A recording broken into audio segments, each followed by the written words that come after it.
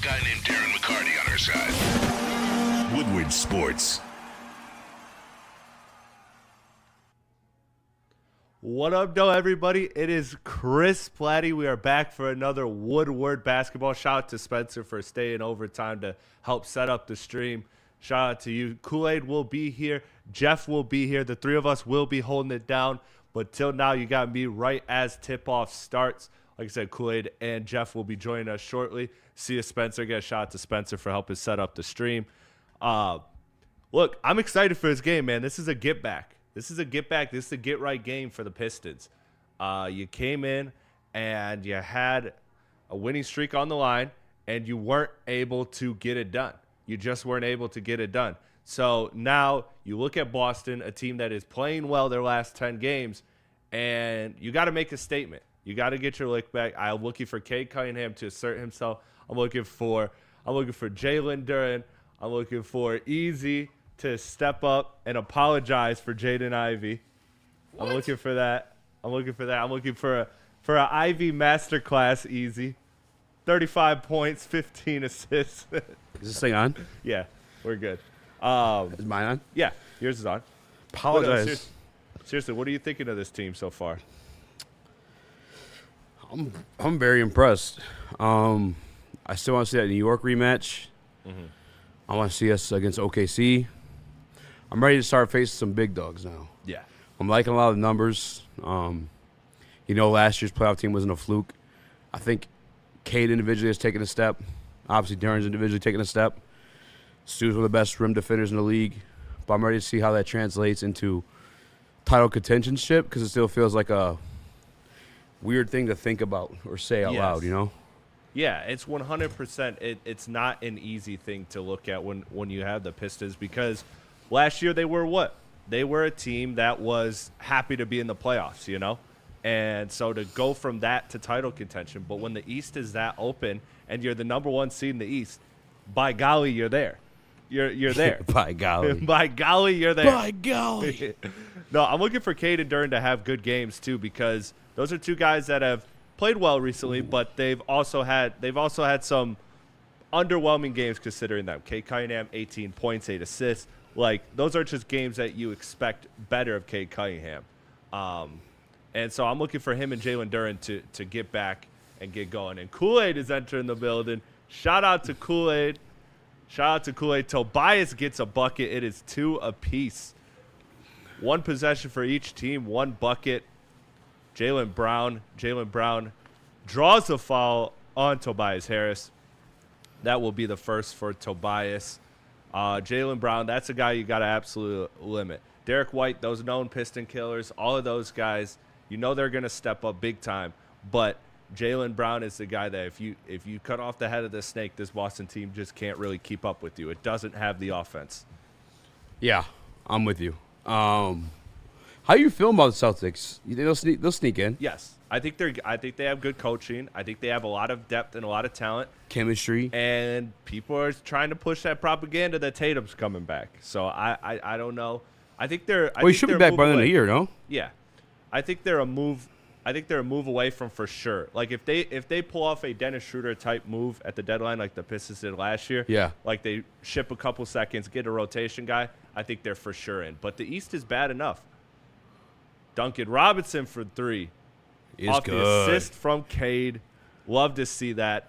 Duncan Robinson, man, this offense just doesn't look the same without Duncan Robinson. He's been huge. He's been absolutely huge, and that's why I always wanted the you notice the games that I'm too, like the 3-point shooting is null and void. Yeah. It's not even there. And that's why it's kind of scary, actually. That's why I always preferred get another Duncan Robinson, Malik Beasley type rather than get a Karis LeVert type. Because I get what Karis brings, but I just think that shooting, that movement shooting is so valuable to this Piston team that you need that.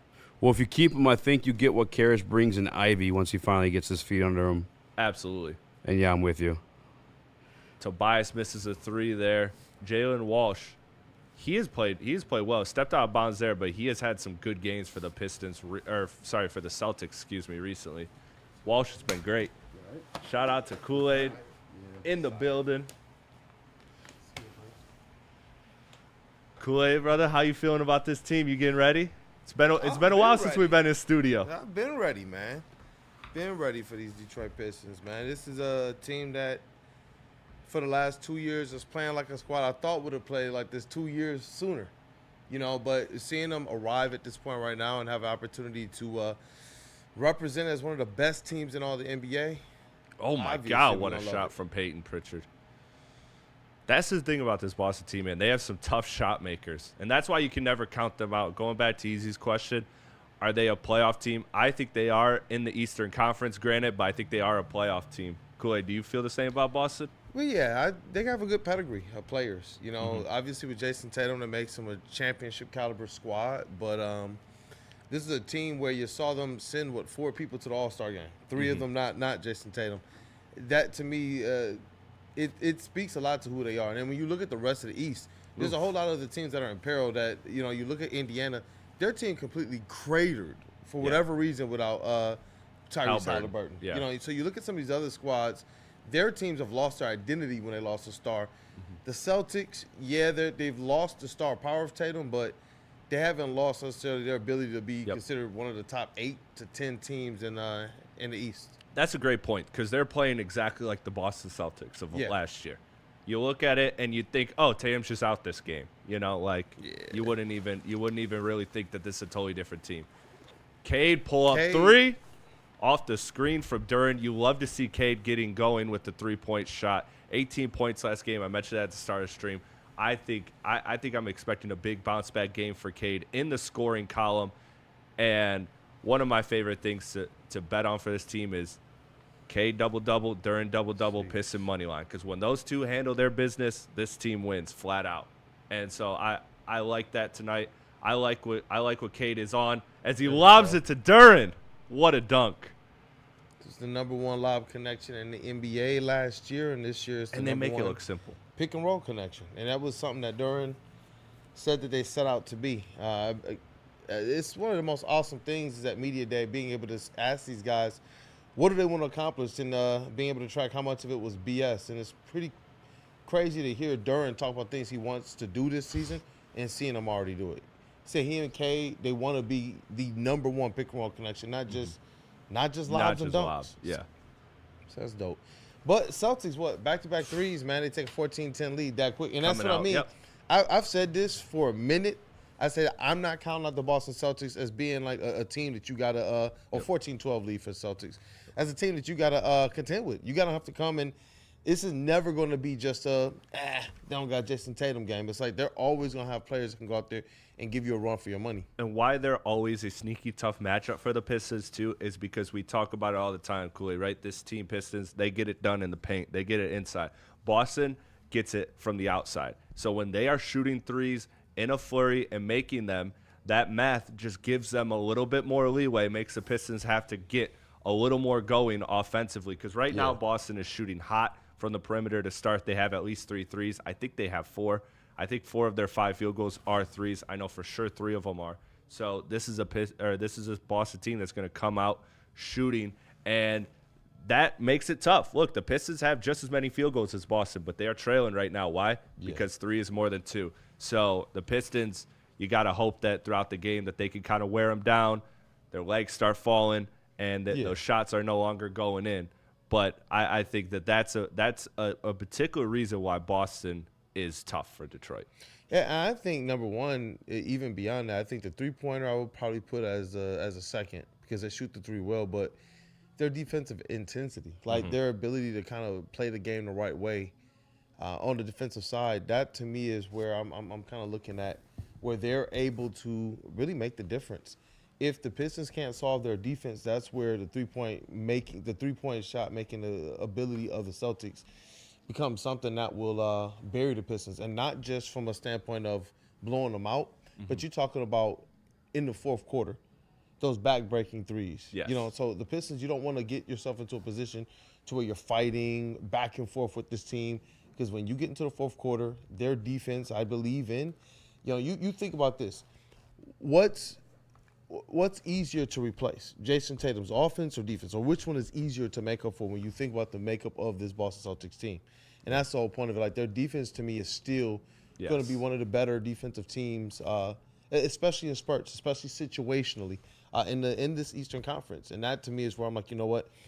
As long as you continue to control and dictate the tempo offensively and put the pressure on their defense, then all of a sudden you're taking them out of their comfort zone. They're not taking just comfortable rhythm threes. They're not taking the ones where they're just coming down and like, you know what? We just hit one like the ones back to back. Even though Cade stepped into a three-point shot, it was a quick possession. And so the possession before, I think they got the alley-oop to Duren, and then they got the three-pointer or the three and then the alley-oop to Duren. Three, then alley-oop, Yeah, but it was so quick.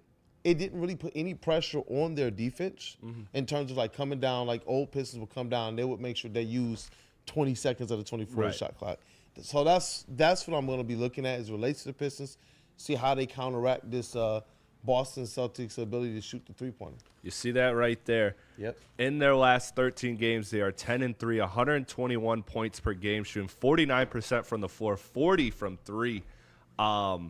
This Boston team, man, they're a good team. No ifs, ands, or buts about it in the regular season. Who's your X factor you're looking at in this game for the Pistons tonight? I want to just say Cade Cunningham, honestly. It's just got to be a Cade game. I feel like in games where what a block from Duren. What a block. What a good chase down block from Duren, and it goes last all Boston, so Pistons basketball. Great play for Jalen Duren. You'll love to see that. You love to see Jalen Duren active on the offensive end. I'd like you to ask him that question because remember with Ben Wallace, how Chauncey said every game, we give Ben the rock first play. We got to get him going. We got to make him feel like he's involved. Obviously, Duren is a lot more involved in this offense. Duncan pulls a wild three. I thought he should have just pulled that first one there. But Pump Fake tried to get the foul. Didn't get it. Should be Pistons basketball still because Boston was not able to corral it. But I wonder how much when Jalen Duren is active defensively, making blocks, making great plays on defense, how much that boosts his offense. Like how much does he because we know that's the thing with centers. So I'm wondering, I'd like to get an answer on that. I'd like to see what Jalen Duren and the coaching staff even thinks about that in particular. I forgot who asked him, but somebody did ask him that question. And his response was effectively, just to paraphrase, that unwritten contract that they got. You know, spoken but unwritten contract that they have with J.B. Bickerstaff to be stars in their own lane. Good what pass a pass from from Cade to Asar with the baby turnaround. And the foul. Let's rock. I love that from Asar Thompson, man. Asar, it was no hesitation. It was confident. As soon as he got the ball, he made his basketball move, got right into a shot, and got the and one. And it was a beautiful pass from Cade, man. And if you're just Cade just holding that little bit of extra hang time, waiting for Asar to get there was great. And look, Asar, if you're gonna smoke a layup, shout out all our cannabis sponsors. Shout out Loom. Shout out Mad Pats. Shout out Gold Crown. Shout out Jars. If you're gonna smoke layups, start shooting jump shots. Hey. And he misses. Can't get the free throw. I think Duren was a foul. Yeah, I think they're gonna call it against. Did. Yep. Tobias has shot a lot of shots to start this game. He's looked like he's been rushing it. He's had a couple good open looks from three. I'd like to see him turn around. I like to see him get it going because I think he's a big part of this Pistons offense. Definitely. When he is your top three scorer, you're in a good situation. You're in a good situation for the Pistons. Yep. But go back to your question you were talking about. Duren said that there are certain things he believes are going to be there. So the pick and roll, lobs, that's just going to be there. But he believes that there's a certain amount of putbacks for him to go out there and get his own offense just off of how much he hustles. When he got the green light to grab the ball off the rim and push the ball down the court. Cade, step back three. Let's go. Another step back three for Cade. That's my X factor tonight. Cade just aggressiveness, dictating things, pushing the tempo on their offense. And he's on their defense right now. Yeah. He's chucking right now. He's absolutely looking for it. I know the last play was an assist. The play after, though, 3-point. He got fouled, too. They ain't gonna call He's that. been good. He got fouled. Yeah, he's calling for it. He said, and one. I think that Cade Cunningham, this is a game where you can go for 30 plus. Jay Nivey getting ready to check in. Cade did that. Easy getting ready to head out. And now he giving gifts to everybody. You get a bucket and you get a bucket. No, I'm interested to see Ivy with this extra time how much this helps him. Or do you think that this extra time has been something that kind of takes his rhythm away, getting back to basketball? Or do you think this will help him, these kind of extra days with the last 2 weeks being the weird schedule with the NBA Cup and all that? I think more than anything, oh my God. Great play. Who, was Cade. that Sar? Yes, that was Asar. Cade to Tobias for the finish. Dog. Pistons, man. 9-3 run in the last minute and 45. Boston timeout. Pistons are up 5. I'm just sitting here like. A 7-0 run, if we want to be specific. 7-0 Like run. pause in advance, but why is Asar Thompson like Oh, no, that was Duran. Kirby on defense? That was Duran. Bro? That was Duran? That was Duran. Goodness gracious. Care about still piece? This team's no, bro. Take whatever you want. You already know that. I will say. Yeah, sure. Yeah, sure. I just didn't want to get it in the shot if they. Yeah. Oh, yeah. So I was like, dang, Yeah. yeah. But, I mean, they play in the arena, yeah. but yeah. Shout out the arena. Yeah, if you don't mind. Yeah. Thank you. Easy, I know you're off mic right now, but do you have an X factor in this game? Duncan Robinson. You need 3 points to survive this team. Yeah. I'm not mad at that with the way they're shooting. Like, you need some threes tonight. You are not going to get it done if Boston is. Thank you. If Boston is shooting, here, I can just pass this one to Kool-Aid. Yeah, dope. Thank you, bro. You are not going to get it done with shooting little or no threes unless you are going crazy. I will say this. This is one of the few teams in the league Thank you. that can do that. Now, do you want to do that against the Celtics? No. It gets tough because they can shoot the cover off the ball at a very high volume. So they're not necessarily the team that you want to test that theory with. But I am comfortable with the fact of knowing, like, this squad has shown they can win in a variety of ways where they've gone out there and shot 20% from behind the arc, or under 20% from behind the arc. Their opponent has shot 30% plus from behind the arc, but they still win by at least 5, 8, 10 points. So it's like, as long as they're putting, like I said, pressure on the other team, what have we seen now in this first quarter? They're trying to touch the paint. We saw Asar Thompson get the little turnaround. We see Duran already with the lobs. Is opening up things for Cade as it relates to that step back. Because now anytime he starts to touch or heads towards the paint, you see what the defense is doing and is leaving the 3 open for him. I think that this is boding well for the Pistons, being able to touch the paint first. And they've been able to put fouls on the Boston Celtics. You talking about down the end of games, down the stretch, players with foul trouble, players hopefully fouled out. You're talking about a Pistons team that, if they can hit their free throws, can take full advantage of that. That's why I am hoping that if they're not hitting that 3 and if they're not able to keep Boston in check from behind the arc, then I'm at least hoping that this team is sticking to their guns, identity-wise on the offensive side, and that's touching the paint. That was the epitome of what we just saw with the Asar Thompson play there. The back screen cut, which is something I think all of us, and it's not even just us, but like everybody who watches Asar Thompson play, it's like, why do they not do backdoor screens then? Backdoor lobs, backdoor passes. That's what we saw on that play with Cade to Asar. So I'm hoping we see a whole lot more of that because teams have been playing that zone. Bro, you don't understand. I get it in high school, and I definitely understand it in college because the rules are different. I get it a little bit international play, again, because the rules are different. But in the NBA, that I don't get. I like, and Stu calling them out, man, it was interesting to me. It was like, what? But it is the thing, though. If the zone is so weak, if you can't beat it, that says more about you. Yeah, so this team right now 100%. is 20 wins in the East, first place. They've been beating it, and that's what I like seeing about the Asar Thompson play, going back door. Well, they back out from the timeout, and Pritchard, man. Pritchard over Ivy for a 2. It is a 3-point game. I never want Pritchard to score 30 points on us after Jaylen Brown's comments. Even if we win. When he said, no offense, but when we play Detroit, we'll just play through Pritchard and let him score 30. It's like, no, you won't. Is that what he said? Yeah. Yeah, that's what they said when the Pistons were on that losing streak. Times have passed, old man. Cade, almost. It rimmed out. But the shot's looking good. It is. Yeah, Jaylen Brown was talking greasy, aggressive. bro. Yeah. If you didn't know that, he was talking greasy. He's going to do something else this year. It was right. No, it was right as the time of the "Don't be that team" when Kyle Kuzma's that guy. Don't be that guy.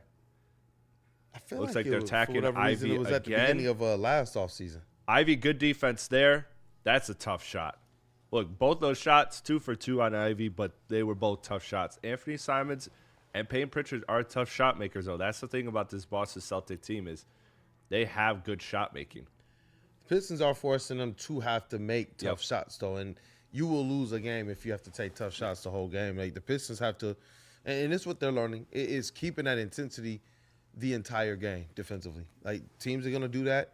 What are you going to be the next 5 possessions down the court? Are you going to make sure that doesn't, that if they're going to make shots, that every single one looks like that? Stu, it's so funny because sometimes when a big man, sometimes a big man can look like they have absolutely no touch. When Stu has great touch, we've talked about it all the time on this team. How great his touch is. They did not call an and one on that, did they? But they did. He was expecting contact, so that whammed off the backboard. Hey, shout out to Easy. Shout out Easy at the heavyweight. Shout out tap in 5-7. Boston Celtics, so again, good coaching. Calls a timeout on a 9-3 run. Not a big run, but a run. And now Boston responds with a 6-0 run themselves. That's why this is a team that will continue to win games in the regular season, is because night to night, they just have a top-tier coach that's going to come in and make those those good. And Jaylen Brown is, over his last 8, they say, 29.3 points, 8 rebounds, 4.5 assists per game. Jaylen Brown is still he's a dog. Like, that's the thing. When you look at how they're put together and how the Pistons are put together, you got your alpha at the top, and you have some I think Jalen Duren is one of those players that can be the separator between the Pistons and the Celtics. If he's not standing out and being a co-star to Cade, then you got star, and role players on each squad. Yep. And right now, the Celtics role players, they have championship pedigree. Yes. That's the difference. That's a great way of putting it. Isaiah Stewart on Jaylen Brown. Jaylen Brown gets the switch he wanted. Jaylen Brown's getting busy. And the Celtics lead 23-19, 4:24 left in the first quarter. And Cade has been shooting the 3. I believe he has 4 3-point attempts. They're back to the double teams on Cade at the top of the key. Ivy open 3. Good look. Good look. That's the look you want. And me, I would love to see, obviously, flamethrower Duncan Robinson. But tonight's the night where I believe you're going to need, 4 or 5 people to have hit, 1 or 2 3-pointers tonight. Ivy being one of those guys. You're going to need Asar maybe or Isaiah Stewart to knock down 1 or 2 threes tonight. Jaylen Brown. We did was talked about him a little bit, and since that time, he's gone on his own 7-0 run. And that's where, if you're JB, I want to see the timeout. Look at what they did. Turnover. 25-19. Celtics coming back down. The 6-point lead. I knew he was going to shoot that. That was an air ball, dog. How do you hit the backboard from the side? Jalen Duren keeps his dribble, finds Karis LeVert. Oh, my goodness. But you see what I'm saying? Though, we're going to need 1 or 2 with. Yes. They're going to have to. It's going to have to be one of those nights where we look through the box score and everybody done hit at least 1 3. Yep. Cade's done his part to start from 3. That's for sure. You need these other guys to start hitting 0 threes. field goals in the last 3:29 for the Detroit Pistons. Where's the timeout? I know this isn't like a game 7 where it's momentum is everything, but still, you just would like to see JB do what Joe did. Gives guys under control. They came back out and they responded very well. And now instead you got a situation where it looks like Cade is coming out. Dennis Jenkins is in. Jalen Duren is out. So you got Jenkins, Ivy, LeVert, Holland, and Stu. And it changed the way. way. All bench lineup. It changed the way that they're playing defense. Stu with the rebound. Stu got fouled. If they call that as offensive, that would be whack. No, they didn't. Okay, good. Good call. 0 field goals in the last 3:45 for the Pistons now. 25-19, 2:55 left in the first quarter. And you see the Boston Celtics instantly changed up their defense from that kind of 1-3-1, 3-2 that they were playing against Pistons to like a soft 2-3 man principle type zone. Another turnover, dog. This Piston team is playing. Oh, Boston almost gave it away there, but they get it back. Jaylen Brown, the last guy you want with the ball in his hands. That's not a good matchup there. That's not a good matchup, and that's not a good matchup. Sheesh. Ivy. All right. Good double team. I mean, at this point, You do got to have double yeah. off of. You have to Yeah, double when Jalen it's on that. Jenkins. Yeah, 100%. Holland for 3. Again, I'm gonna say it again. We need 1 or 2 threes from each of these guys. The last 3 guys Yep. take 3-pointers. They're the ones that have to be, in my opinion, the difference from behind the arc. Two of those guys hit one. It's a tie game. Well, now you need 3. Goodness gracious. But But that's the thing. They missed their last 3 Yep. threes.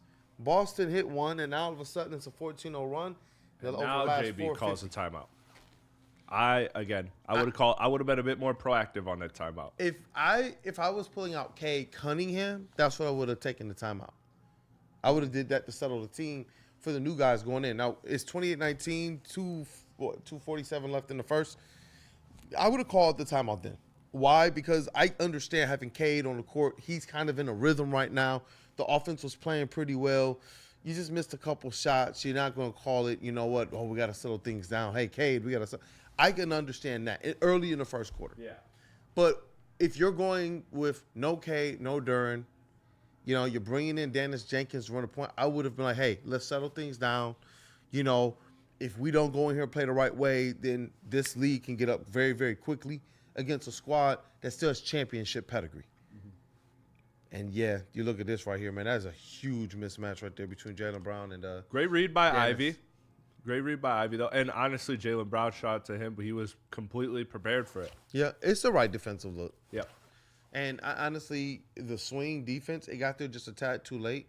But whoever was jetting back out there to try and defend the 3, whenever you give those full sprints like that, it makes the smallest differences. The shooters, they're going to try and shoot as much as they can to form, but you're running out there, and it's going to make them twitch just a little bit. And the Celtics do something that we don't see them do a lot, and that's miss a wide-open 3. The chat is crashing out right now. I'm going to read some of your comments. Thank you, everybody, for tuning in. We appreciate y'all.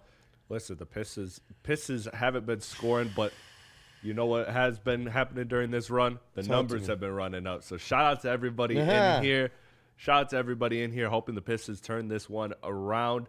But you got John Moak saying 5-minute scoring drought is the bane of this team. We've seen the chat echo that a lot. We've talked about these scoring droughts quite a bit on these streams. A lot of Ivy, Dope Boy Steve, WTF, Ivy, KJ Obey saying Ivy's a liability right now. Ivy Beef sucks. stew. That's what Beef we need stew. right there. He rips the rebound away from the Celtics defender and just straight up clears him out and dunks on him. 28-21. That's kind of what's missing right now.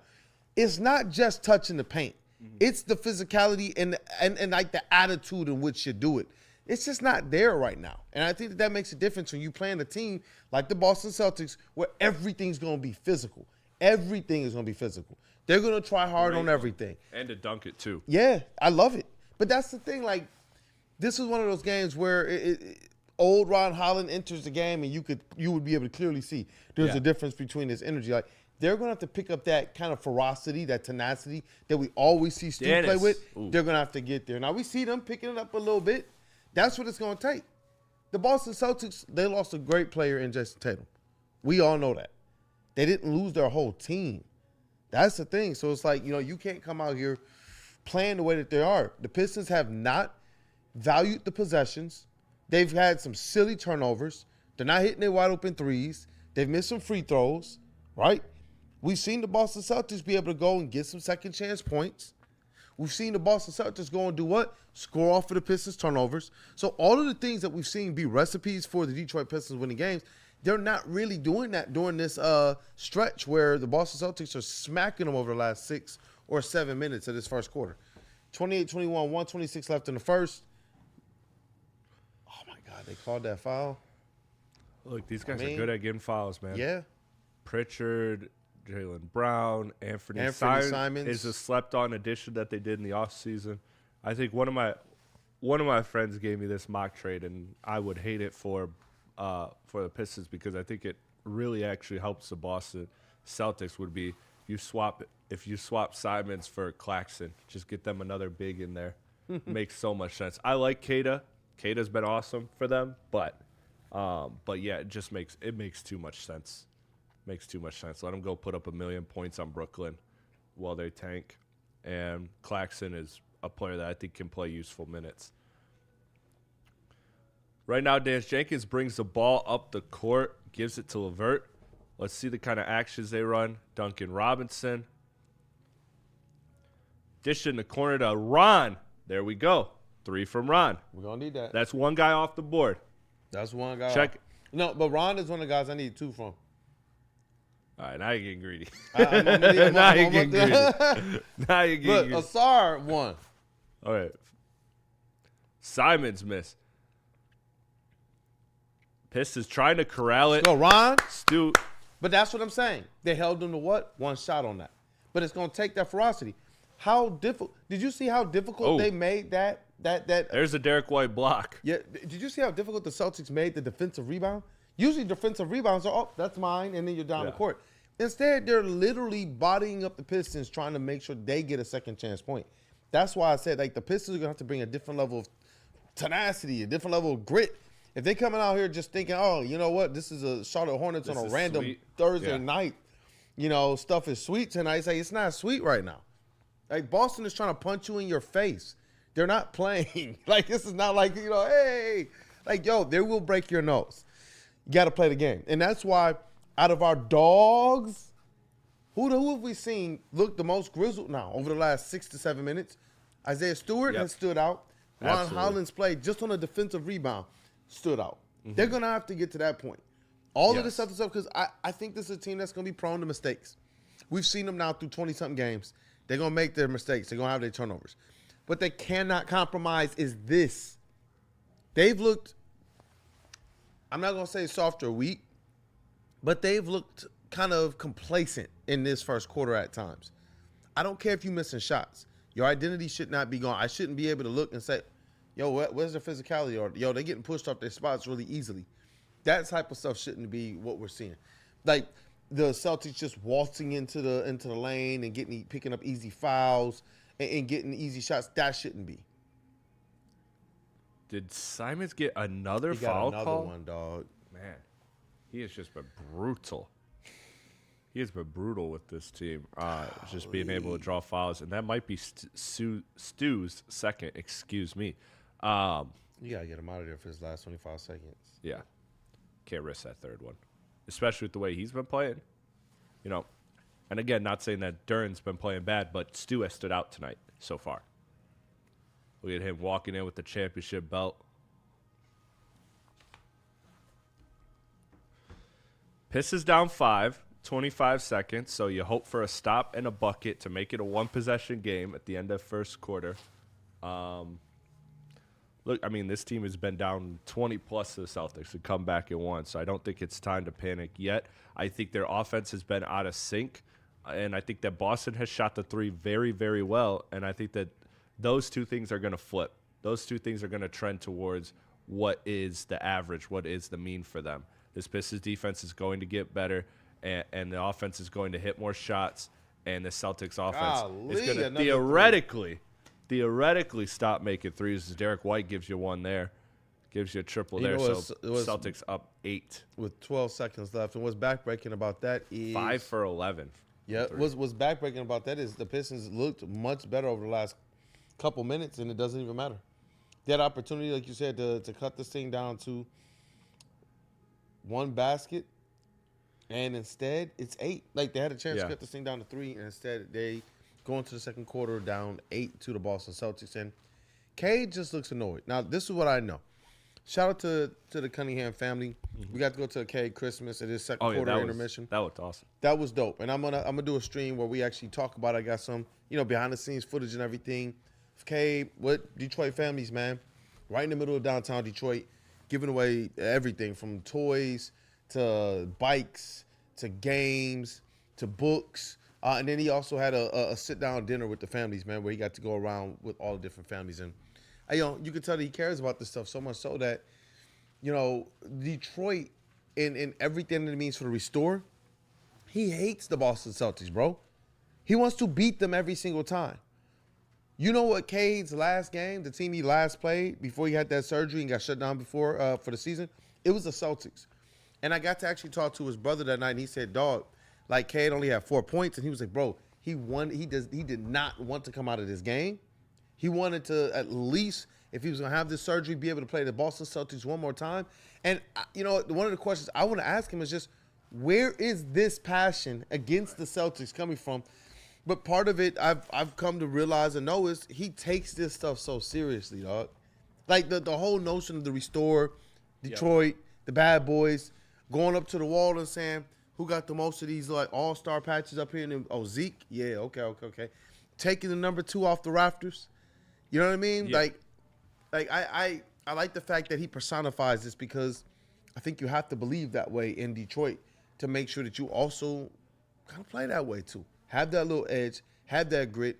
And that's why I love at least when Duran and Stewart and all that getting kicked out, they hold up the jersey, show the Detroit and all of that. But I like the fact that Cade, he dislikes these top teams. Cade wants to beat these top teams. Like, that is what I think you need. A guy who's not looking to jump ship, or a guy who's looking to team up, or a guy who's looking for the easiest path, but a guy who's just looking to like, you know what, I want the challenge, and I'm here to take it out, man. No, I'm not joking. I truly mean this when I say this. Is the thing I'm most grateful for in all of Detroit sports is to have a guy that's a guy for the Detroit Pistons.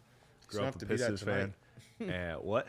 We're going to need him to be that tonight. Yeah, we're going to need him to be that tonight. Exactly. Thank you. And that's exactly where I'm going with this, is that this guy, he has to show you tonight, this is why I'm him. This is why this city feels this way about me. This is why the NBA is feeling this way about me, and the awards and such that he is getting now, that he has rightfully deserved. It is trade season, Kool-Aid, and the chat has already been firing up the trade machine. You know how it is. The name that I'm seeing there a lot is Trey Murphy, Michael Porter Jr.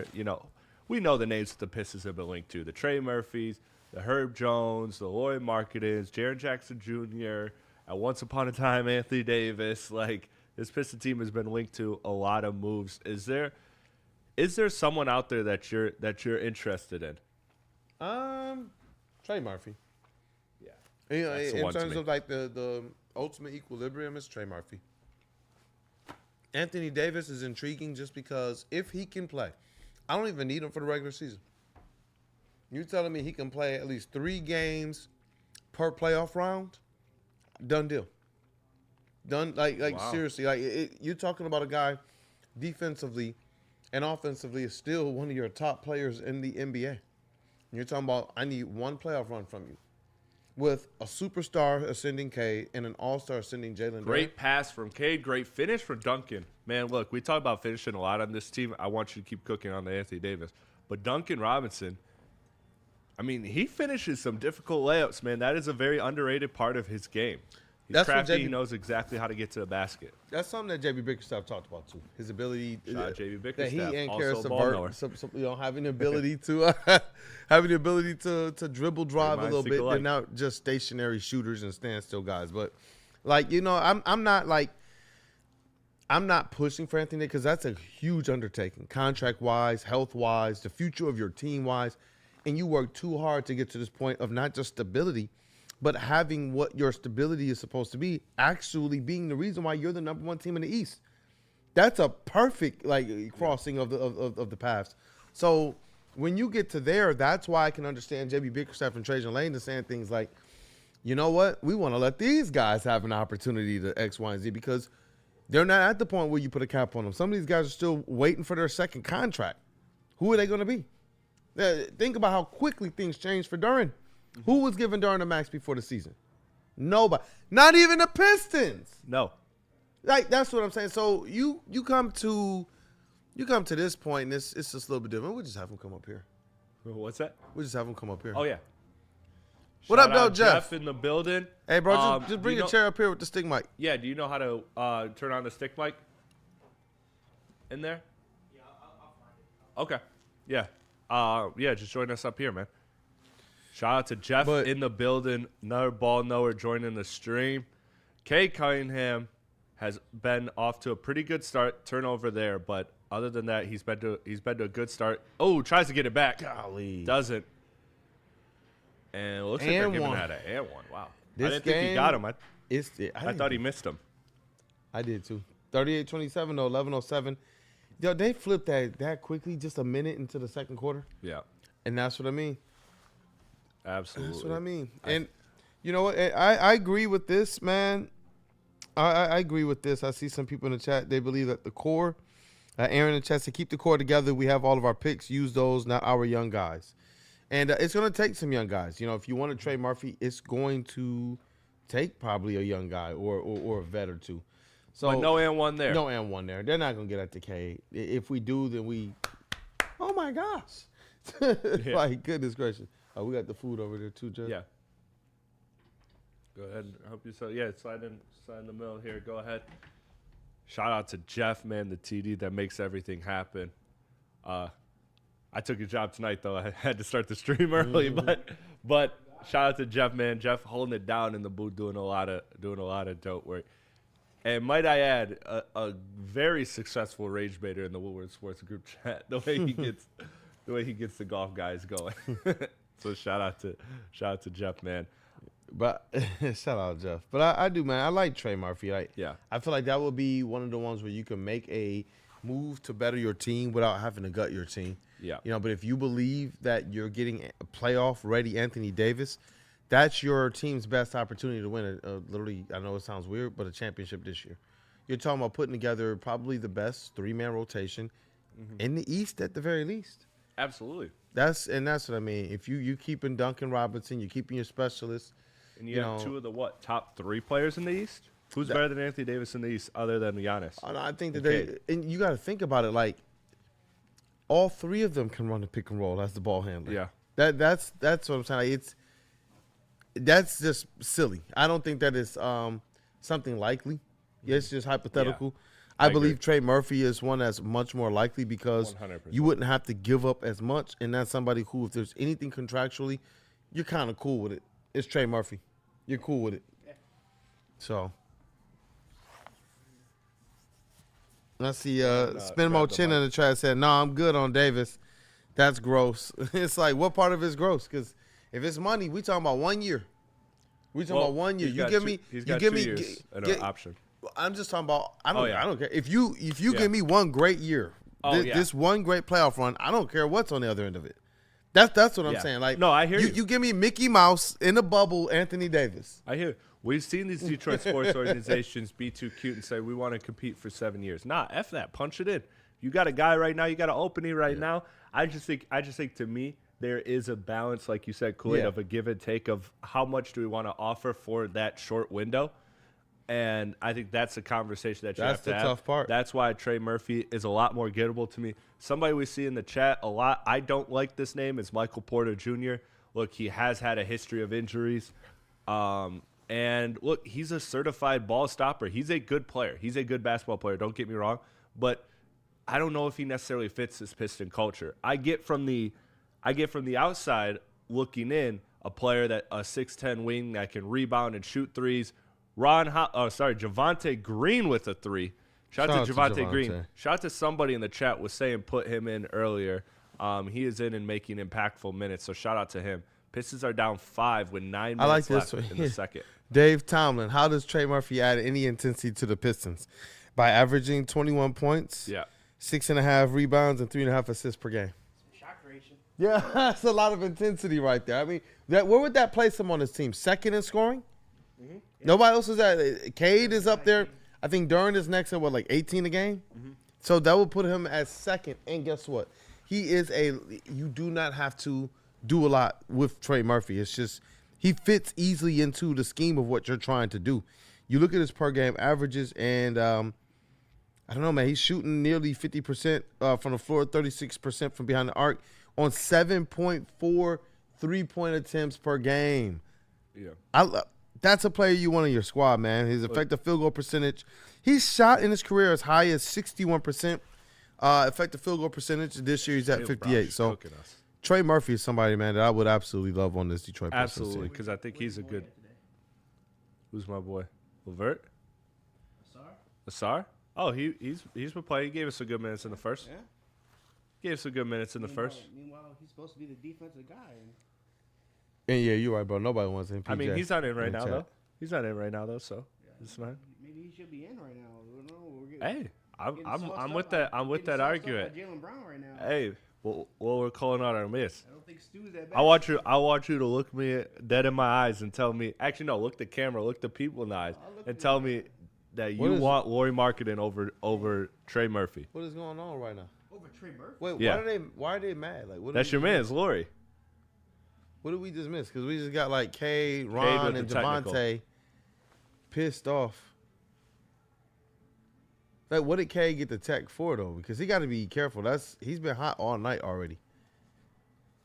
Ball don't lie. Derek White misses the 3-point shot. He's still chirping. Oh, Ron got fouled like twice. Okay, so that's what they're mad at. Cade was standing up for the rook then. I mean, for the second-year player. So you're asking me if I would rather have Lauri Markkanen or Trey Murphy? Yeah, I would say Lauri Markkanen. you're crazy. Now, if you I talk can't about do what- that. That You're defense crazy. is Now, if you talk about terrible. Now, if you talk about, what it takes to get him, obviously Trey Murphy would be. No, a lot I think cheaper, and then- flat out and then 1 for deal- 1. I don't care if it's the same price. I would pay this. Oh, no. I would pay. said what? I would pay for because I'm not paying what Danny Ainge wants for Lauri, but Lauri's realistic value. I would still pay that for Trey Murphy. You know what? I can 3 and D. Listen, I can work with a little bit of non-defense. I can work with it because what this team lacks is ability to score the ball, especially when they go through long droughts where teams are doubling Cade, and there's no true answer on this team of who is actually going to be that second leader offensively to go get buckets when they need to get buckets when they're Celtics go on a 9-0 scoring drought, scoring run, and the Pistons struggle to answer for a long time. That won't happen if you have another offensive player like Lauri. Or Trey.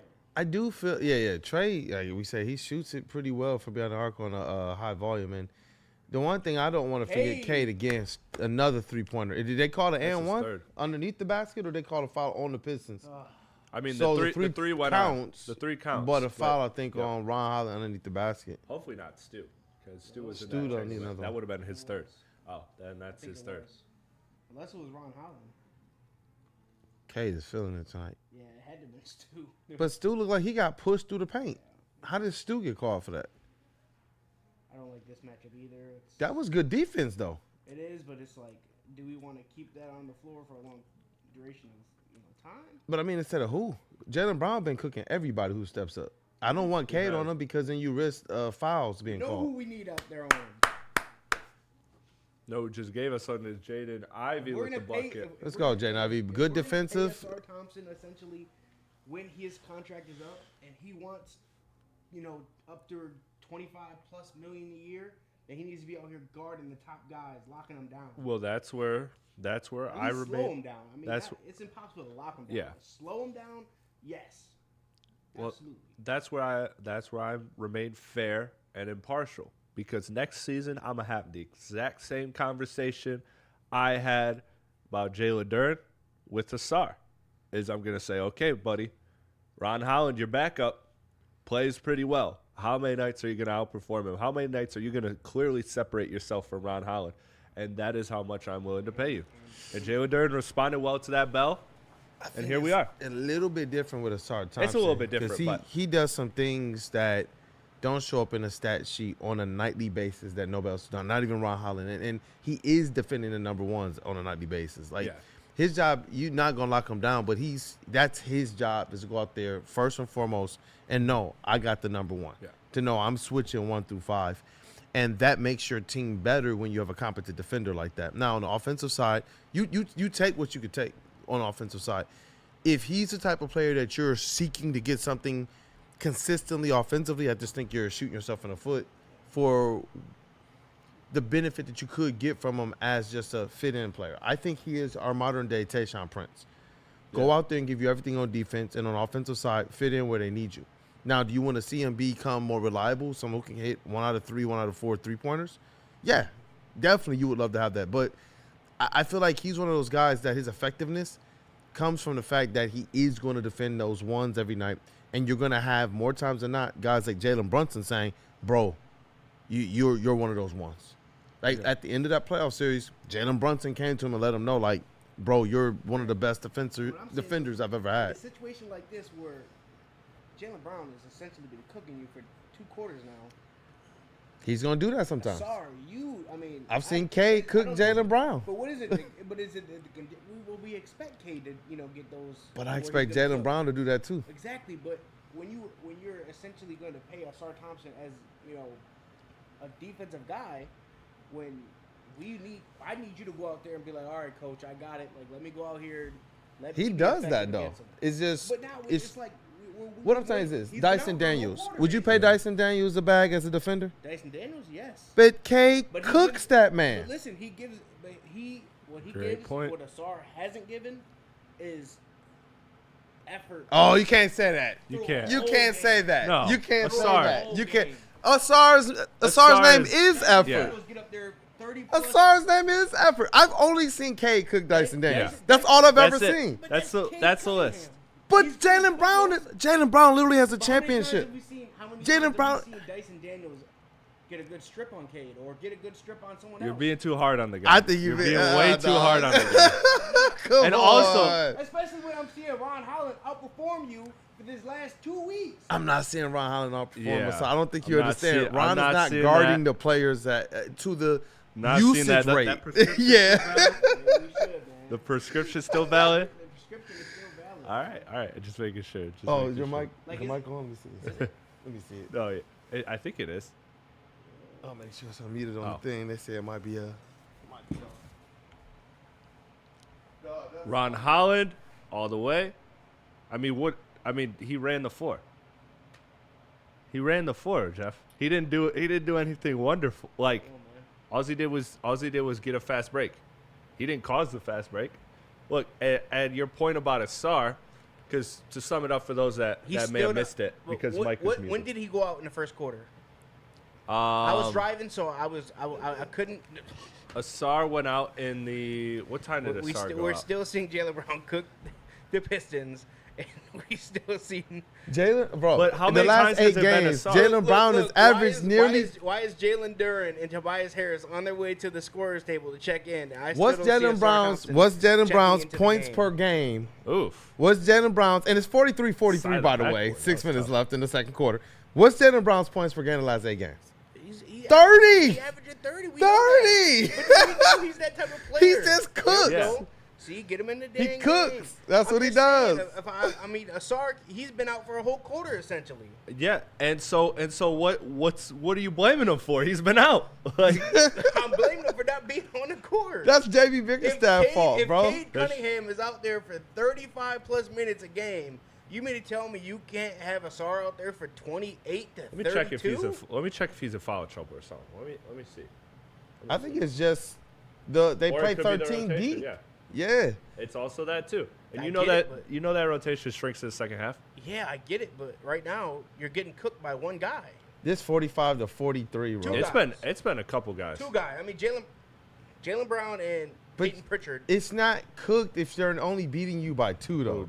Stu should have gave that to But Ivy right you there. Let imagine him if turn you're on the slowing him Jets. down, he has half that. But most You're teams, winning by 8 right now. but that's most Good teams. bucket by Good Cade. bucket by Cade. Most games every night is gonna look like this though. You're gonna have 1 or 2 guys on the opposite team who's scoring, 1 or 2 guys on your squad. Well, usually Cade, who's going. Listen, I'm going to be critical on Asar Thompson because of the fact that he doesn't give us anything offensively. So Shooting 100% from the floor defensively- tonight. So he made his layup finally, Chris. It was a jump shot, but he made it. He made his layups finally. He made it. 1 for 1. Hasn't I'm missed. just saying, but I don't need consistently, Asar offensively, he doesn't give us Thompson anything. to So go hunt offense defensively- though. But defensively, I want you to hunt. I get your point. But he It just would- does. It just That's would be. all he It just would does. be But valid. you've been out for a whole quarter. And That's we not think- But his that's not fault him. though, All right, bro. well, then JB, we gotta get him in the game. But Then. what you if go. JB Bickerstaff? That's all I'm saying. But what if JB Bickerstaff knows this? I just want 100% Asar Thompson in the fourth quarter because who do you believe is going to be trying to take the Yeah. Pistons, cut him off at the throat? Is his Jaylen gas- Brown. Is his gas tank really that empty? This guy's coming It's off a of blood random clot game of the- issues, yeah, bro. it's a random He game of couldn't- the It was a year season. ago. He couldn't run. It was a year ago. I was in the practices. They were like, bro, you can't even be on a bike. It's not about it being a year ago. It's just about the fact that I don't know how Also, that is when you don't go need into to each put these single smiles on him. offseason. Look, the game is close. Second half, and we know fourth quarter Cade. Like we know all these things. If the Pistons stay within striking distance, they're fine. What is Boston in the East right now? They are. I don't know their standing, but I know they're 10 of their last 13 have been wins. They're one of the they've been hottest teams in cooking. the NBA. We're number 1 right now. Yeah. And we're talking about a Boston Celtics team that essentially will be getting Jason Tatum back for sure this season, no matter what, because they've already proven they can win without him. They're in striking distance. We don't know if they're getting him back in the this year. We don't know. Oh, we know. We don't know.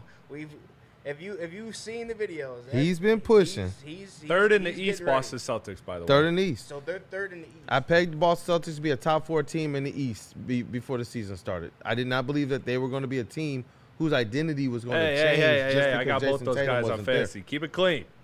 This it is clean. still a championship caliber team. During the Cade Oh, and by got the way- tangled up there. Hey, what's the highest I amount of have points per game for Asar Thompson? I'm sweating it too tonight. Dog. Asar Thompson been in the league 3 years, right? Yeah. What's his highest points per game? I'd probably say like 14, 13. I think it's 11. What season? Last year. This year is his highest points per game. Oh, this year? He's giving you more on offense, Jeff. He's giving you more on Whoa. offense. He's improving. Whoa. The box score doesn't tell you the offense he's giving you. 52% from the field. If- And up. hold on. What's his highest 3-point percentage? 31.3 from the field this year. That's on limited shot attempts. Hey, shout out Asar We know Thompson. that. We know it's Hold on, limited shot whoa. attempts, On the same okay? shot attempts last year, he shot 22%. So far, between. We're not What are you We're talking about more points, better shooting, You're just better hating defense, too hard right dog. now. Come on. Have you seen Asar Thompson? He's doing better than all my his stats God. are up, bro, across the board. His shooting, his field goal percentage, his 3-point percentage. The Asar only is thing doing that's his down is thing. his finishing. And that's what I've Yeah, he's been highlighted. smoking layups. Or else Yeah. he'd probably be averaging 15 a game. Yeah. Well, he's been our guy. He's sponsored by Mad Packs. He's sponsored by Loom. He's Gold actually Crown, doing pretty good. I'm you know, sitting here looking he's- right now like He's he's doing his He's been thing. smoking them layups. See, look, they don't have him on Jaylen Brown right now. I think it is a conservation effort. No, Now, look what it's they a do. game in the Look regular what they season. do. What do they do though? Jaylen Brown is never going to just I brought the ball down, let me ISO. They're always going to do what? Pick and roll. Yeah. So they put Asar Thompson on the guy that they believe he's going to call the pick and roll, and then Asar switches off to him. What did they just do? He called That the was pick. bad So play. Asar didn't start on him. They called the pick and roll. You Then know, who was defending all him? right, I'll Asar. stop. I'll Yeah. just leave it at that. The game's I know bigger y'all than just seen Asar. that, so I'm gonna just leave it at that. He man. shouldn't be taking them. It's all right. Well, I just want to see him. Maybe we'll see it in the second half. Oh, Cade with the finish. This Boston Celtics team Secretly is good just for well me in coached. fantasy. They're good. I'm sweating it out, Chris, man. Is Chris turning into Maz right now, chat?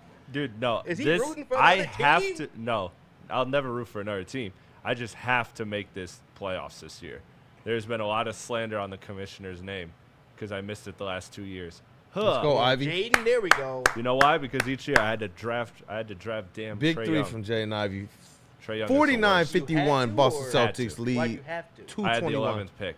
Who was I gonna take? Anyone else? I guess. Hey, good defense on Jalen You Durant. didn't have to pick. On the Trae Young. Jalen Brown drive Man, down the rim. everybody was going. So Asar Thompson funneled him over to Jalen Otherwise, Durant. I'm looking at Bam. Jalen Brown missed it, and now the Pistons have an opportunity to tie it. 2:05 left in the second quarter. Jalen Durant. I Durant, like that. I like that. patience, and he got off a good shot, and they tied up. 51-157 left in the second quarter. And this is what I'm saying, like, the Boston Celtics haven't scored in a while. This is a game of runs. This is what happens. The Pistons are 20-5 on the year because this is basketball. There's going to be times when they're not scoring. There's going to be times when they are. The issue is it's all about the situations. How are you closing your halves? And are you shooting yourself in the foot with turnovers? This team, they're going to go out there and touch the paint. They're going to get their buckets in the paint and all that at a high percentage. But who are you everywhere else? Are you limiting them to one opportunity? And during this run where they've come back, they've limited them to like one shot look attempt at JD. with the pass to Asar Thompson. Boy, they're Pistons- letting a lot of physicality go. Pistons Turnover are on winning Asar with Thompson. turnover. They let the physicality go the other way.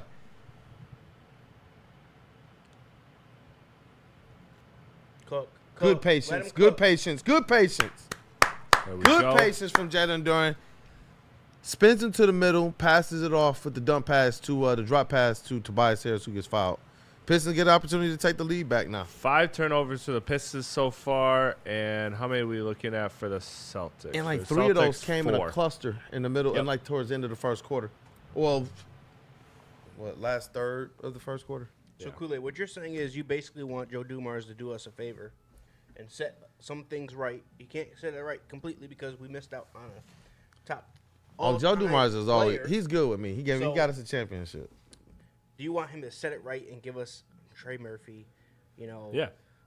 they're gonna have to sell somehow to get some picks. Trey people gonna hate me for this, but Joe Dumars and Troy Weaver are both good in my books. One of them got us a championship, and the other one got us this young core that we got right now. Now, do they need to continue to prove that they are Detroit agents and do the right thing and send us Trey Murphy? Absolutely. Yes, absolutely. Look, they already got Willie Green out there for us to just bring him back into the organization. Right, I love Jamel McMillan too. Willie Green, just somewhere in the Detroit Pistons organization, bring him here too. But Trey Murphy, yeah. I'm hoping that somehow, some way, that's the player that winds up a Detroit Piston after the trade deadline. I really do. I really think that that's the guy. And part of me is wondering, is the deep rotation not just to make sure their guys can get the chemistry, but I'm wondering how much they're trying to play up trade value right now. We know who Chris wants gone. I'm just saying, you can have him today. Free 99.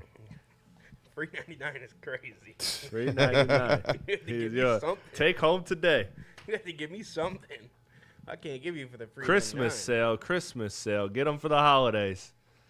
And I get you though, Jeff, man. You want I know what you want out of Yeah. Asar Thompson because it looks like felt like because of the aggression. athleticism and such. You know, it's just sometimes I understand what you sometimes want. when you look at his brother, and his brother's out there giving you just max, just everywhere, max to the max though. It's like he's 30 minutes a game, and he's out there doing it.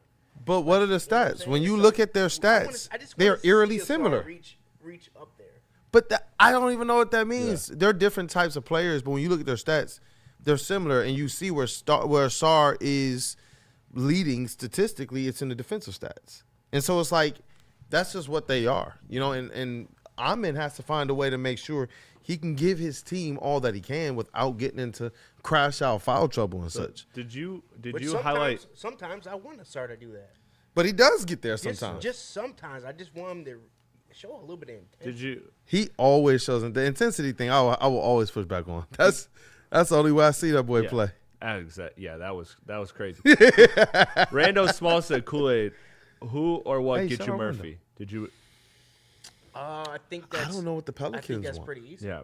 I think you got to give him a first-round pick. You're probably going to have to. It's probably going to do a 3-team trade because you're probably going to have to ship Tobias Harris off to someone and get another pick to the Pelicans as well. But I think the Pistons send at least a first-round pick, unprotected, and then as well, Tobias Harris has to go somewhere else where. Oh, they can trade all their own first round. Yeah, they could trade all They their own. could, I they think could. So they don't, and that's what But why do it if you don't have to? because involving Well, a third 'cause- team is crazy with Yeah, the new and CBA. also yeah, they, But And also, it could too- work for Tobias Harris's contract. Trey Murphy is gonna have a sweepstakes. He's not gonna go for Yeah. just one first. He's not. I think the Pistons He's gonna come go up to for a come up price. off their I'm own. telling you, he's gonna go for a price that's closer to Laurie than people think, I don't think it's. and I'm okay. And I'm okay with that. I don't think it's close to Laurie. Well, no, what I'm saying, Laurie will actually go for, not what Danny Ainge Like, wants. I'm not gonna give Ron Holland up for Trey Murphy. Like I wouldn't want I'm to. just gonna give away picks. I wouldn't want to, but if a dispensable player. that had to be a call, that'd have to be a call. Amon Thompson, he's averaging 17, 7, and 5. That was on Duncan Robinson. I just want to let you know. But that boy, I seen it, Chris. Just wanted to make sure those glasses see, so I you're seen not it, mixing them up. Chris. do y'all realize They could Amon? be easily mistaken for each other. What do you think Amon is shooting from the field? On that team, I'd probably say like 40%. Yeah, 48%. What do you think he's shooting from 3-point percentage? 3-point range? I'd probably say like 26. 19. That's down a 19. little bit. And that boy is taking 14 field goal attempts a game, bro. Like, I don't know. You come here. Cade, what was that? Do you guys realize that's bad. Amon Thompson is taking twice as many threes per game than Asar, and he's shooting 19%. He's shooting almost 12 or 13, almost 14% worse from behind the arc than Asar. I'm not saying Amen Thompson is somewhat, just all world better than Asar. He just plays a lot more minutes. But I just want to see Asar out there playing a lot more minutes. I think the difference though is Asar is I don't just like this at heart all. condition. That was good defense. But, I mean, that's a good shot. There's only so much you can do. Yeah. Okay, Robinson.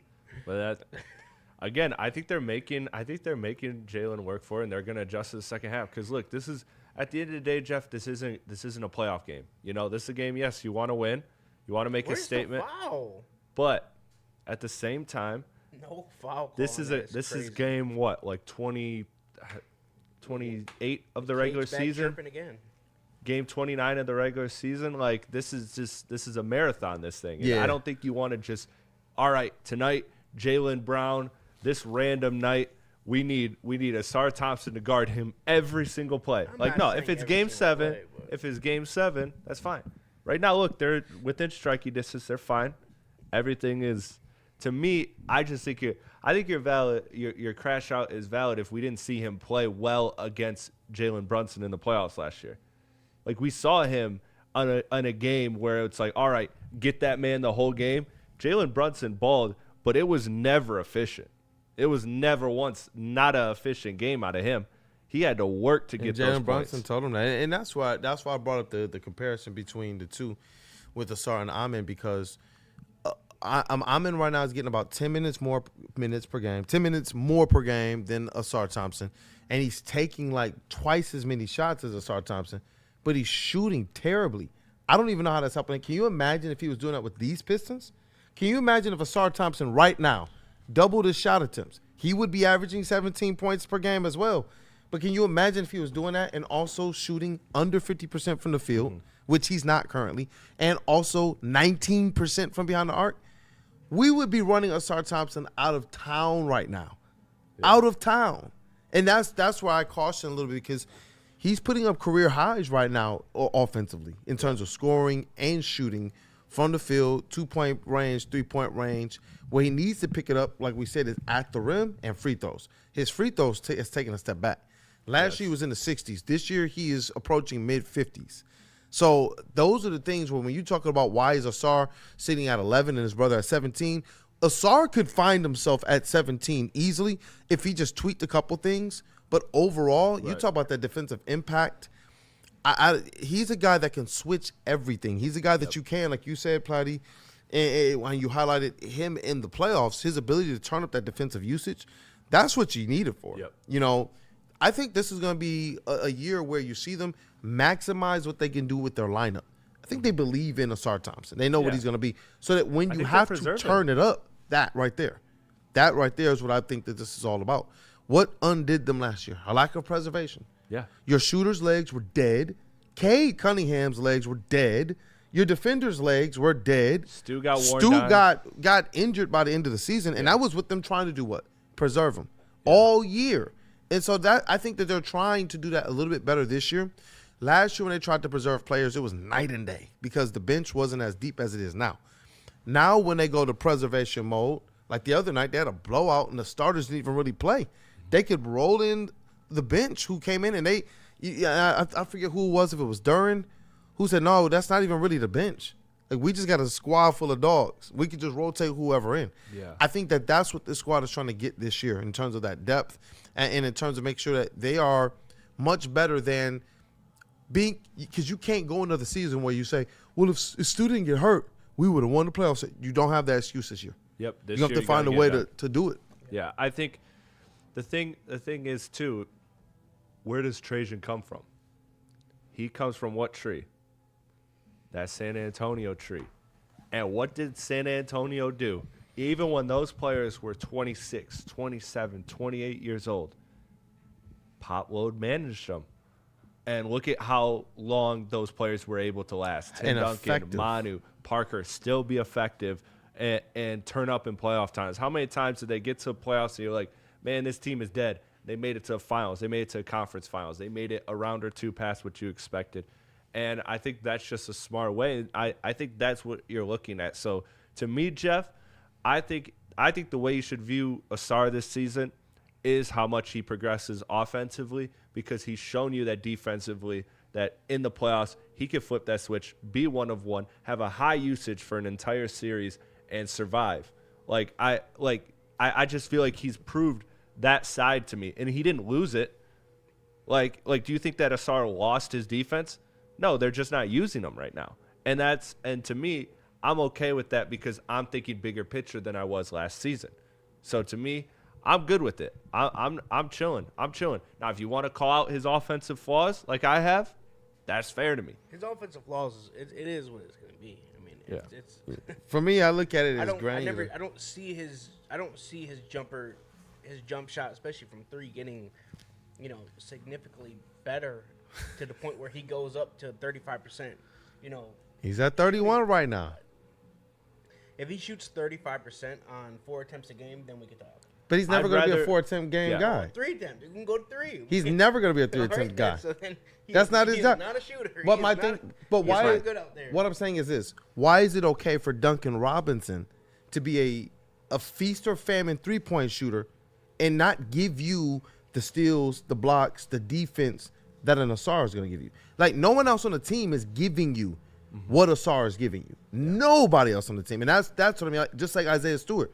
Nobody else on the team is giving you what Isaiah Stewart is giving you as it relates to defending the paint. And it's such a special skill set that you need that. And that's the thing. If it was a shooter like Malik Beasley, we go, I don't care if he played defense or not because of how many threes this guy is going to be able to make. He's going to be able to make a high volume, a high percentage on high volume. Ausar Thompson is that defensively.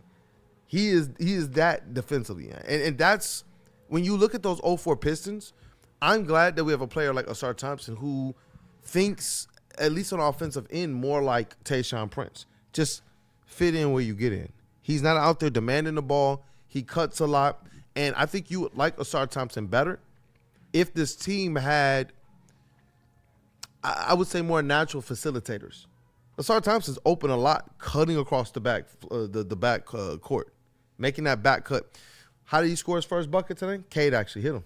And so I think that if they play him to more his strengths like they did offensively, there was a stretch of games, I believe, golly, I forget which year it was. But it was just a stretch of games where I felt like they effectively had him playing more akin to what I think he can be. More downhill action, spins, pick and rolls. He was setting the picks for Cade, getting downhill.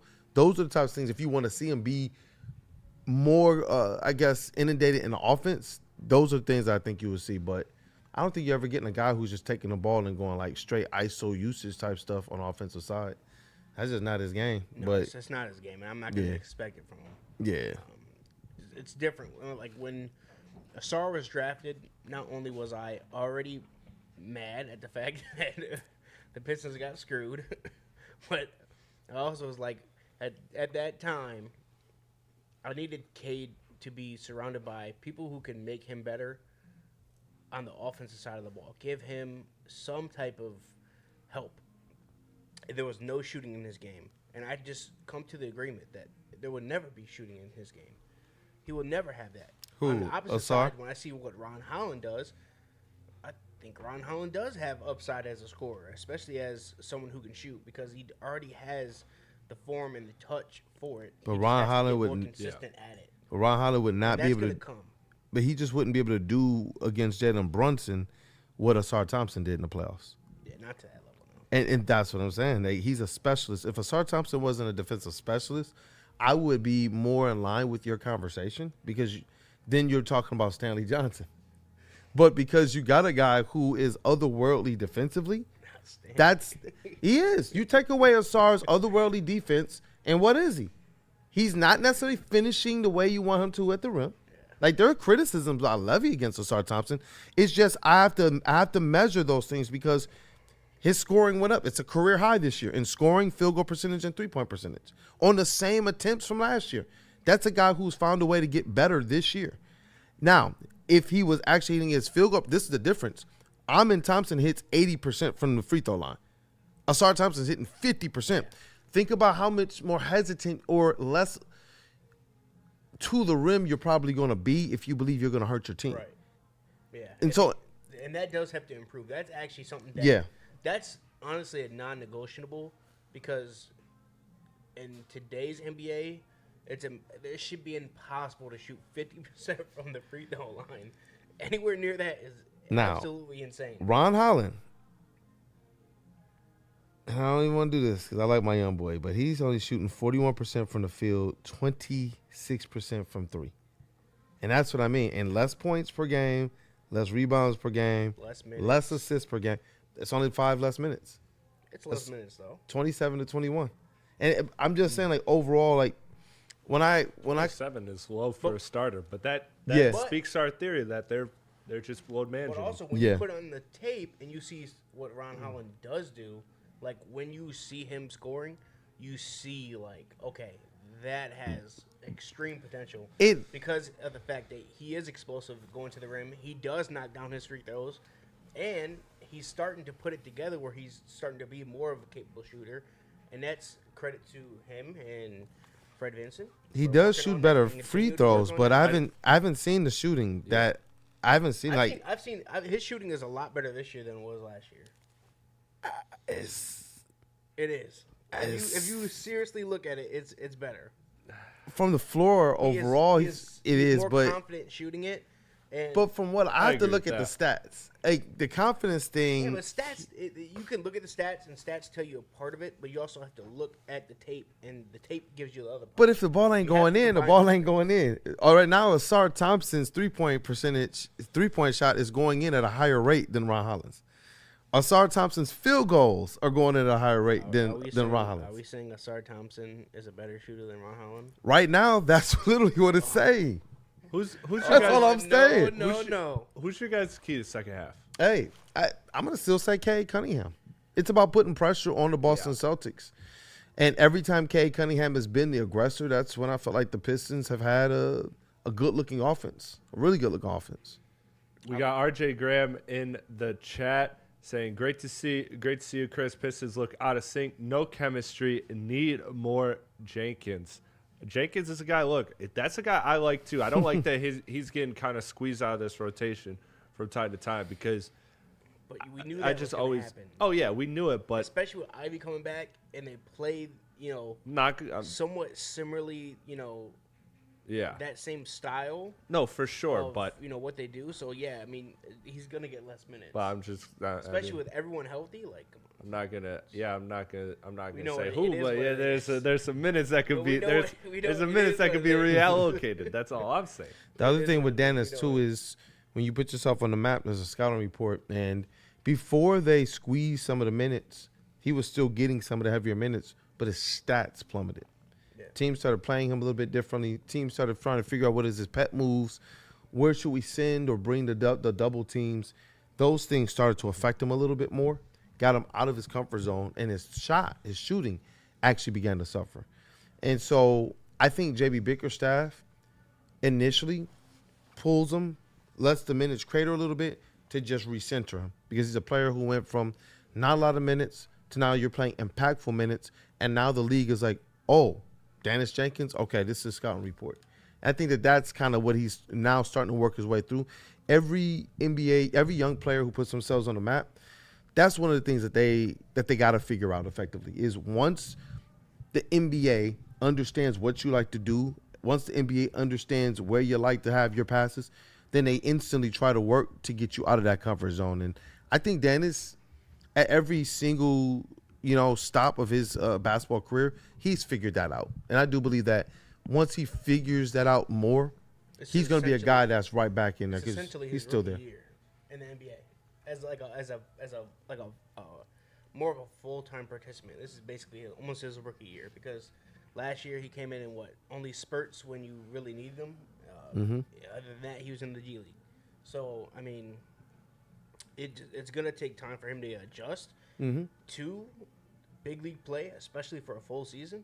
Yeah. But also the fact that there is other players. This team is getting healthier, so his minutes are going to get restricted. They are going to get squeezed, but it's not necessarily a bad thing because, I seen someone in the chat, so we got to rev up Ivy, and the more you rev up Ivy, the less minutes Dennis is gonna get.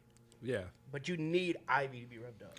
No, I don't think that's necessarily it. I think you can steal some of those minutes from your Javonte Greens. Yep. Unfortunately, your Chaz Laniers You got some other oh, guys Chaz. you can take them from. Chaz was love getting this. busy in the G Chaz was League, by the getting way. busy. I'd love to see more Chaz minutes somehow. Another guy getting busy for the G League. Let's squeeze these minutes real quick. Former Michigan State Spartan, Jay Akins. Oh, they're getting See, busy. the issue here is the fact that you paid Karis LeVert and Duncan Robinson. Yeah. Because you look at right now who's all played tonight, and the only player that I can see that Dennis will be able to squeeze minutes from is Devontae. Karis is going to play. He's going to get there.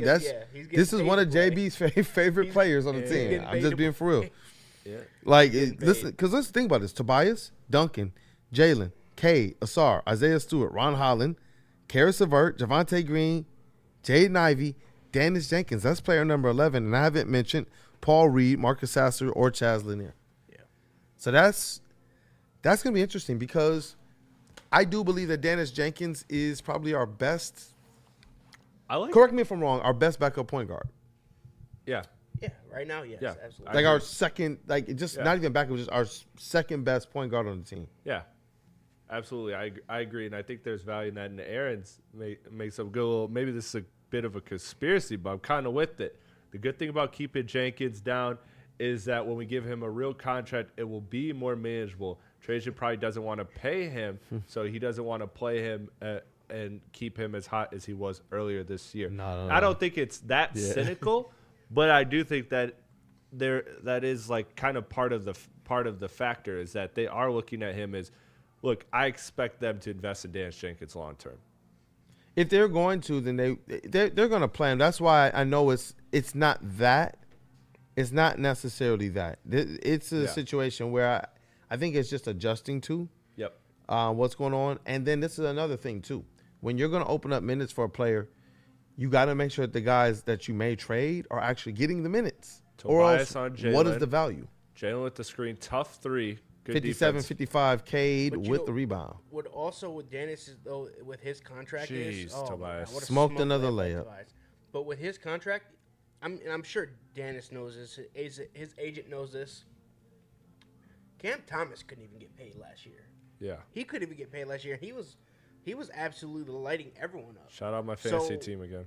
I mean, it's not like they're gonna know exactly what he should be expecting, and they're not gonna ask for something that's out of question because of the fact that they know no one else is gonna be able to pay that either. So do you want to be somewhere where you're gonna get minutes and and you've already been here and you've already established yourself here, or do you want to go somewhere else for maybe an extra $1 million? If he gets paid somewhere else, he's going to play. Yeah, Like, but I'm that's- saying you're not gonna get paid. Someone is not gonna pay you a crazy amount more. You're not gonna get $5 extra million going to some other team because teams just don't have that in their budget, especially with what's going on in the CBA. You don't have that, especially when teams are paying other guys. He Aaron becomes. Smith couldn't get paid. He got paid only a 1-year deal. But that's the reason why I do believe a team could come and snatch Dennis because the market come on, for a Asar. player like him is Miss actually both. going to be extremely affordable. So even though we see and we like things about him, the rest of the NBA is not going to value him necessarily over some of these other guys who haven't even gotten the deals. And so there are teams that will know, though, he's good enough to go and snag. He's not going to be a guy that just hits the market and the Pistons just have no competition for. He's going to be a guy that garners a little bit of attention if he can pick up his early season form. Not necessarily the early season stats, but at least look the way that he did early on. Obviously, we know the numbers are going to be down because the minutes are going to be down. Cade is another letting it three. fly. Another three. Is that 4 in the night for him? That's 5, I think. I think that's his Sheesh. 5th. Let me double check that. For 58 to 60. He answered Derek Got the White's box 3. score right here. Cade has 4 of 6. Yeah, 4 of 16. 6. 7 assists, 3 rebounds for Cade Cunningham. 4 of 6 from behind the arc. I told y'all that's my X factor tonight is Cade. It's the Celtics. Celtics defense is good. They switch everything and they recover very well. So you're gonna have to beat them with your star power. Great rebound to start now. And I'm watching Jalen Duren as well for the second Jalen, half. because too. He actually showed when he's able to get the ball in his hands and work for himself. Man, just right now, he's He smoked one. he smoked. He got It could've been fouled. foul. He got It could've fouled, been called but a foul. That whistle has not I'm been trying kind not It to- tonight. hasn't. It hasn't. It hasn't. They've been letting But them play physical, When he so I does haven't been work mad. like that, though, more often than not, he is making those shots, and he is, converting on Who those. threw that pass to him? It was a nice pass. I think that might have been Asar Thompson. Oh, man. I like Asar, man. The Asar- numbers are there. Asar made a good entry pass to Duran there too. Oh, man. Him and Duran's chemistry. That's actually another thing I'll say too. Is I kind of wanted to see that go up a level, and it feels like, I mean, obviously it makes sense that it's more Cade and Duran chemistry that you see, and Duran's self-creation this year has been a different thing, obviously. But And Mark Royal is that Asar preaching, bro. He said everyone on the different. Pistons needs to be shooting 200 free throws a day. yeah, Seriously. See. Seriously. Cade with Derek White on him. People are starting to realize how many layups the Pistons missed, dog. Goodness. Shout out to Thomas Roro in the chat. I see you.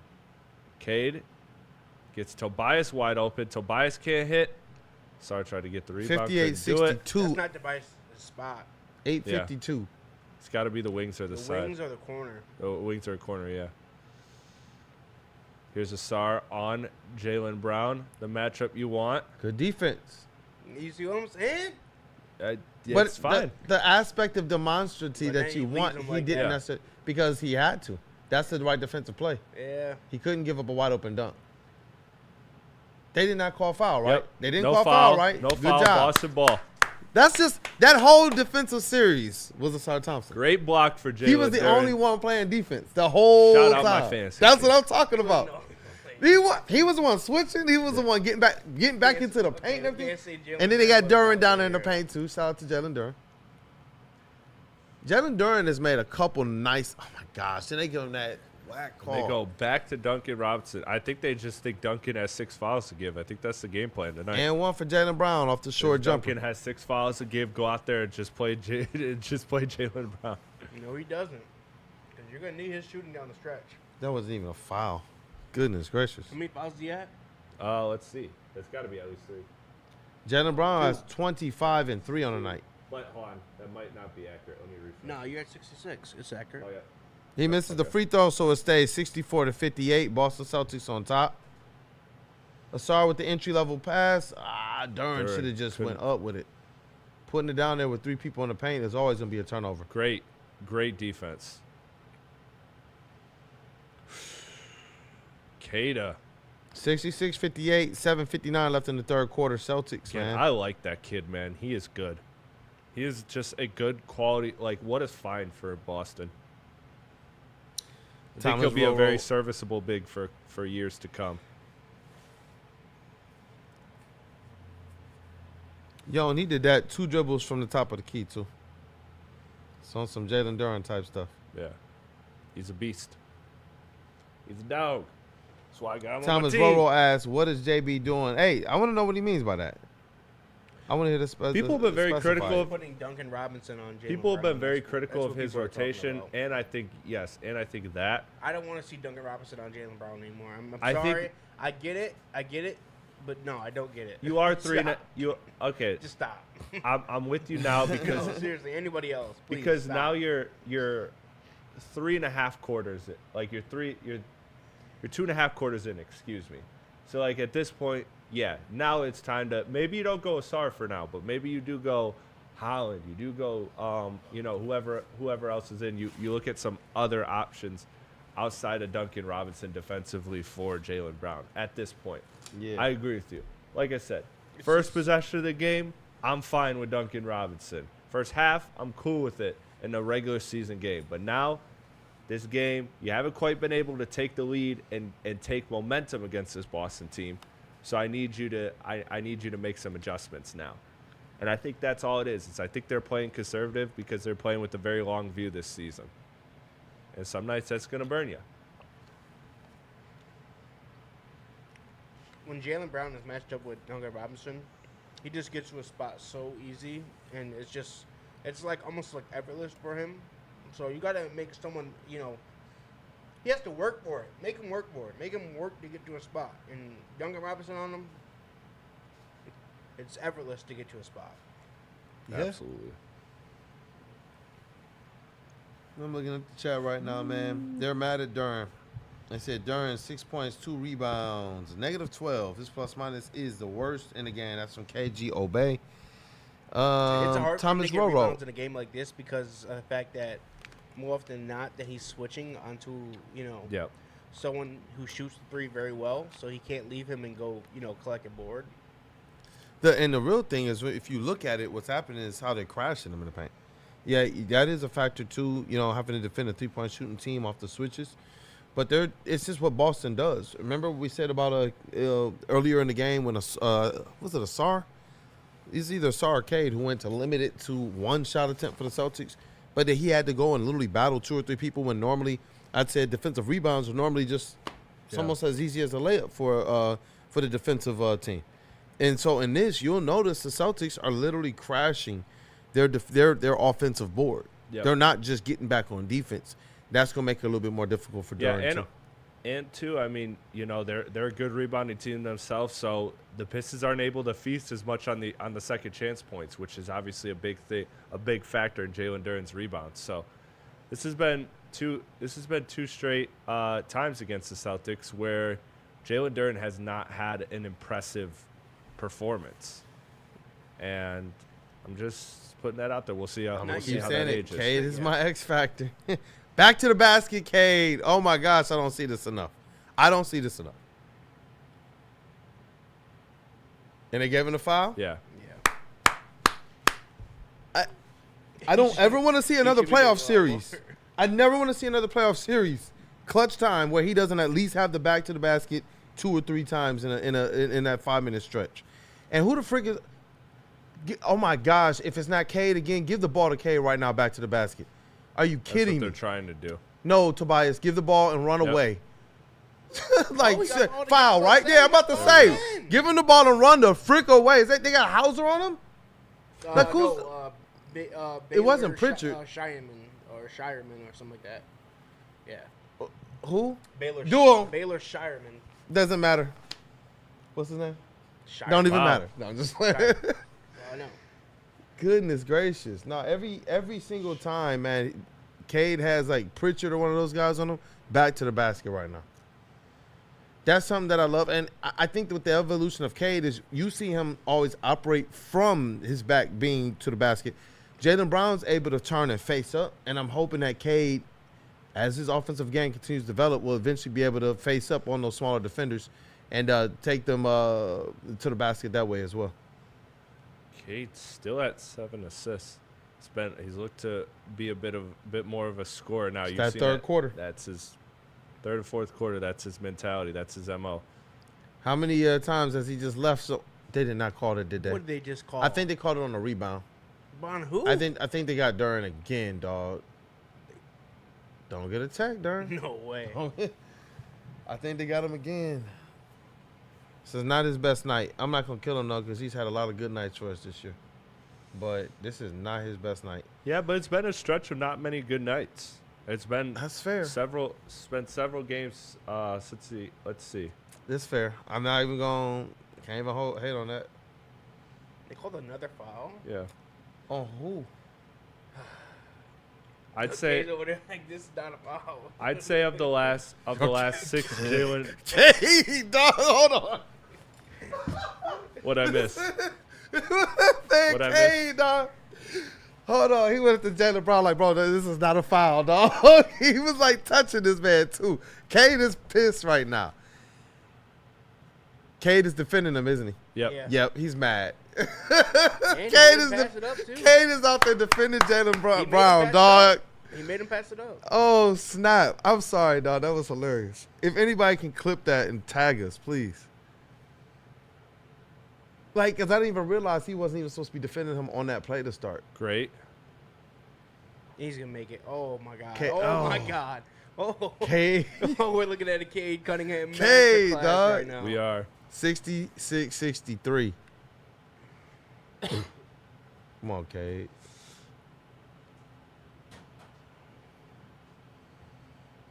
See, look at how much more attention Jaylen Brown is getting this second half, both from an That's individual and a team perspective. They made it clear that okay, now it's time for them to lock in.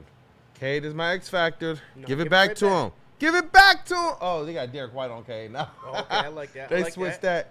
Stepped into the midi. Okay, The JJ. Pistons are the team right now getting the second chance points. They could have called a foul. There we on go. that one, too. Let's go. Jesus. Who was that, Asar? Great hustle Yeah. from Asar. Tap the I've first been one to getting him and JD. Jalen Durham mixed up all night. They could have called a foul on that one where Jalen Duren tried to put it up He did get fouled. because it was right on the rim. They're not, the refs have been like weird with Duncan him said, tonight. "I want him." No, they've been He's- weird with everyone. Why are they doing He this? said, "My I don't turn." know. Why are they? Good defense All right. by There's a Jalen. steal. Well, let's go. Duncan Robinson forced him to. Nah, That's the N1. That was They Jalen didn't there. call it. They didn't call it. Nope. Back in the day, that'd be a travel. He rolled over with the ball. yeah. Called timeout. Looks like. Yeah, I think they called timeout before the travel. You know, and I like the aggressive mindset by Cade. Part of me wish he would have pulled that back out, but he's on a heater right now. I No. can't even stop that. Pistons That's down open midi. You're good 165, with that. 66, 5:29 left in the third quarter. Cade Cunningham stepping up in this third. You know, we talk about where's the offense going to come from, and as many complaints and criticisms as each of us have had in different lanes of what the Pistons in the first half, they still were in the game. Yes. That's the crazy part, and that's what I mean. When you got one of those ones on your squad, you just got to keep the game within striking distance. Then it becomes what you do at the end of those halves, at the end of the second quarter, at the end of the fourth quarter, and then at the end of the first and the third. Are you getting lazy because you think you have a lead? Are you getting lazy because you think, you know what, the other team has just been scoring, time is ticking down, I need to go grab some Gatorade and some bench real quick?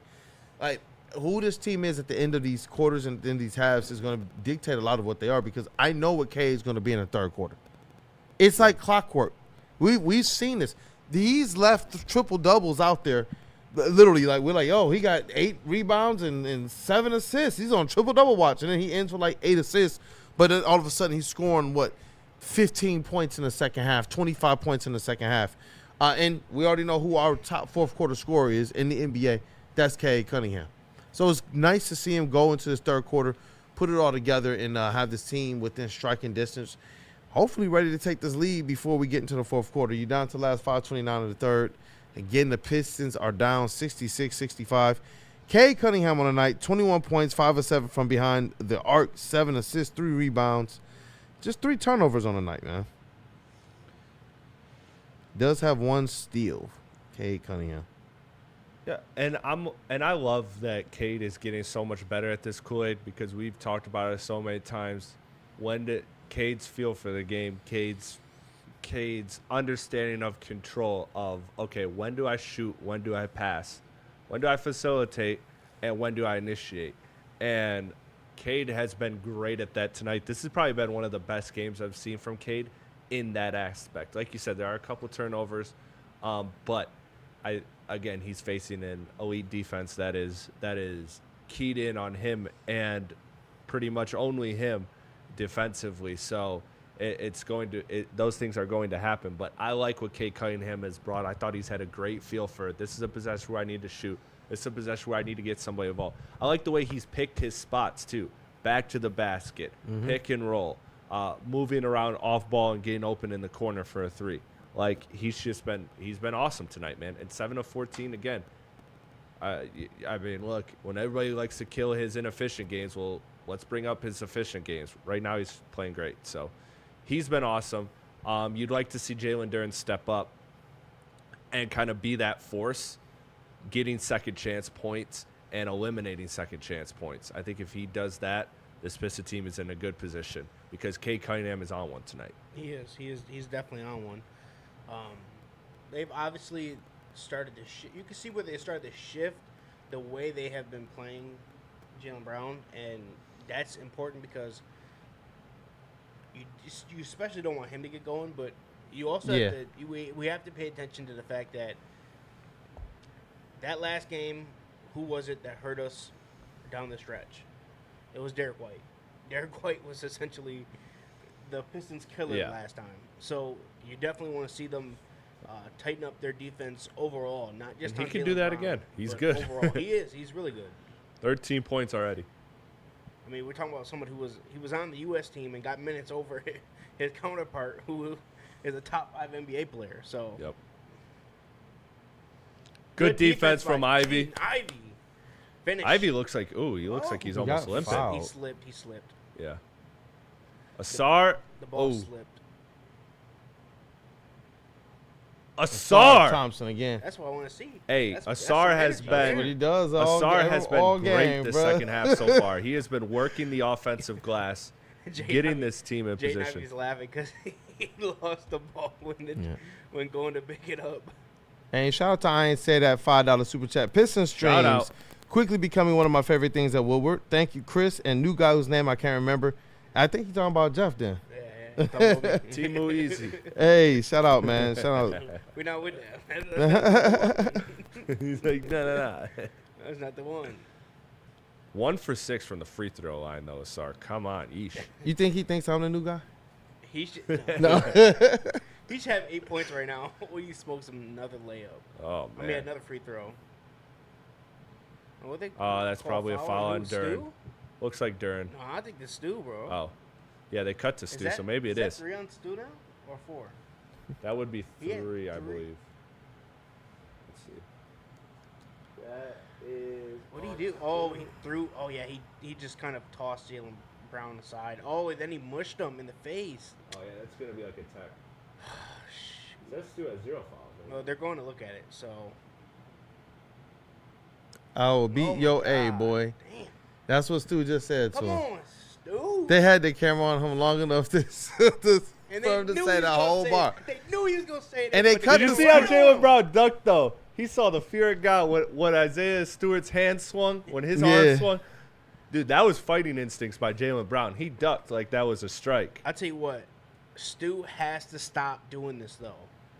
Like I get it. It's once in a while we love to see that intensity, but now it's starting to happen way too often where you're taking yourself out of the game and away from helping your team, and that can't happen.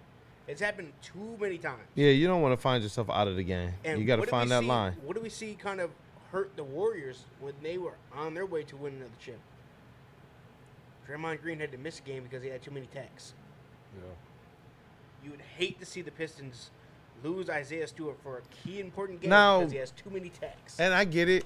But you know what? If the league is going to let you get punked, then I don't care. I'm going to be fair with you. That whole notion of, don't do nothing, it'll resolve itself. It won't.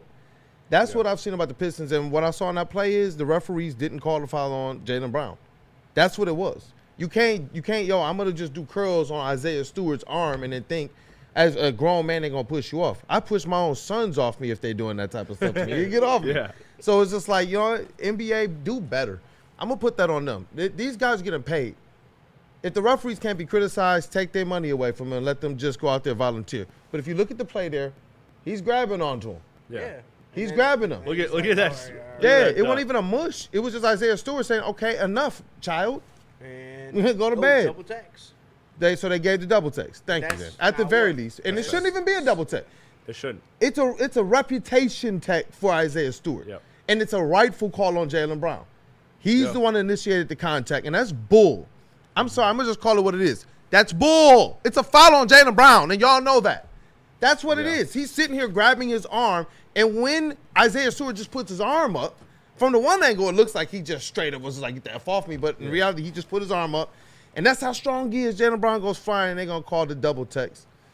I guess that's the best of both worlds right now, the best case scenario, but Look at that. Cade I just call bull on that, man. aggressively switched it on to Jaylen Brown there. Didn't have to, but And he wanted played to. great defense. Oh, I knew they were going to call the foul. I was like, they going to let him go, but nah. I was stoic there because I expected it. I expected it when he drives on him. I was like, they're going to give Jaylen a call here. Let's see. No, there was nothing there. There was nothing That there, is dog. not a foul. They got it. What the heck is going on, And dog? Cade is he's Look at pissed. JV's face, dog. Cade is pissed because they've been doing this all game. Missed it. Ball don't Missed lie. it. Missed it. Ball don't lie. Dog, it feel like it's the end of the fourth quarter. It's just the end of the third. I We know. got another quarter of this, y'all. This is how, 4:44 left in the third. 66-65. this is how good this Boston Pistons games have been. Because it's two high quality teams going at it. Absolutely. Two of the hottest teams in the Eastern Conference right now.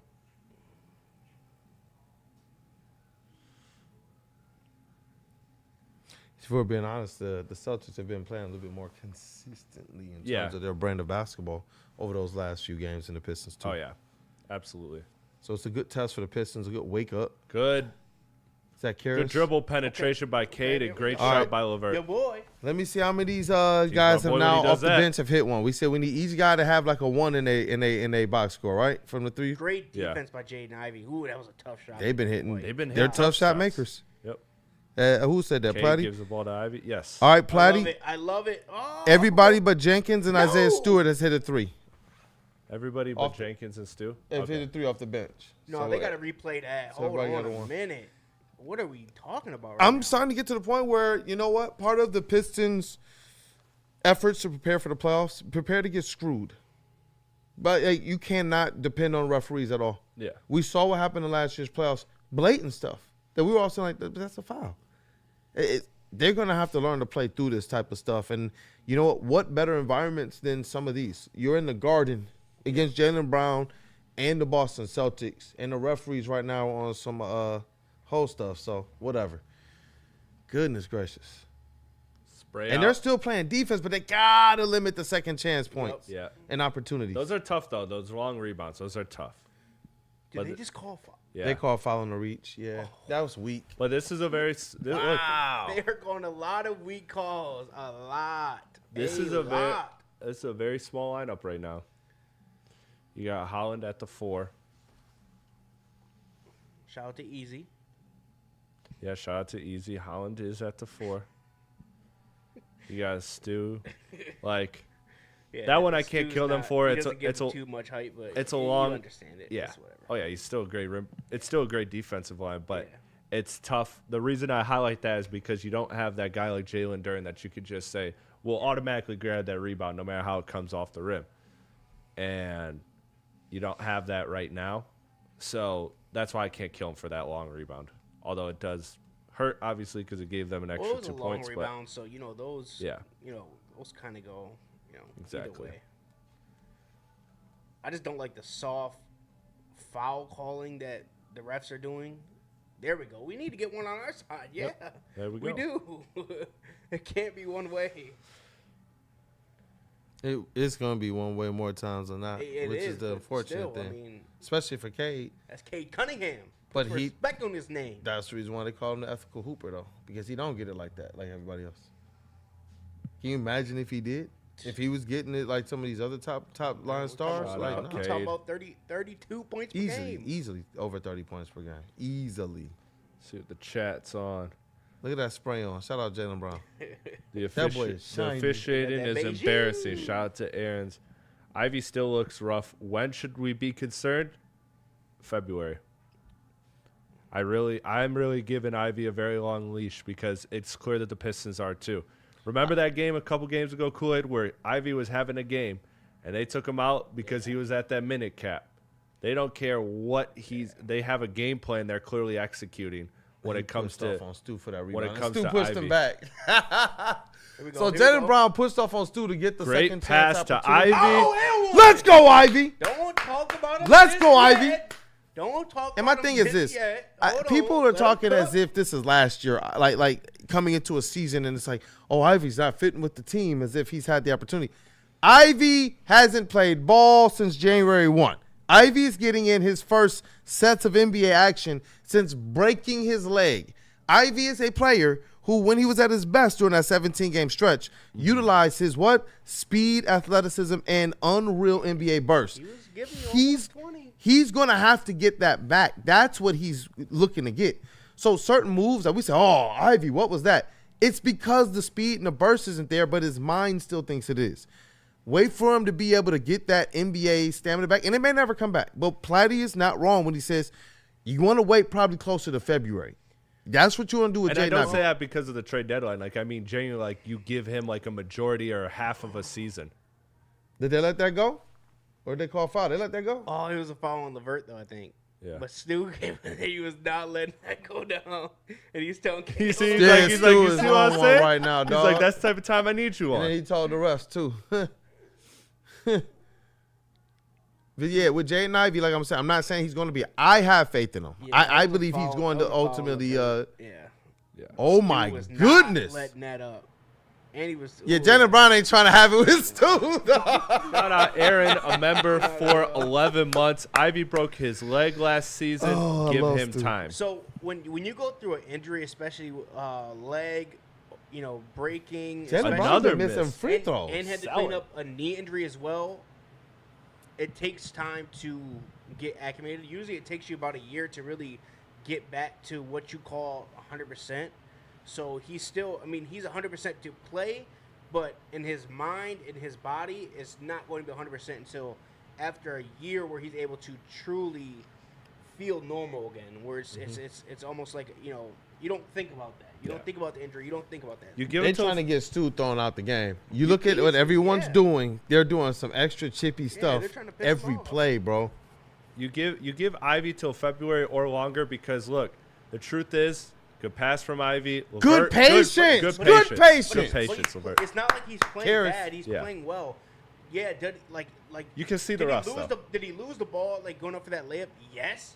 Ivy That's with the because assist. He was trying to move way too fast and he lost the ball on the Well, what I'm process. saying- what That's I'm all saying that is was. this. It's What not I'm- that he looks bad. What I'm Because saying- he's shooting really good. Yeah, what I'm saying is this when it comes to Ivy is last season, before he got injured, when did we see him absolutely balling? It was that moment. It was January. This season, he didn't start the season. He missed the first 3 or 4 weeks of the season. So that was with a full offseason, everything. You saw him hitting his stride in January, in the middle of the season. Who, So Jaden you- Ivy? Yeah. Great Oh, defense. no. Jaden was cooking from the beginning. that was December great is when he defense. hit because he got injured No, January that was 1. great defense. Yeah. Oh Oh, my yeah, it God. was- It was So, yeah. it was mid So December that's when why he was hottest. that's why you got to give him time because he didn't start October 1. He didn't have the off season. He didn't have all of that. So I that's love why it. you got to give him I the love time. it, Ron. Yep. I love it, Ron. Nothing easy. Did you guys see that block that I don't even know who I don't had like it, whether that it though was- because if that's a foul, that's a bonus. They're in the bonus. No.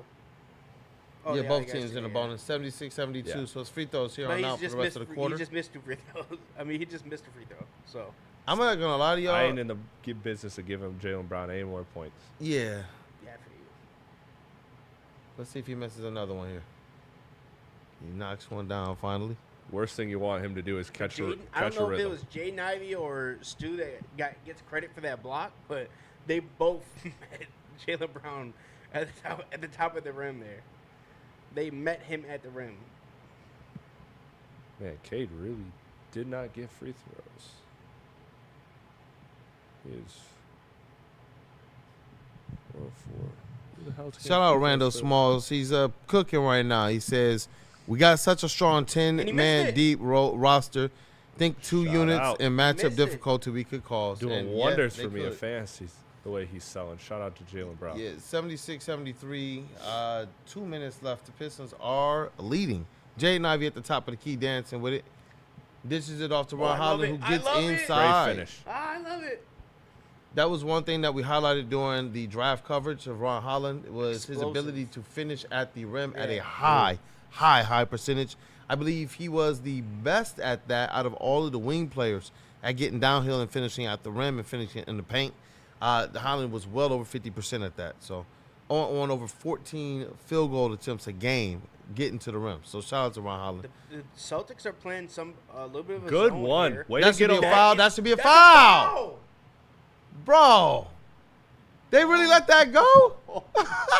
God, And they what? called that on Ivy. What?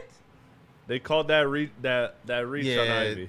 Dog, come on. All right, y'all, look, the These refs just refs- smoked one. These refs are very Yeah. unserious today. They're just unserious. I don't think. What did they call the foul I on? don't think they came to play. I don't think they came to ref a true basketball game. Wait. And they called foul on that? Yes. Wow. Has JB used his challenge yet? I don't think he has. But Wow. why don't use it in that No, I situation? know. Like, I know. I'm just. don't I give want to easy- have that. give easy more- I want to have that more- context. That one's tough. I want to have that context coming into the fourth. I don't even understand I that. haven't seen him use it, but I was driving, so I didn't Yeah, miss. I didn't see him portion use of it it. at the beginning of the game. Like, if you're not going to call the one on, going to the rack, then just play ball. Like, I don't Yeah. understand that. Don't- Ivy like, didn't even don't foul him. Give them a soft foul call. Aaron said, "I can't wait till these clowns are replaced with AI and robots." Let's go. Harris LeVert. I love the way they are. Harris working. has been hooping. I Yep. love the way they are working against Boston's zone right now. they're getting good shots. They're getting good looks in their zone. Usually when the Pistons see a zone, they typically slow down a little bit. But right now they're still keeping the momentum high. It's been primarily Ivy and Karis LeVert. Yep. And Ron Holland, but it was created off of a drive from Jaden Ivey. Great team defense. Man. Just a tough Poor game. Ivy. He has had some very tough shots made on him tonight that Just makes it tough look shots. like he's getting scored on a lot. But Simons and Ivy looked like he's limping a bit there. Ooh, they let that elbow go. Good. Good job, Jaden Ivey. He got it a little sneak hit, Yeah. dog. I don't know if y'all saw that at the top of the I screen. did, yeah. Against Derek White. Or was that White or Walsh? That was Walsh, I believe. That was a great setup by Ivy just off a triple threat. He took no dribble. But He he's just done triple that- but threaded. He's done that 3 times on the court in that zone efficiently, back to back to back, 3 times in a row. I could Cade tell in Ivy for the was, final 30. No, You want to he just didn't get get bold, though. you want to get I could tell Ivy was brought up by coaches. you're hoping to get a 2-for-1 here. So with And the 2 for Ivy! there you Let's go. go. I believe in Ivy! Right to the Now right. that sets up Come on. That sets up the 2-1. That was a great substitution by JB. 2-for-1. Let me get Your Cade boy in there. Karis. Karis. Let's go! And took it to the rack. There's your 2 for Shout out 1. to him, man. He's been playing great. How's that for a 2 for 1? Let's go 3. Let's get a 3. Pistons are up 6. They have absolutely turned the lights out on the I Boston told y'all, Celtics this defense quarter. and Cade. That's just what it was going to take tonight. Yeah, no, And give me like 1-3 per bench player. It's really just been this past 3-4 minutes in this Oh, third Jalen quarter. Brown. Brown. But, hey, you got Was that on you get Cade? another Or shot that That was was on on Tobias. Tobias. I was like, Cade don't even play defense like that. Jeez. He almost hit that. Just saying they could have called foul on that one too. Yeah, They 85 could've, to just saying. 81. The Pistons lead going in the fourth quarter. And you know what? It just looks like they are slowly but surely wearing down the Boston Celtics. Yeah. Now, the reason why I It has stopped to- short has of to it be looks like it is because the Boston Celtics, to me, they're one of those wily teams. Over their run, they've been in this position. They're like their last 10 games, they've been in this position. And they've won a lot of those games over the last, 13 games or what? Yeah. They won, I what, think it's 10 of the last 13? 10 of 13, yeah. Yeah, so, and that's what I'm saying. So They're the a Pistons team that can't can rest get on their hot laurels. really, really quickly due to their fact that they shoot the 3 ball really well. So in this fourth quarter, it's all about making them take tough shots, but not only tough shots, but running them off the 3-point line. Because you can't give Derek White, you can't give Peyton Pritchard and Simons. Jalen Brown and Simons the ability to just shoot from 3 willingly. You want to run them off the 3-point line. You want to make them earn it within the paint, because then you're taking away some of Boston Celtics' game and what they like to do. Yeah, and that's the Pistons' game plan both ways. Offensively, they want to touch the paint.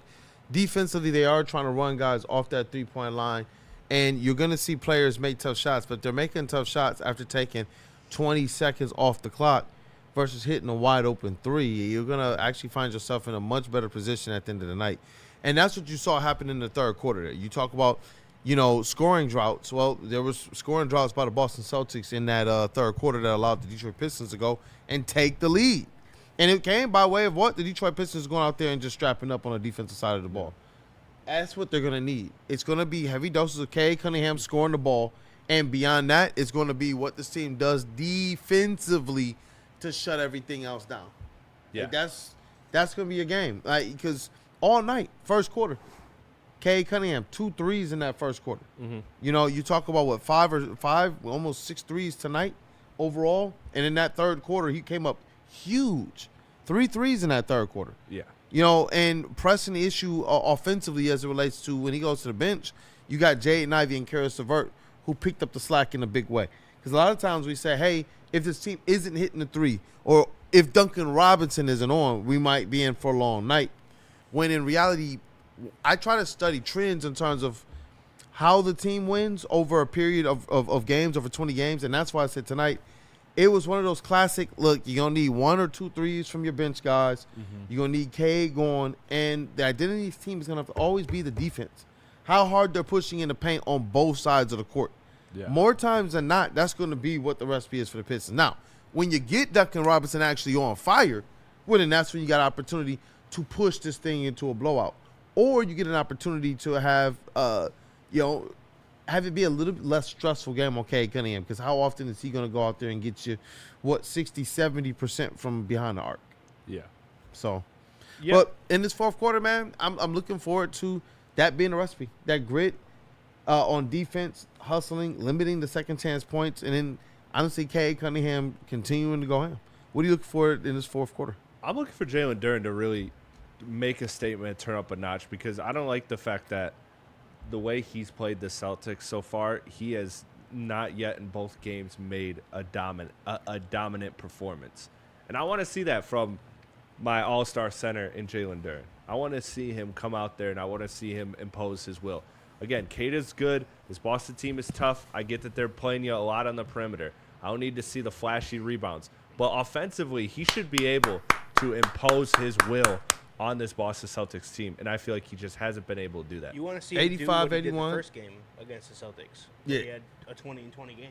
Oh, yes, excuse me. Who am I blanking on that he had a bad game against? Because it wasn't Boston, but there was another game he It had was like those first, during like, the 2 stretch. games Was of it the Orlando? season. It was the first 2 games of the season where he Yeah. was No. But there was a game Woo! Asar's been hooping. He heard you, Jeff. it was around that good. time. Good. 87, Yeah. 81, I'm gonna have to 11, keep it up. 26. Hey, but that free throw is atrocious. 1 for what, It is. 8? It's, That's he's one that's for, I think 1 for atrocious. 7. Yeah, that's what I'm going to continue to call it. It's his free throw percentage that I believe. Duncan, good That's defense. a travel. It touched him. Yeah, Yep. they call Did they call it? They Oh, call I it. don't know They what call to it, say. yep. Right, come on, dog. That one's just straight up blatant. Duncan, look, I know he's been getting tore up, but he's played good defense.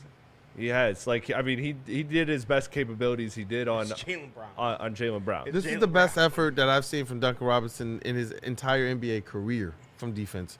And the stats are To proving be that fair, too. how close are we watching him before this year? I loved Duncan Yeah. Robinson. I'm a Michigan slapper. that's Like true. I loved him, and I Cade. loved JUCO and Fourth D3 quarter Cade basketball. starting early. That was a circuit that I came through. It was like the low level, your NCAA D2s and D3s. Mm-hmm. Duncan came through some of those same ones, and so I took an interest in him when he got to Michigan, and followed him ever since. I'm no, a slappy he's- like that. Yeah, I've been a fan of Duncan's game ever since he was in Miami. He's been awesome. Jalen Brown, also awesome. Got his 29. That's his average. He's been getting to Go at recently. him. Go at him, Cade. And Cade. Duncan Robinson has had the longest stretch, like over this stretch of Tobias? games, the most threes he's ever had in his career. And he keeps setting that new mark each game. There we Good go. move, Tobias. work. That was 2 12 for. three offensive rebounds that possession. Yeah. Or was that 2? Let's go. That was 2. Look, they open up the 3 fort. shots. They 3 open. shots. Yeah, 2. 3 shots, 2 The- offensive. The Pistons I open love up that 12 for 23 from Jalen Brown. So not bad. Overly efficient. Not bad. Not overly efficient. Not bad. Over 50%, but 5 of 10 from the free throw line. 0 of 4 from the He's- perimeter. he's missed a If lot you of can his free keep throws. him from getting to that elbow, getting to that sweet spot that you've seen him trying to work all game, you like your chances. But you'll take him hitting tough 2s rather than him, Yes. getting wide open or good looks from 3, and that's where this team hurts you. Like the emphasis in this fourth quarter has to be you have to run them off the 3-point line, because that's where that doesn't fit what the Pistons do. They don't shoot, exceptionally well from 3-point range. Right. So you don't want to get into a 3-point shootout with this Boston Celtics team. So you want to keep them. You want to keep them trying to make tough 2s, trying to make tough, points in the paint, and that's what's going to bode well for this Pistons in order for them to get the win. Yeah, definitely, because the Detroit Pistons are a team that have proven they can win low-scoring or high-scoring games this season. And as long as they're keeping it tough on the other team, what winds up happening is, when you got a guy like Cade Cunningham who's making every single right pass down the stretch, has the opportunity to, and also has the opportunity to go out there and be the most lethal scorer that we have in the NBA this season in the fourth quarter, I'm telling you, you're setting your team up right. And they've done exactly what we needed them to do to start this fourth quarter. They've kept their foot on the pedal as it relates to the defense. They've tried to limit the second chance points. They've made their easy opportunities. The offense is flowing. These are the things that you want to see out of a Pistons team who they're trying to, keep a Boston team that can change the complexity of a game in a heartbeat. They're trying to keep them down. Over the last few years, we've seen the Boston Celtics go out there and against the Pistons and instantly go from 15 down to up 7. like that, like it was nothing. Because that's all it takes for them. Yeah, yeah, and that's the thing, with the Pistons. That's why I said I'm glad that they're one of the few teams in the NBA though that have proven they can win games even if they get bludgeoned in a 3-point race. Yeah. They should never be in a position where they're trying to match somebody 3-pointer for 3-pointer. There's going to be a lot of games where they miss it, where they lose that battle, but it should never be because they're trying to outshoot a 3-point shooting team. If another team takes 27 threes and they outshoot you and you only take 13, that's fine. Yep. That's fine. God bless. Even if you miss all 13 of them, just stick to your guns. 29. Like I said, I've seen them win multiple times where the other team shot at least 10 to 15% better from behind the arc than them. But the Pistons still came away with the victory convincingly. So that's what I'm saying. Like, as long as they're not shooting themselves in the foot, this team is so good in so many other areas of the court that they can actually get away with that. Now, with the Boston Celtics, you're talking about a team where all these highlights, you're seeing them play some really good defense. So that's the difference. Most teams in the NBA, they're not running a Jaylen Brown level ISO score at you, and they're not running a Boston Celtics level defense at you. Wow. But the Boston Celtics are with elite level 3-point shooting from their team too. So that's the component of it that you want to keep under wraps for this in this fourth quarter. Running them off the 3-point line is your best Go ahead friend. and tell us, Chris. I got the story of the game right here 5 in of terms 8 of Boston. 3-pointers for Cade. Boston was 5 of 11. Remember in the first quarter a from bad 3. call. Kool-Aid. 5 of 11 from 3. Yeah. What do you think they are right We now? are giving Jaylen Brown a chance to literally make, like, if he had made most of his free throws, this it's game up would there. be completely There it is. different. Completely different. Look at that. Since 1 of 18. 6 for 29 from 3. Remember what I said. You got to weather that storm. You got to weather that storm. But you know what? That storm can't come back. Yeah, So you that's gotta keep true. it away. That's true, though. That's a great point, Jeff. It is something that this Boston team can turn. They can go 1 of 18, and then they can go 5 of 6, Yeah. and then it's a game again. And our 3-point shooting is inflated by Cade Cunningham, who has 5 of them tonight. Shout to Cade, man. That's my X factor. That's right. And I don't like the soft calls that they're giving Jaylen Brown right now. I mean, it's getting to a point where it's like, how many free throws has he shot this game? Is that 13 for him? Well, That is the 12. NBA. 12? So, come on. That's 12 free throw That's a attempts. foul. They're not going to give him those. Like, come on. Let's go, Stu. Great With the cleanup. cleanup, they're not gonna Stu. give Cade those calls. And see- They're gonna give Jaylen Brown the those. same call that That's I know. they're giving Jaylen Brown. I know, but that's what I'm saying. The Pistons Actually, aren't going to worse. win if they're looking for that call, though. The Yeah. Celtics can afford to have that call. Yep. While people are going to be calling Cade. Whoa! No! Dog! Challenge That's a that. challenge. Dog. That's a challenge. No, absolutely Hold on. not. That's a No. challenge. What? No! What? I got to see it up close. Did he really? Well, Cade is not saying he didn't foul him, though. Okay, yeah. Cade's not saying he didn't foul him. He said it was. But see, look, that's what I'm saying about with Duren too. Is those should be there for Duren in this No fourth replay, quarter. of course. I wanted to see the replay because it did not look like a foul at all. I wanted to Yeah, see but I the- also the didn't see replay. Cade contesting it. Cade's been hot. He this just said game. it wasn't a shooting foul. That's Yeah. all I'm saying. Derek White, what a move! Oof. He made it tough on him, though. He made it give tough him on give him space to land on those threes. Yeah. The yeah. Pistons have been called for that a couple times this year. Now there should be shot clock violation, or maybe they'll add a little bit. It didn't hit rim. That was a bad. That Definitely still didn't felt hit like a rim. It bad didn't call hit on rim. Cade. About to say that. And the ball Pistons just- didn't get possession, so why Yeah, would they? that did not So hit why would rim. Boston Okay, get fixed 24? it. They got fixed point it. for you. I'm about to say. That's when enough they for a went catch and shot, shoot, I though. would've That is enough for a crashed catch and out. shoot. That No, is. stick to your man, Duncan. I don't care about the backdoor lob. I do not care about the backdoor lob. Stick to your man. Oh no, that's. That's the shipping pitcher makes though. It's a shot clock violation. They're going to That's stop it. him. It should have been a shot clock violation. It wasn't that type of, I'd be able to catch it and shoot it. It's more of like, I'm catching it and going right up. He took like a step back. Yeah. I'm sorry. I would put my back to the basket with Derek White on me, too. Was that a SAR cutting across Yep, the back? that was a sorry. Look, So that might be a concerted effort for them now. Have you noticed they've actually hit a Stu's SAR? been in the corner. He has to attack. He has to. Yep. That's him. a Got tough him. shot. Oh, just That's rimmed a off. tough shot. You had Stu in the corner twice, and they looked him off. Yeah, but he had to take that I shot. like because the there was Asar only one. 3 seconds left. Yeah, that little turnaround, that's his little pet move. It's good defense. No, it was gone. But when Asar dribble penetrate, when he flashed to the middle, they were leaving Stu in the corner. Yeah. So they gotta swing that. They would have got a better shot. I feel that. I personally would have kept that in the paint. I would have kept that one in the paint. Yep. All right. Got the matchup you want, or you help off and Duncan. Dang. I would have rather. I mean, I'm not gonna be mad at Duncan Robinson open look from 3. Derek White. That's the Tough. one guy you gotta locate. 90 Yeah. to 93, 8 But minutes left in the You fourth would quarter. love to see Cade, especially with a Peyton Pritchard switch. Like, all right, no, like I get it, cool, but I'm going right at this guy, man. Well, they're loading up though. Yeah. They're loading up. I mean, look, he at the end of the day, Duncan Robinson got a makeable 3. So I Yeah, I I'm mean, not tripping that's what about it. I'm saying. I'm not mad about it, but I'd Well, love to see Cade take the advantage of. yeah, that's where I'm at. It's a fourth quarter for me personally against the Celtics team who you can't allow this. If I'm Cade personally and I got Pritchard, it's barbecue chicken all day. Like for me personally, I think trying to run the sets and play to like the spacing, and I get it because it's Duncan Robinson, but he just hasn't been on this game at all. I know that can change for a shooter.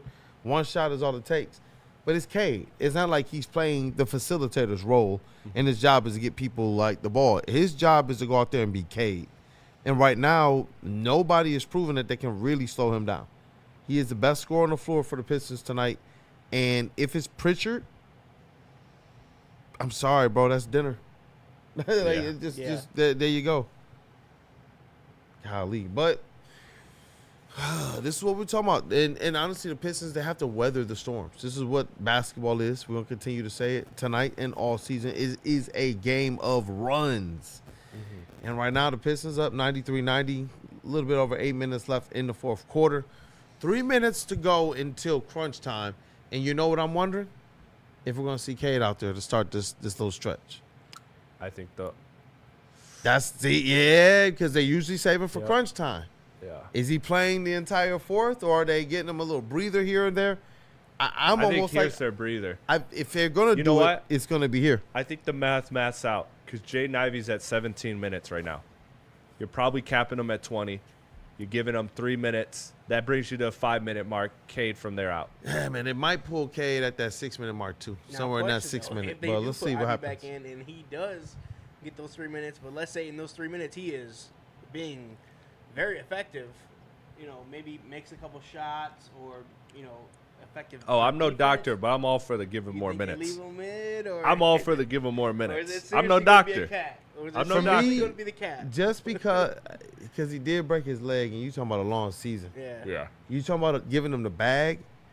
I'm not leaving him in beyond what the medical and rehab process is, just because there's so much more than this one game riding for Jaden Ivey. Yeah. And that's the one thing I will like. If it's a stress fracture and a break, a break in which he had, if it's minutes restrictions, leave him to it. After February and all of that, I'm more or less like, you know what, let's rock. But oh man, for right now, I get it. is that Jalen I do Warren? get it. Yes. That would destroy Spencer. Okay. If, Well, I hope it does because I can't yeah. see Gainwell go back into the game right now. I cannot see it. Please. Hey, Alex the Spoon said, and I'm gonna need y'all help. Can I get a Detroit basketball? Hey, Shout we out. got you. We got Shout you, out man. the chat, man. Aaron says they have 2 days off, play heavier minutes if you need. And they've had. Where's Duran tonight? MB well. That's why I didn't mention him at all. Like it just felt like this was one of them games where it's gonna be Cade and the help tonight. I mean, Yeah.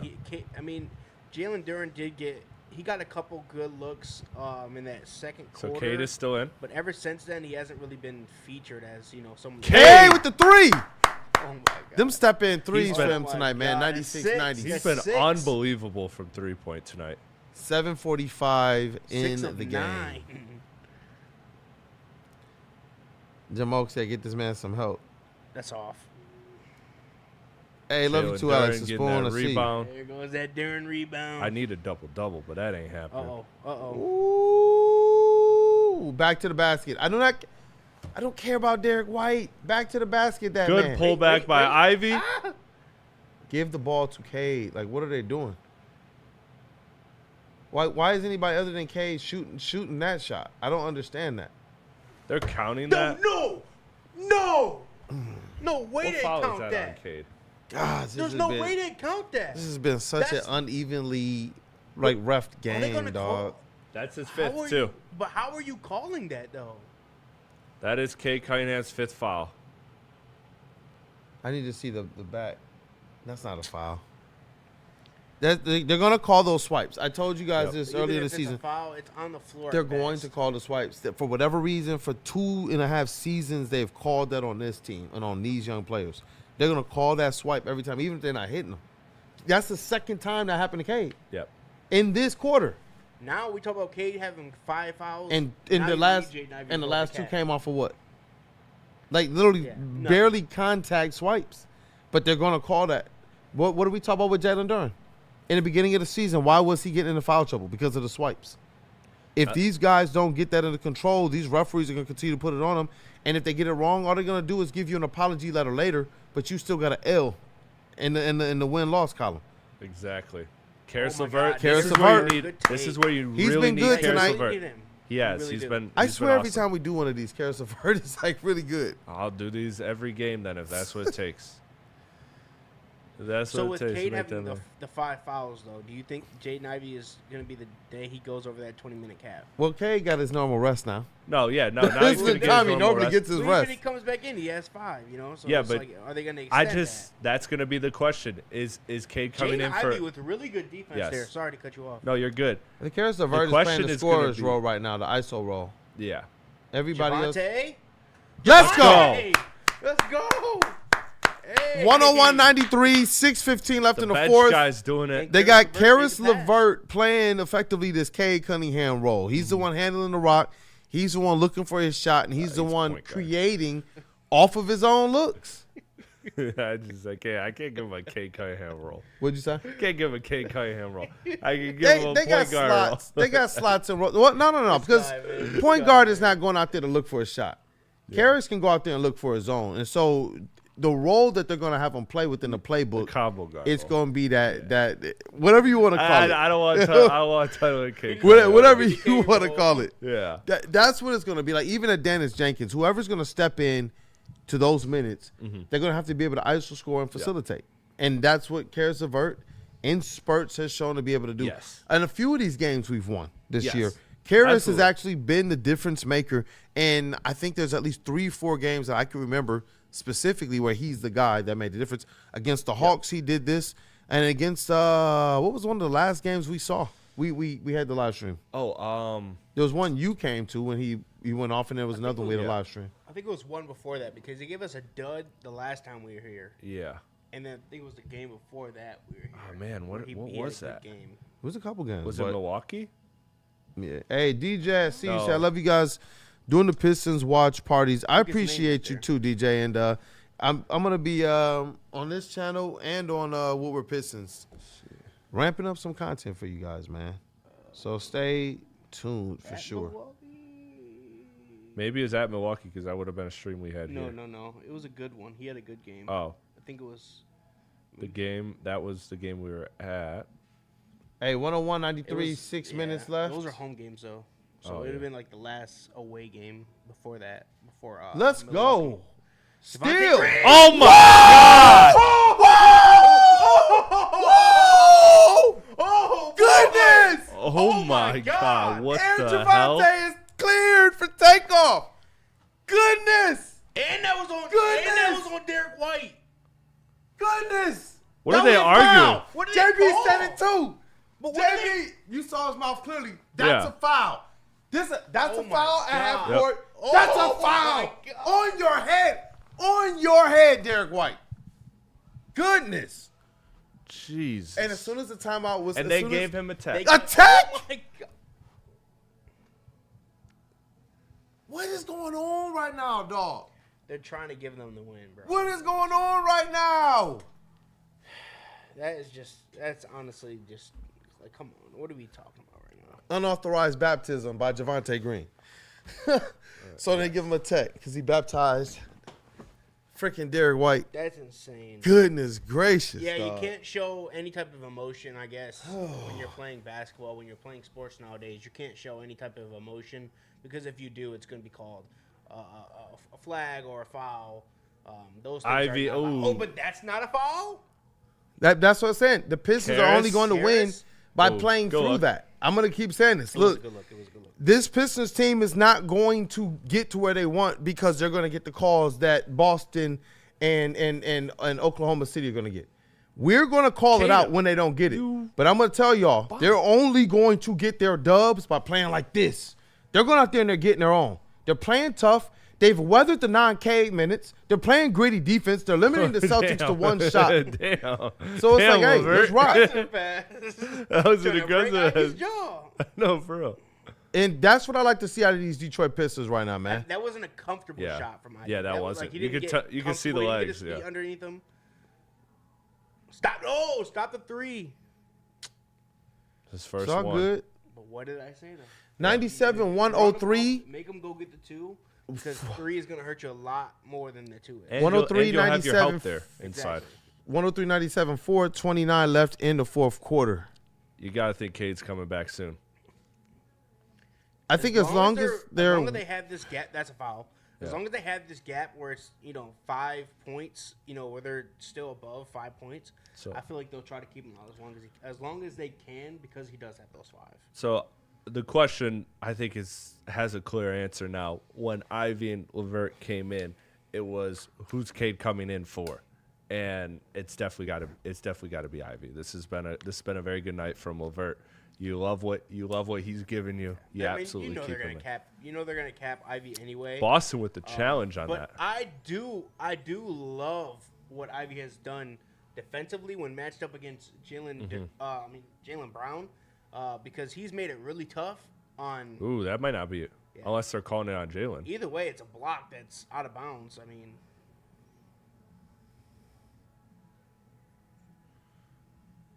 that's gonna be a jump ball at best. I mean, no, it's not gonna be a jump ball. because nobody had possession. No, if anything, it's either gonna be out of bounds or a foul. That was a block. It looked like. Yeah, but it would. Who are they calling? If they're challenging it to call a foul on somebody else on the Pistons, or Hey, No, I think Nah. they're trying to probably think- take the foul away and just have it sideline out of bounds. you think Javonte Green go get randomly drug tested like Danny Green did after that one poster? You remember that when he was on the Lakers? He Yeah. was old, barely hanging on, and he had this yam on somebody. And then the next day he shows up to practice. They're like random drug test. I'm just saying Hey, you know what? that might be coming I'm from hoping- Javonte Green. I'm hoping he We'll have to get to posts practice some a little early tomorrow, big dog. We'll have something waiting there for you. Randall Smalls Kool-Aid. Think I'm getting a new car soon. Can't wait to see you guys. Randall, shout out, man. Shout out to Rando. What is it? Dante151. I see you in the chat, my shout brother. out, my boy. Always popping in the streams, man. Shout out.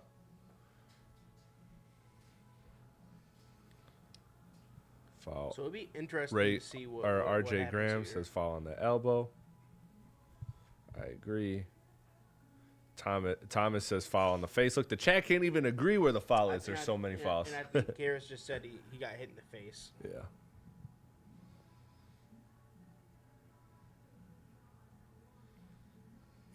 $103.97, 4:21 left in the fourth quarter, and it looks like they're explaining what the call is right now. I'm guessing. Successful. Wow. Okay. Yeah, I mean, you knew that was going so it's this way Pistons' with this ball trade. Either way, though. With the way this game has been officiated, you knew for sure.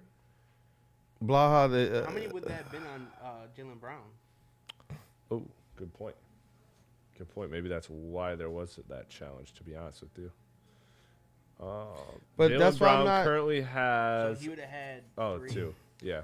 That's why I'm not flipping or tripping about this stuff though either. Wow, Like the Celtics way get that the the ball? Pistons are going to, I don't the way that understand the way that the I don't Pistons are understand going, it either. How? the way that the Pistons are going to win this thing is Cade back effectively in, playing. Gets a steal immediately. The way the Pistons are going to. Oh, that was. Oh my God! Like, wait a minute. That pass literally caught me off guard because I have no idea how he threw that pass, but it was an absolutely bullet. What do you say, Kool-Aid? What's No, I'm saying the only way they're going to win this thing is by playing through this. We've seen this now for a few years. And like I said, I continue to use the playoffs as the barometer. Even if they could get better calls in the regular season, we know this is what it's going to look like down the stretch of almost every single game, especially against the good teams. Yeah. If they can find a way to elevate beyond what the calls are or are not, then I think you got one of the best teams in the East. One of the best teams in all the NBA. Not just a team who's hot right now. Because what happened to Cleveland when the rotations got smaller? What happened to Cleveland when the whistles got swallowed a little bit more? It didn't matter if they were first or how good they were. Really careful. Mm-hmm. Like I feel like that's a little bit too much touching from Cade right now. Yep, they're definitely gonna try and draw a foul on Cade. I want someone to switch. Like somebody to switch right now. Like Javonte, go switch. It's good. See, like that he was just shot a that bait. Expecting contact. That was a bait. They're trying to bait him into getting that foul. And it was weird. It was how he shot it. It was awkward. It was one of those like I'm shooting while you're literally right up on me. Maybe I get you're in my landing zone foul. Maybe you tip my That's why it looks so funny. Like my man looked like he took like a little bunny hop. Like he's close enough to me. Let me just jump. That's why you milk the clock. Jalen Duren has Jaylen Brown on him right now. As little defensive possessions as possible. Who's that, Asar? Yeah. Oh my. Jeez. Boy, they let that go. It was all ball. Dang, the last person you ever want to see open is Derek White. 100, open. 104, 306 left in the fourth. And honestly, I felt like you had a mismatch there with Jalen Duren on Jaylen Brown. I feel like you could have. That's what I'm saying, man. They've schemed Jalen Duren out. I knew they were going to call that on Jalen Duren. I saw that by the body language. Yeah. But you see what they're doing? They're crashing Duren on both sides of the court. They're sending two players and such sometimes down for these rebounds. That's what I'm talking about. Perfect shot. That's the killer. You cannot let this team get hot from three and give them open looks from three. Yeah. I mean, that's transition. You just got to not get beat back. That's a tough shot, man. Derek White, man. Thorn in the Pistons. These past 2 games. He's an all-star. Well. Was an all-star. Well, yeah. And USA basketball member. Yeah. Yeah. I mean, that's what I'm saying. Like, this is a good team. Yeah. They're just missing their star that makes them, their superstar that makes them a bona fide, like, championship contender. But they're still a playoff contender and one of the best Good move by East. Tobias. Veteran move. Foul. He knows the shot clock is winded down. And what could have been? That could have been Bait. 4 on. But look, there are good teams You're out not there. gonna get them in You know, trouble. it's You never know. sometimes I know that people don't want to see our squad have to get into a game where they have to fight for it and pull it out and win Against it. teams like this, you're gonna see, you know, where Yeah. you have to. Yeah, you do have to fight for the win. You do have to pull out the win, especially on the road against this Boston Celtics team. Yeah, I mean that's expected. I don't expect them to come in here and blow out the Boston Celtics, even without a Jason Tatum. Yeah, and Jamal. Especially at home. Yeah, and Jamal, I see you. He's saying get this guy some help, and that's the interesting thing. Most people would think that Jaylen Brown got help tonight, but he's losing right now, 105, 102. Mm-hmm. Cade's help, I think it's coming from more than just one person, if that makes sense. Yep. Whereas we know Derek White's going to go out there and get you 4 or 5 threes. Cade has like 4 or 5 people who have each hit a 3 or 2. And here we go. He's got Duncan on him again. It's great defense. Good defense. Who is that, Tobias? Tobias and Jalen Duren. Tobias helped, but Jalen Duren really called. He caused Jaylen Brown to give it up, and then got back to Keita for the double team quickly to stop. And you have to show big on those, or else you wind up giving up the open 3. Mm-hmm. Don't give him no space. Who's a song on? Pritchard? Yep, and that's no. They called the. It's free throws. They're in the bonus. Last 2 minutes of the fourth quarter. He's just been foul baiting. Who did they call it on, Duren? Probably. Bro. Yeah. It wasn't even. It was a foul on Tobias. Yeah. I'll give them that one. It wasn't on Duran. I don't know why they called that one on Duran. I guess because a little swipe in, but he actually hit all ball. Man, they don't care, man. Jaylen Brown, 34 points Duran tonight. with 4. 7 Cade of with 12 5. free throws. 4. You know what's tough about that? You don't want this to be a game that goes overtime at all. Yeah. Because it would have been one where the Pistons really, in the second half, took control of it. Javante in for Asar. You don't want this to go to overtime. 4-point lead. You want to score right here, man. 2-point, 4-point lead. Let's see what happens here. That's for offense. He missed the first. From the last 2 times we've Yeah. seen Asar have the ball on offense. Yeah, It he has hasn't been not able to looked great. generate. Yeah. They've been Boston's game Missed them plan- both. Cade with the rebound. Let's Boston's rock. game plan is clear. They want Can we to, talk about Jaylen Brown's free throws today? as long as we don't Jesus. mention Asar's. Yeah, we respect that. Yeah. from Yeah, Asar. that's fair. It's a very fair point.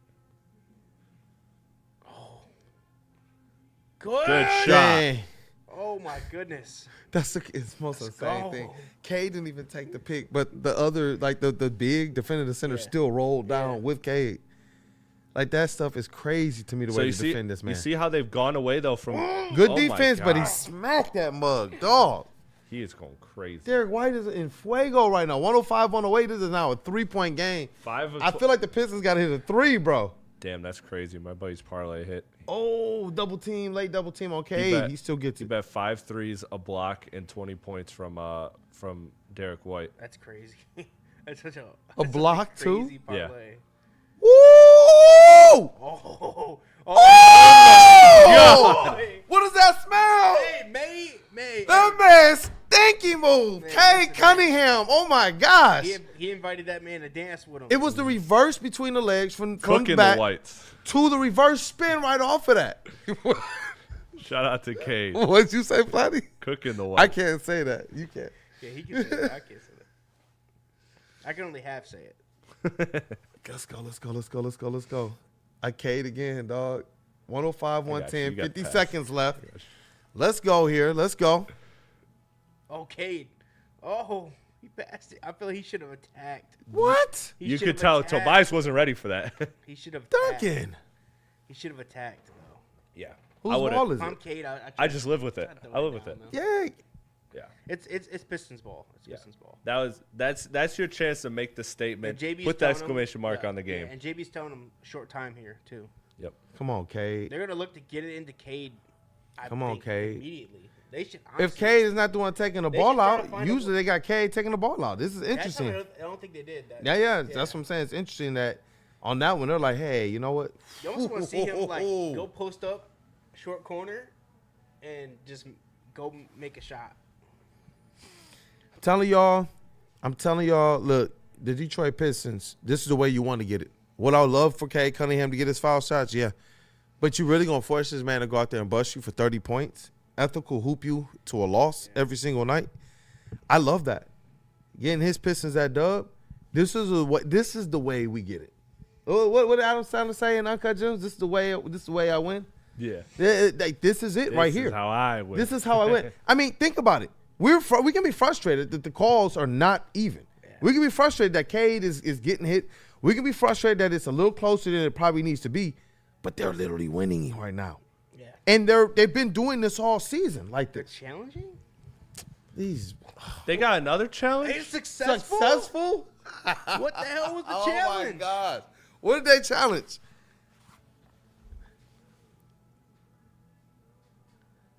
Oh, probably that's out on Duncan. What? How is it out on Duncan though? It might have off him. But if Cade does that, they call reach and foul. And that's what I mean. For the Boston Celtics, they're getting everything to go their way. They're getting the foul calls. They're getting everything to go their way. But that's what I'm saying. They It's need been everything. brutal. This Pistons team, these are called gut check, character building wins right here. That's what this is. This team knows we can go out there and we can win. We're going to handicap you free throws. We're going to handicap you the referees being a little bit more soft to your favor. We're still coming out here knowing that we're the big dogs. None of that's going to matter. That's where this team has to get. For as much as they talk it, that's where they're going to have to be because this league is not giving them anything. They're not, and they haven't. They haven't given Cade nothing, bro. They said, well, just wait till he makes an all-star. They're still not doing it.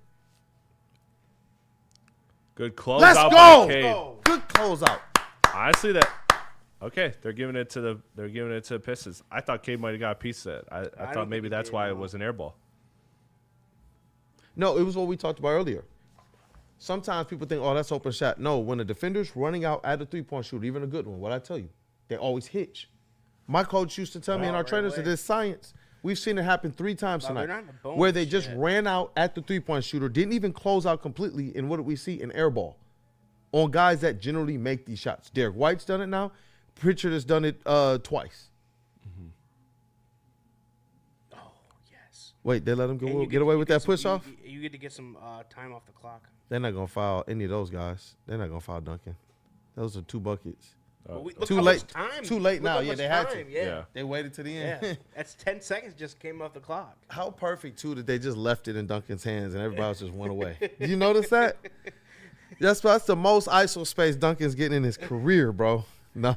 And he didn't shoot. They gave him the bucket through it, and then it was just like, it's your world, bro. Shout out They wanted to see if he was gonna Alex. throw it somewhere Don't else. miss these He free did throws say now, he dog. did We say up here Pistons were gassing. gonna win, and he said, "Told y'all we had this. Come on now, No, that's like, look good. Let's go. shout out, ice him, Let's go.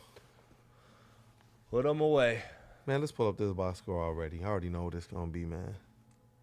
This is a dub. What a game. This is a good mean, good win. It's a very Listen, good win. This is a good win. And you know what? You'll hear us talk about it a lot when this game's over and we're going into postgame. But, man, this was a Cade Cunningham master class. Hey, that's the X factor. And That boy was the professor today. And 10 everyone else on the seconds. court was his students. 112 to 105. Defense showed out. Bro, only the special teams get to that 105 and under. Got over the bad OKC pitch is at what, about 107? That's what I'm saying. This has to be their identity. Yes. These are the wins that are going to matter most for the Detroit Pistons because it didn't go their way. Did you Did see it? it? Did you see it? Who, Stu? Stu's looking over there. He's ready, yep. He's looking Yeah. over there at Jim. Sizing him What up. up? You trying to get like, what's up? Like, These are the ones. You know what? For the dub, this is a good one. We got to do it one more time, man. Detroit basketball. What a dub, man. 112, What a dub. 105. I like this one. I like this one. This is a very good win. You knocked off arguably the hottest team in the Eastern Conference right now in the last 13 games. This on Smash the that road, like button, your yo. first win in Boston since February of 2022. So, I mean, look, this is a great win for the Pistons. This is absolutely, you needed to get this lick back. You needed to have everything prepared for this game, and they were. They were, because they didn't get the best game from Jalen Duren. They didn't get the best game from some of their other players, but Cade Cunningham did what he needed to do. He elevated to another level, and that got the Pistons this dub, along with some great performances. Karis LeVert, Duncan Robinson, I will give him a lot of credit. Asar, outside of that last stretch he was in, wasn't that great, but that one wasn't great, but the rest was. Again, you nailed it, Kool-Aid. These type of wins, we're going to have to be shouting out multiple people, because that is how this team gets it done. Is they get it done with Cade. You assume most nights it's Duren. But then outside of that, you got to name 5, 6, 7 other guys, That's it. because they Every all night. contribute. They all do something. Javonte Green was absolutely phenomenal tonight. And you know why you have to call out those other names? I realize it. Because the secret to success for them on defense is all these players. Yes. Which means if these guys aren't the ones that you're also calling out on offense, then you got a problem. That's the issue. So, you're going to need your Javonte Greens, your Karis LeVert, your Jaden Ivies. How many times tonight do we say, you know what, that was a good defensive effort by Jaden Ivey? We actually needed his defensive effort tonight, and that's what I mean. So if he's not at least hitting 1 or 2 of those three-pointers or whatnot, then we have a problem. And tonight, he only knocked down 1 of 7. Only 1 of 7. And I want to see that move in a little bit better direction. But when you look across the board with this bench, what once was bleak, right, in the first half, the second half, these guys, 1 of 2 from behind the arc for Ron Holland, 2 of 3 for Javonte Green, 2 of 5 for Karis LeVert from behind the arc. That's what you want to see from your bench players who are supposed to be playing a support role, especially on a night where Duncan Robinson, you would have thought he had a bad game. Duncan Robinson just didn't shoot the ball. He only took, 3 3-point attempts tonight. Tobias was 0-5 from behind the arc. So the starting lineup was carried by Cade Cunningham in terms of 3-point shooting at 6 for 10. On the night, the Pistons shoot 36% from behind the arc. Like I said, largely carried by Cade, but imagine how much more bleak it looks if the bench guys are not hitting that 1 or 2 threes. This is, like I said, when you talk about recipes, it's going to be heavy efforts from Cade Cunningham like we saw tonight. 32 points, 11 of 21 from the field, 6 of 10 three-pointers, 4 of 4 free throws, 10 rebounds, 4 assists for Cade Cunningham. When you get that type of scoring effort from a Cade Cunningham, mixed with the defense that we got tonight, that's going to be a win more times than not. Absolutely. And that's where I'm glad that you also took the time to highlight some of these the guys off the bench tonight. But I think when we're looking at this box score, if there's something else I want to positively highlight, if we just kind of skip outside of this the starters and the bench, I think it's Karis LeVert, man. I thought he picked it up really well, especially in those minutes when Cade had to go to the bench with that 5th foul. Karis LeVert showed out tonight, man. ISO, offensively, hitting the three-pointer, playing gritty, getting that big dunk. That should have been an and one, and for some reason the Pistons came in with a tech. This team just weathered so much, man. But what about you, brother? What stood out to you from Cade Cunningham and Karis LeVert? What stood out to me was what stood out to me this game was that Karis LeVert had a good rhythm. He had a very good rhythm from the jump, even when he wasn't getting things to fall in his first stint in.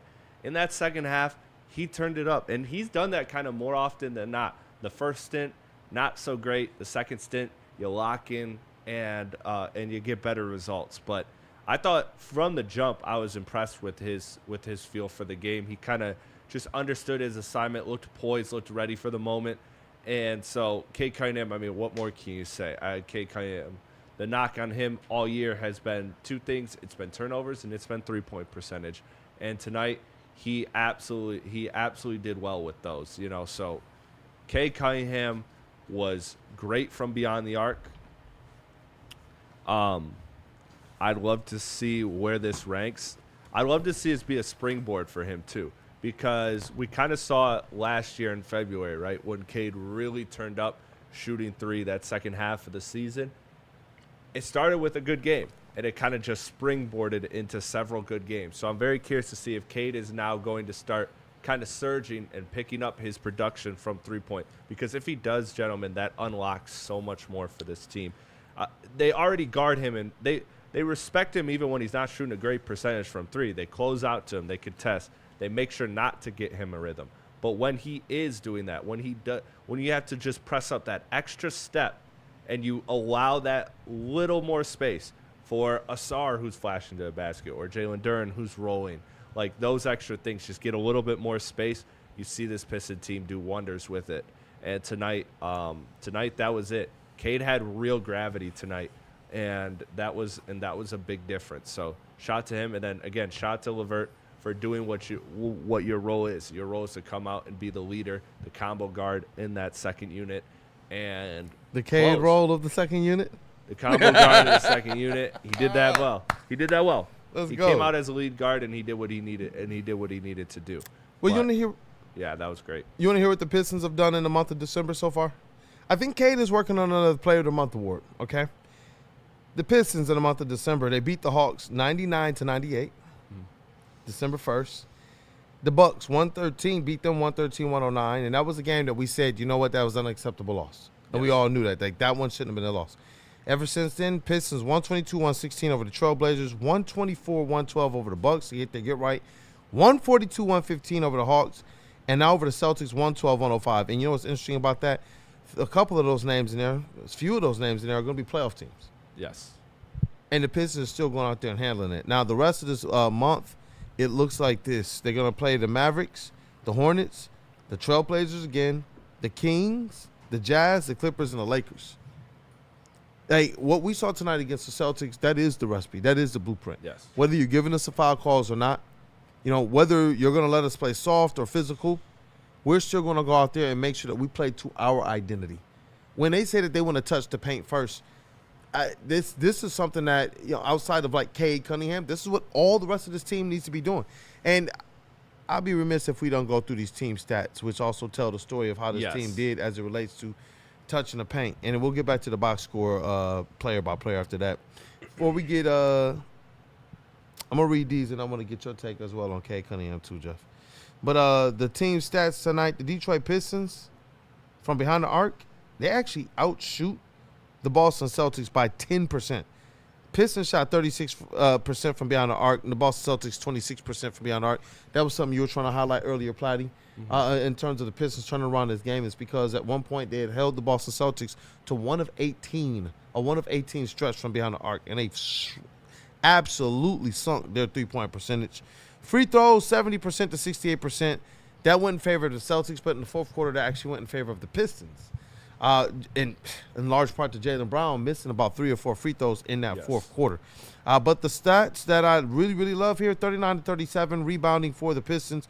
Offensive rebounds, the Celtics only got 7. The Pistons got 12 extra attempts at the rim. Assist-wise, Pistons led that 21 to 16. Steals, Pistons led that 9 to 7. Now blocks, Pistons usually lead that one, but the Celtics got them tonight 5 to 3. Turnovers, the stat we track all season, turnovers and how many points off. The Pistons only had 11 turnovers tonight. That's now, great. you understand that this team goes out there, they sneeze, and they get 18 turnovers as a team. They had 11 tonight. The Celtics 13. The Pistons only gave up 11 points off their turnovers, but they got 17 off of those 13 turnovers by the Celtics. So the Pistons, that's one of our markers that we look for, fast break points. They actually lost that one, but yeah, points in the paint, 42 to 38 against the Celtics.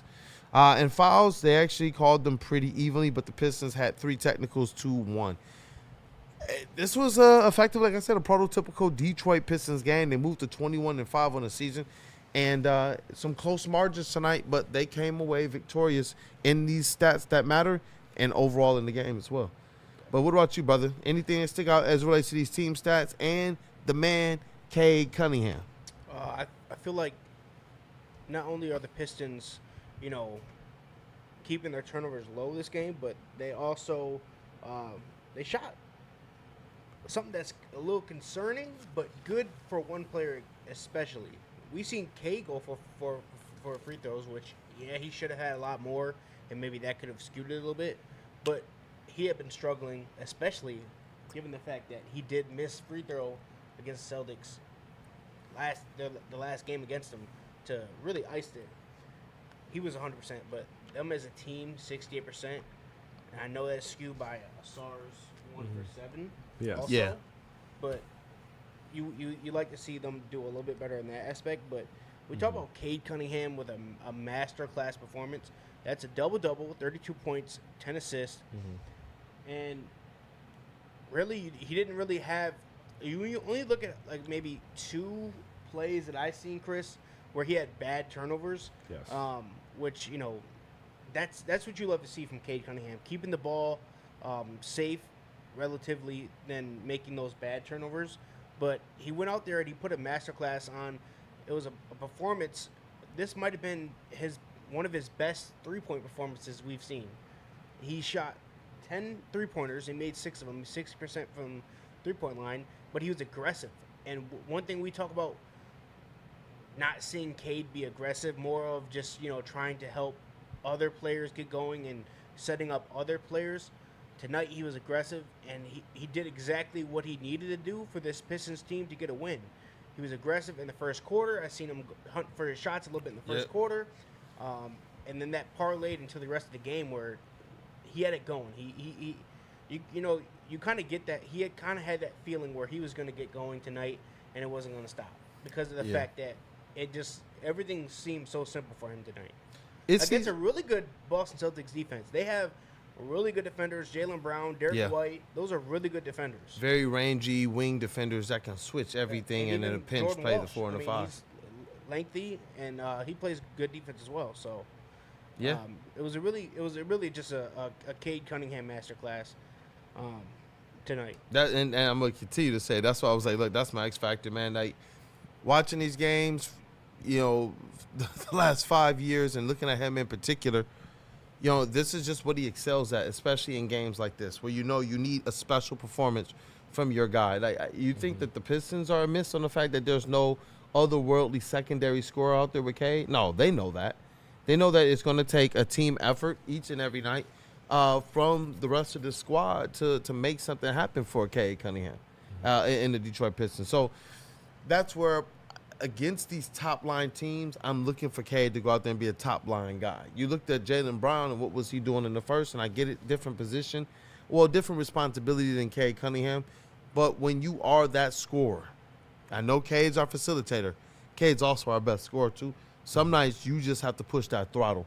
And based on the way some of these teams play defense is when I also know, okay, the person who's going to get the easiest looks tonight that are probably going to fall are Duncan Robinson, Jalen Duren off the lob, and Cade Cunningham. Yeah. Off of anything he decides to take. And that's what I look at. When I'm looking at, okay, what team are they playing? Oh, defensively, they can switch everything. This is going to have to be a Cade. You are the horse tonight, and everybody is hoping that you can pull us to victory. I had to change up what I was about to say. Because I don't think the team is riding Cade at all. No. Pause. I think, well said. I think this Piston team, man, we got to shout out their defense because, again, Boston is third in offensive rating in the NBA. Not in this sample. Well, I'm not nitpicking the sample. In the season. Yeah. The entire season, they are third. They're probably number one in that 13-game sample before tonight. This is a very, very good offense with 121 rating, and you held them to 105. Did a great job defensively, and that's at home too. So that means the Pistons' defensive rating is real then. Yeah. The Pistons are absolutely real deal defense. This is an elite offense you went against, and this was a steal or an immovable force meets a what's the phrase? It's an immovable object, immovable force. Yes. And that's what this situation was for the Pistons tonight. And they showed that they're on Peacock. Their good is better than your good. And that's it. I see NB Wells say on a nationally televised statement. Absolutely. Absolutely. This is one of the best wins for this Piston team this season. Would you say they like their Peacock show tonight? They were on Peacock tonight. I would. I would say they absolutely showed their true feathers and true colors tonight. Yeah. I would say that. something that's very shocking to me looking at the team stats. And I feel like whoever the statistician is, they got to do an inquiry because there's no way in the world that it was even fouls in this game. Yeah, that it just doesn't seem right. It doesn't. Look at it as 20 fouls for the Pistons, 20 fouls for the Celtics, and it just doesn't seem right. They gave every foul they could to Asar. Right. They gave every foul they could to Asar, and that's just not fair. That's just not fair. I just don't see it. No, I don't. When Jaylen Brown has 12, I think 15 free throws, I believe. But he missed. And Cade only got 4. And Cade had 4. That's exactly what I was going to say. 14, sorry. 14 for Jaylen Brown, 4 for Cade Cunningham. That doesn't seem right. No, it doesn't. But some of those players need that. What if our guy was the guy who needed to get those calls? Clearly hunting it too. You saw it because he didn't. Though. He didn't. And that's the key. That's the game. He got worn down over the course of the game. That's the thing. You're running Asar Thompson at him. You're running Duncan Robinson at him. You have Jaden Ivey in spurts, and then Tobias Harris. What they did to Jaylen Brown tonight was made him have to play all over the court unnecessarily. When it was Cade and it was, they put Pritchard on him, he knows, this is chicken wings all night long. This is barbecue chicken wing. What they did with Jaylen Brown was, hey, you're not getting any easy defender. And if you think you're going to, I got Tobias on me, let me take him out to the key. Tobias was trying to stay with him. And that's the thing. I don't know who said it earlier as well about Jaylen Brown looking more tired in the fourth quarter. Those legs were dead. Those arms was when he was trying to shoot them free throws, looked like he was picking up bricks. And that's the thing. This Pistons team, you talked about, why are they playing so many players? I think they're running other teams. They have a good opportunity to run other teams into the ground. Why isn't certain players getting certain minutes in the first half, but they're getting more in the second half? Because they're so deep and they're able to run so many different looks and make players have to work in so many different ways that they're giving themselves a good opportunity in that fourth quarter, and then they're able to do what? Turn up Cade's offensive usage all the way in the fourth quarter. Yes. And they're right now 21-5. 21-5 on the season. This is now the time where who this team is, you start to look at it and you say, you know what, this is what they're putting on paper, what we've continued to see. This is exactly what the Pistons are. So defensively, yes, they're one of your top 2 or 3 defensive teams in the league. offensively, they're one of your best pick-and-roll teams in the league. They were one of your better pick-and-roll teams in the league last year. This year, though, they're literally like number one. Their pick-and-roll percentage and everything, they're doing things that are kind of scary because we've seen J.B. Bickerstaff teams peak before in a regular season. Yeah. You know, and it was still real, even though it flamed out in the playoffs. And I don't think that this is a squad that's going to be flamed out in the playoffs. But as it relates to it being real, I wonder how many people are out there are afraid to really stamp it and say this Detroit Pistons team is the real number one team in the East. Not right now. I mean, how many games do you have to see? How many games do you need to be able to sit here and say, you know what? This is the expectation. And This is what I'm expecting the Detroit Pistons to enter the playoffs as the number one seed. Like at what point in time do we lock what we're seeing right now? At what point in time do we lock that in? I feel like we've already locked that in. We've locked it in. We've already locked that in. But the rest of the NBA, the rest of their fans, they haven't locked that in. They're still because expecting they're saying, the Pistons Knicks are going to catch up. And all this, but they're here for a reason. 21-5. Is that the second best record in the NBA behind the Oklahoma City Thunder? They were ridiculous. So, I mean, come on now. Yeah. If You you have got to give them some respect. Yes. A win is a win, no matter what you call Look, it. if I say they're the number one team in the league, oh, Kool-Aid, you're just Kool-Aid. You've been around the team for 5 years. That's why I'm just trying to make sure. Okay, you know what I mean? Because last year when I did this early in the season, I said they're going to make at least the play-in. And as soon as they reach play-in positioning within 2 weeks of the season, people are like, bro, you got to let the season go. After a month, I was like, guys, they went from 10th to 9th in the play-in. Then after a month and a half, I was like, why are they 5th in the league? And it was like, is this real? And we were hesitant at first. Yes. Because they were just coming off of their worst season of all time. That's why this year, though, they give you an opportunity coming off the playoffs where a lot of Pistons fans and the Pistons themselves felt like they should have won. I'm locking it in. But I want to be able to get you guys' opinions on Wax, too, to balance it in chat family. I want to hear from you guys, too. Are you locking it in? What are the Pistons? Are they that best team? Where are you expecting them to finish right now? Because their defense is legit. Mm-hmm. Their offense is working. Cade Cunningham is taking that ascension to superstar. Jalen Duren's taking, not tonight, but most nights, that ascension to all-star. Yes. I think this is your number one team in the East. Everyone else kind of had it going, so it does take away from Jalen Duren a little bit. Yes. They were crashing him so a lot. We do have the super chat, but real quick, Kool-Aid, because you mentioned that the game was on Peacock, and we have Austin Walker 3855 in the chat. no. I hate listening to the commentary from guys who never watched the Pistons. And Chuck Brewer says, I turned the volume off, felt like a Boston broadcast. We got y'all. I'm sure the we got Boston y'all. propaganda was And at an now all-time read high. the super chat, Chris, because it all plays in with each Yeah. other. From Kool-Aid, you want to read that super chat? I know you don't want to say Yeah, it. you Michigan Go Blue, Yeah, there you $4.99 go. super chat. This is our Spartan here. brethren right here. Stop we playing here. Stop playing with us. Stop playing go. with Stop us. playing with Stop us. playing with us on the broadcast. This is not a time for you to be a Shout out Boston to you for a Celtics super fan. chat, man. For you commentators Green. out there, you got to show some Sheesh, I some gotta read respect these. and show them some love. And then number one, we are the number one team in the East, so show us some love. Show us some respect. We deserve it. Tab family, if you're here, if you're just getting here, thank you for supporting us. Go on ahead and smash that like button. Can we get at least another 20? What do we need here? Another 24 likes? Let's get another 24 likes. 23 likes. 23 It's likes simple. now. It's simple. It's easy. Yeah, let's. It's easy. Oh, We we got up to 77 now? Yep. Oh, we got, dope. We got Shout 155 watching right now. Let's rock, man. 155 watching. Shout right out to everybody that's in here, man. Please smash the like button. Thank you. I got to read this Means the here. world. Yeah, thank you guys. I got to read because some people are already letting their feelings be known as it relates to what should we expect from the Pistons. We're talking about now almost a third of the season through. And this team is 21 and 5. To the All-Star break than we are beginning of the season. We got now everyone talking about we're close to the December 15th and this, that, and the other. Trade season. Trade is here. season starts. It started today. Starts today. So listen to what people are saying about their expectations. Aaron, we are winning 60 games this year at least, and he believes that the Cavs are toast. Just a fan, Kool-Aid's dream, a very good Pistons team. Yes, I do dream about that. I'm sorry, honey, at home. The Pistons are it for me, man. But let me see here. OKC is in February, I think, or something like that in terms of when we that's play when them we again. play them. Yep. Yep. Let me see here. Drake, I definitely can see 60 wins.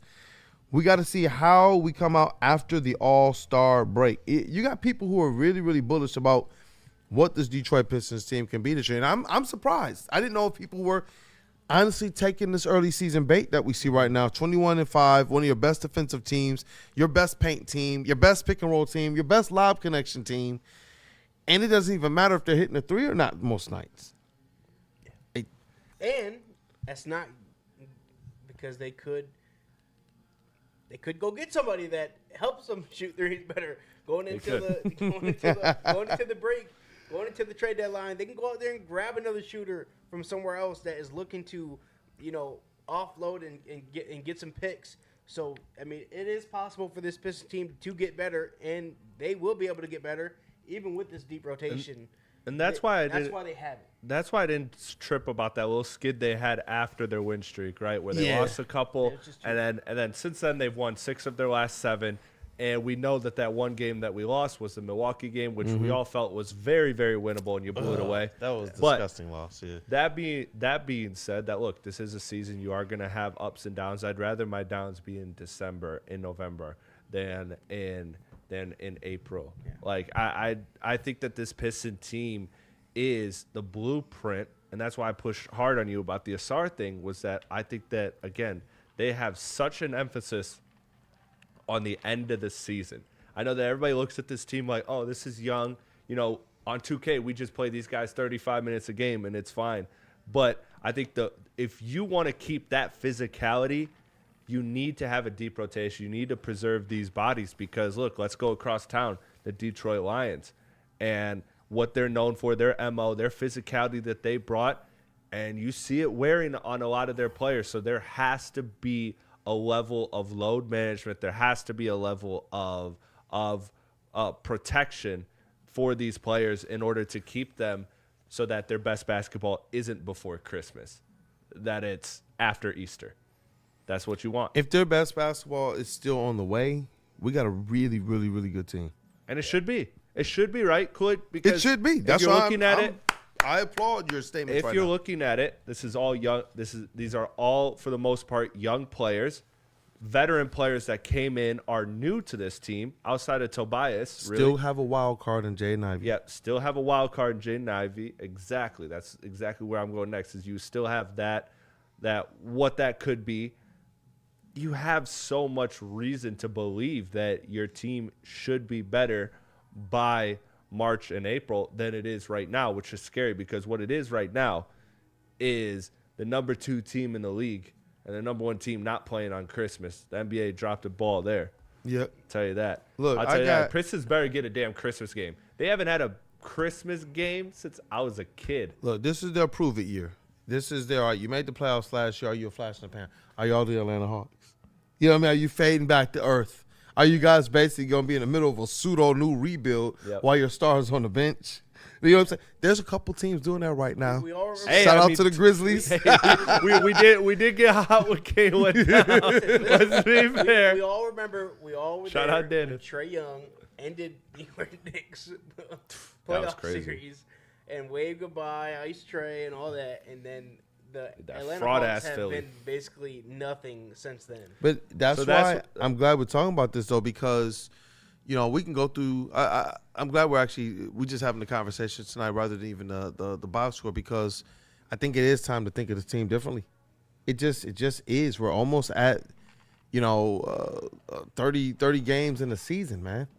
Like you're talking about being over the hump. Like we're at a great point in the season to be able to talk about who this Pistons team is, how real are they, and what are actually the expectations. Because before the season, most people said, hey, you got to win a playoff game on your home court. You have to win your first round playoff series. I think that's out the window, far out the window.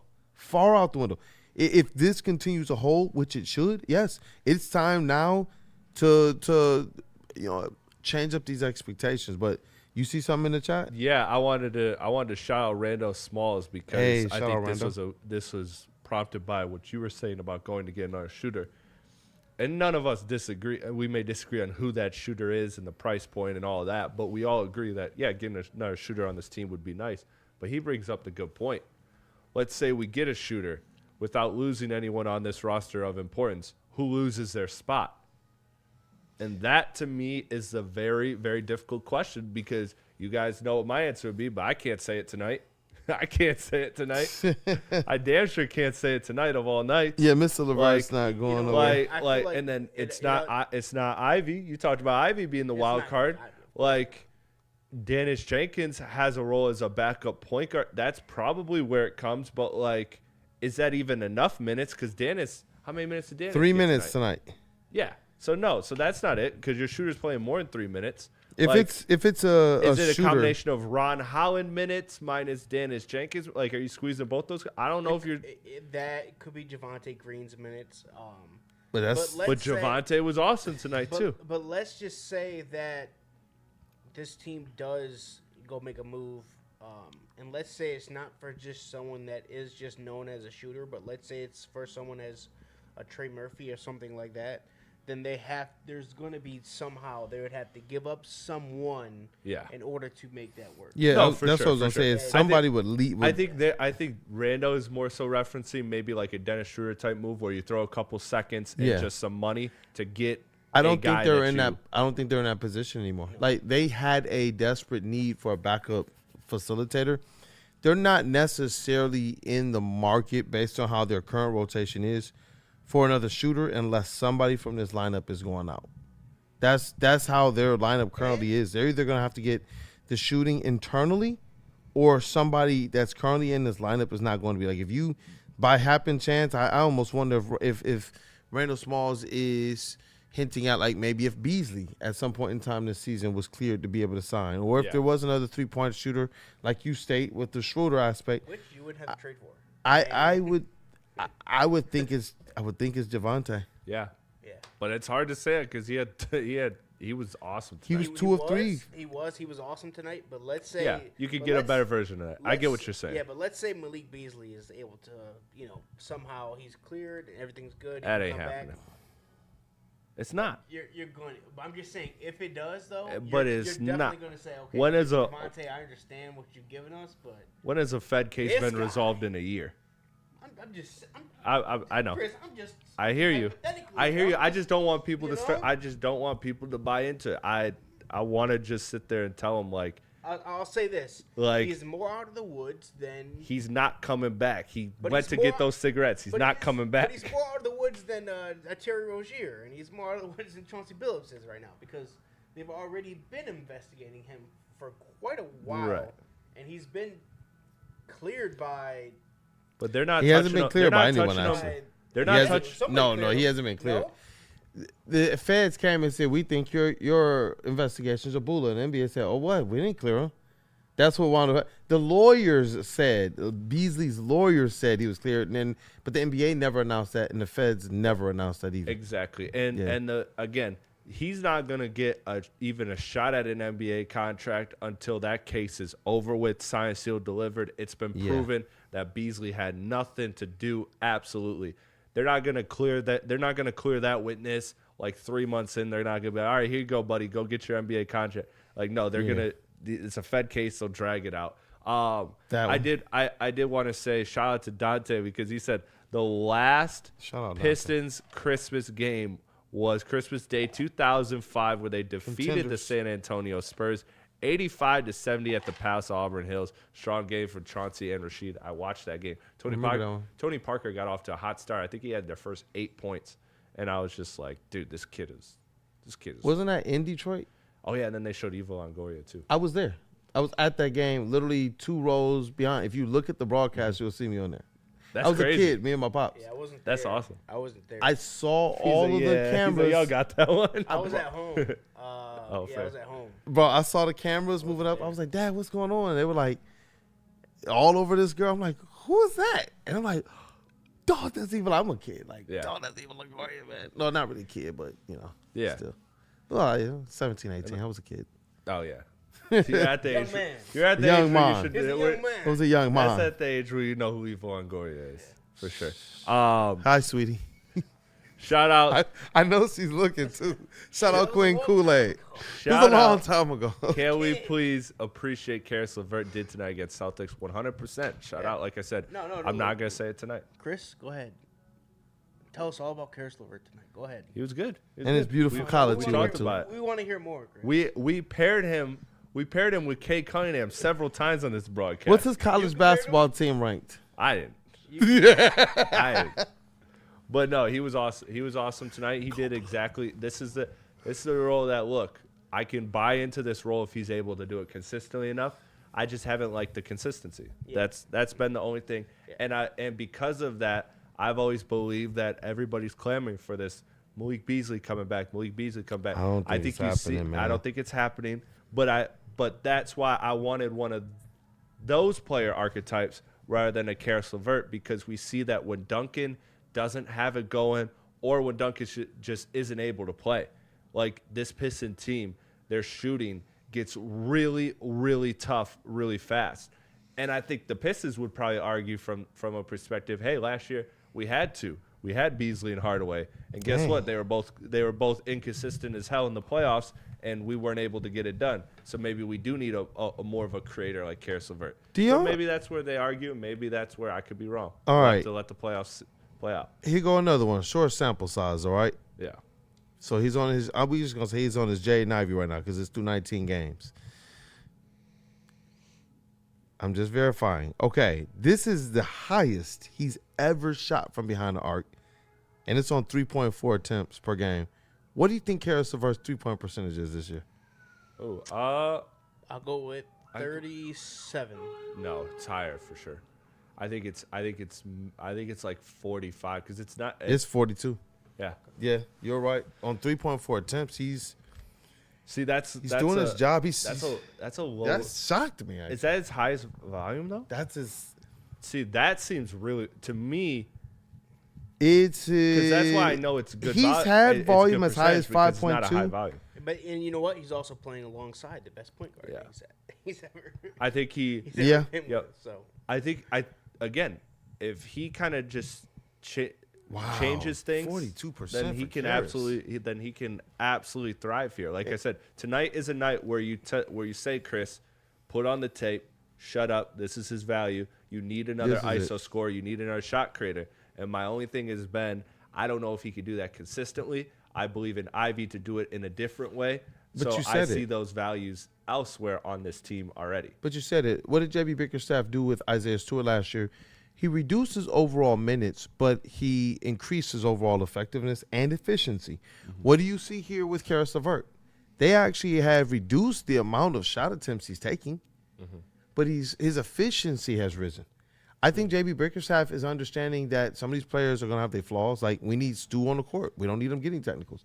Just like we need certain aspects of Karis LeVert to be better. Now, do I believe Isaiah Stewart is making a bigger impact every night than Karis LeVert? Yes. Yeah. But do we need the specific skill sets and traits that J.B. Bickerstaff was gleaming about at Media Day when he said, look, I've coached Karis LeVert before, and then I got to talk to J.B. Bickerstaff at training camp, and he went more in depth about Karis LeVert, almost like Monty Williams did with Killian Hayes. It scared me at first because I was like, whoa. We've been here before. Like, is Karis about to be a starter or something? Like, he Yeah. was like, look, he does everything I need. But then when you see games like tonight, it's like, that's what J.B. Bickerstaff is talking about. He can see, and he said we can rely on him.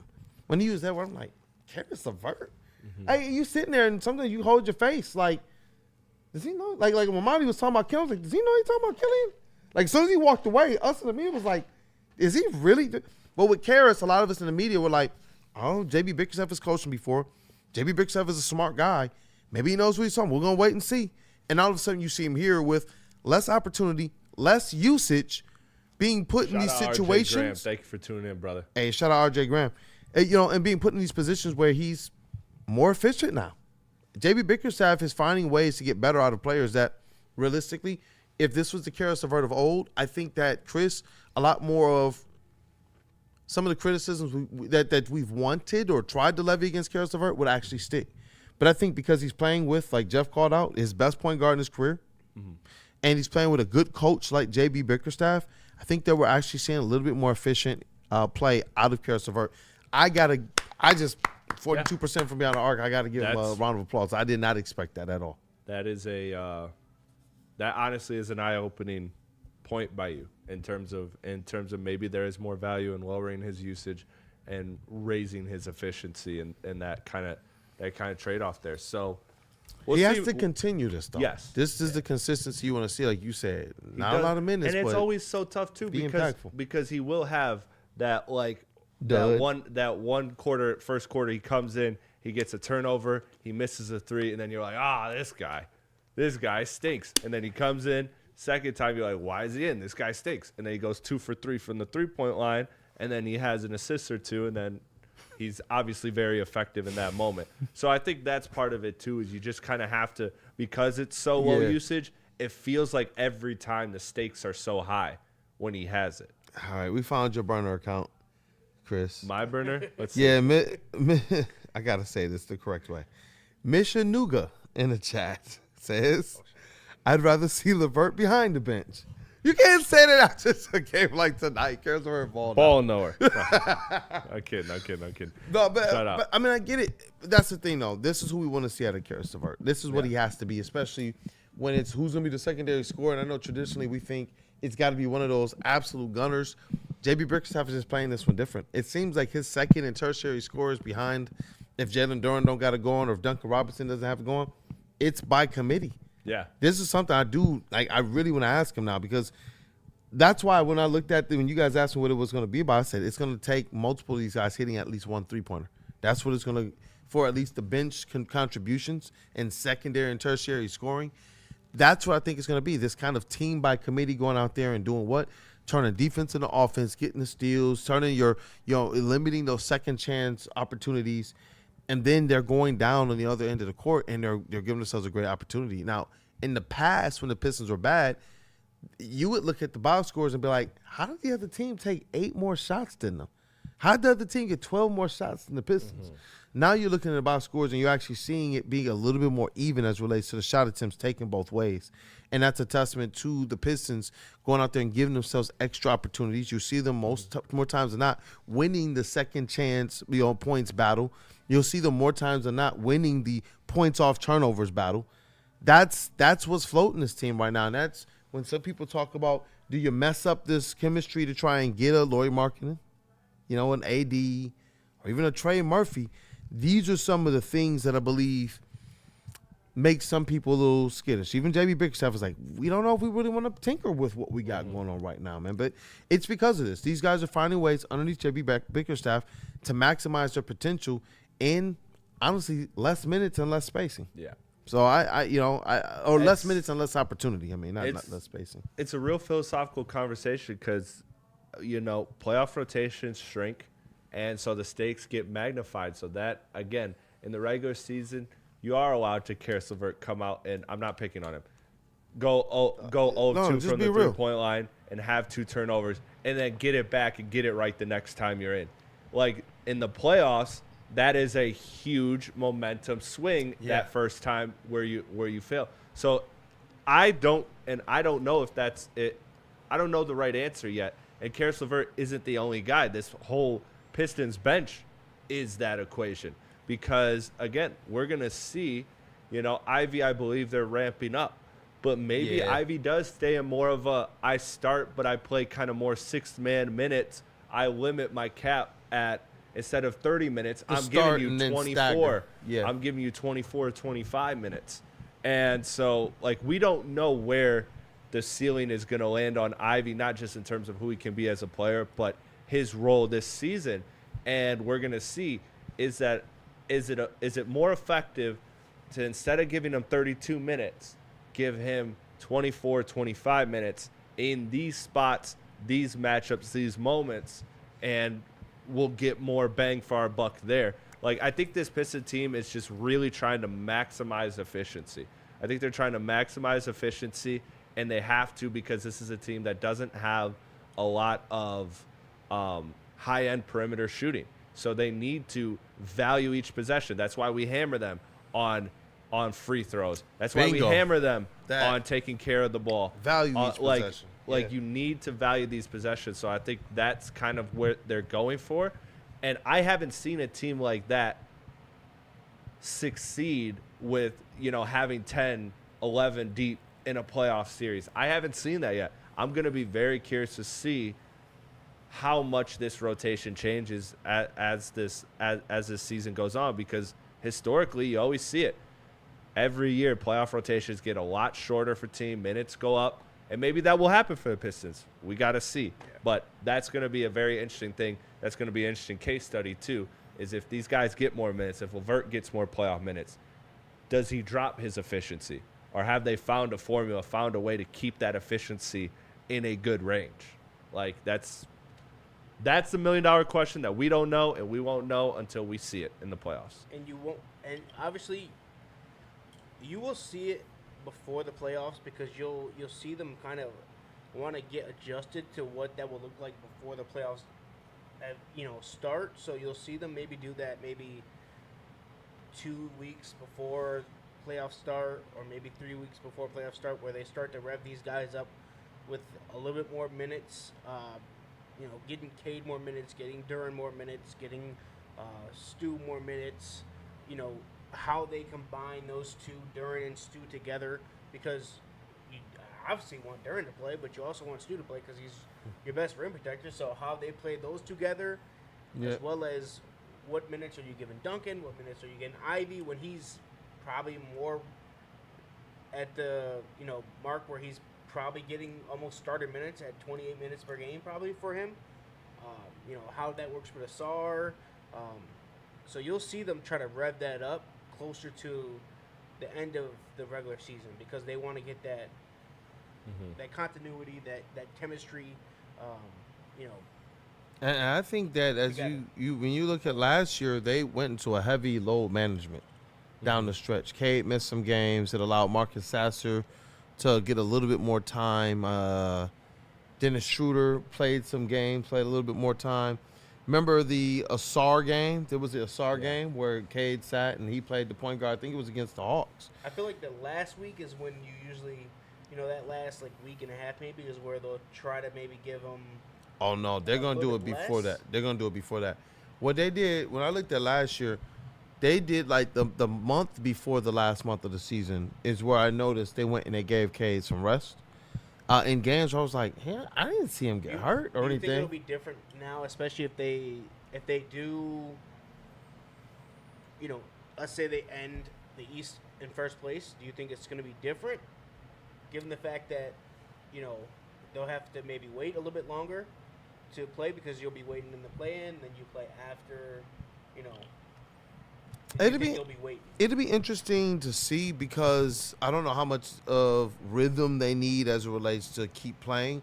This is a team that started the season good. They didn't have to catch their stride really outside that first two games. They had this first extended break, and you'll see how your team responds after the All-Star break. So they had the NBA Cup break, then they're going to get the All-Star break. And if they come out after the All-Star break and they start hitting the ground running like they're doing now after the NBA Cup and like they did to start the season, then I think you give yourself the opportunity to honestly pick and choose. With Cade, though, being a rhythm-type player, I don't want him sitting a week before the playoffs. Yeah, if they're going to sit him too long. Yeah. Maybe just give him restricted minutes, but not. Yeah. No, not that week before. That week before, I want him going almost like a football team going into the playoffs hot. I kind of want Cade going into the playoffs like that, too. But maybe 3 weeks to maybe a month and a half before the season, in that window, maybe I like would. A month before, you give that, him a week short break, and then boom. Yeah, give him like a game here and there. 3 weeks, then you start to rev him up again.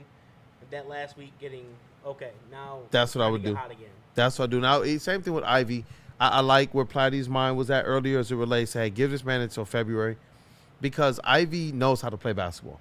But Ivy has to either, A, get his speed and his burst back, or learn how to play without that speed and that burst back. And I think that's where he's at right now. He's in that in-between because he hasn't played enough minutes and enough games. He's just got back still within the last, 2.5 weeks. If we think about it, he hasn't played enough yet to be in game shape even. If he was just coming back from just like Asar Thompson, no breaks, nothing. It was blood clot, so you have to just sit down. If he was just coming back from that, I think we would see a little bit different spring and bounce. But he's coming back from literally a broken leg, and that's where I believe what we're seeing from him right now, honestly, is a little bit better than I thought we would see, even though there are some stretches that just make you go, get it together, Jaden Ivey. The thing is, And it's Kool-Aid, because of the potential that we see in him. when you do get injured, especially with torn ligaments or broken legs or broken ankles, your mind almost plays tricks on you, because when you're out there, you feel like, okay, you could be 100%, but you still got to give your body time to heal. But when you realize when you're moving at 100% full speed and you're like, dang, this is it's not really what I'm used to at 100% full speed.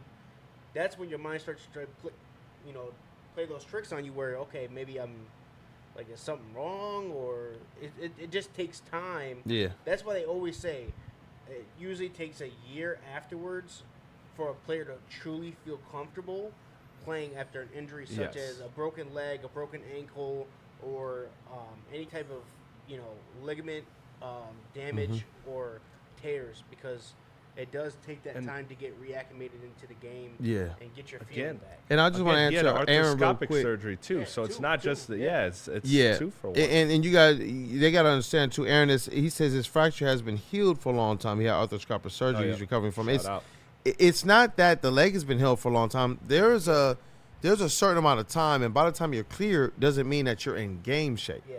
So It's healed healed, doesn't mean game shape. It's healed, Yeah. but as far as him being able to play an actual basketball Yeah, game, there are not fast just- twitch muscles not that you have to just- retrain. Yeah, not just scrimmages, with your team, but an actual basketball game where teams are game planning against you and using, what you do, well against you. Like, they're trying to take that away, and other teams know that Jaden Ivey is explosive, so they're going to try to take that away as much as they can. And when and he's you could trying, tell it's when a he's little, out there trying a to be little less explosive, gas. and he's misfiring just that little bit. Yeah. That's what we talk about, how it just takes a minute for him to get back into that. There were some plays that were Realizing turnovers that. tonight that last year were assists to Cade out on the perimeter. Like, when he would drive the rack last year, he could get all the way there. But tonight, I saw his speed. It's like he's just a step slow, to the point that his one dribble, by the second dribble, the defender was able to catch up right in front of him. He lost the ball. He didn't really do that before the injury. Yeah, and you know what else, Kool-Aid? What I saw him do extraordinarily well tonight was when Cade went out and the Celtics went into a zone. Jaden Ivey controlled that zone. He completely made every right decision. He had 2 passes to Karis LeVert, I believe, that led to points, and he had that where he penetrated into the paint or up into the high post area and dished it off to Ron Holland, who took it and got a bucket. And got that, yeah. He made every right decision in that those moments, especially when we talk about Pistons have struggled in zone this season, because they have a struggle recognizing it and then realizing what to do in it, and he played that really well, especially with non-Cade minutes.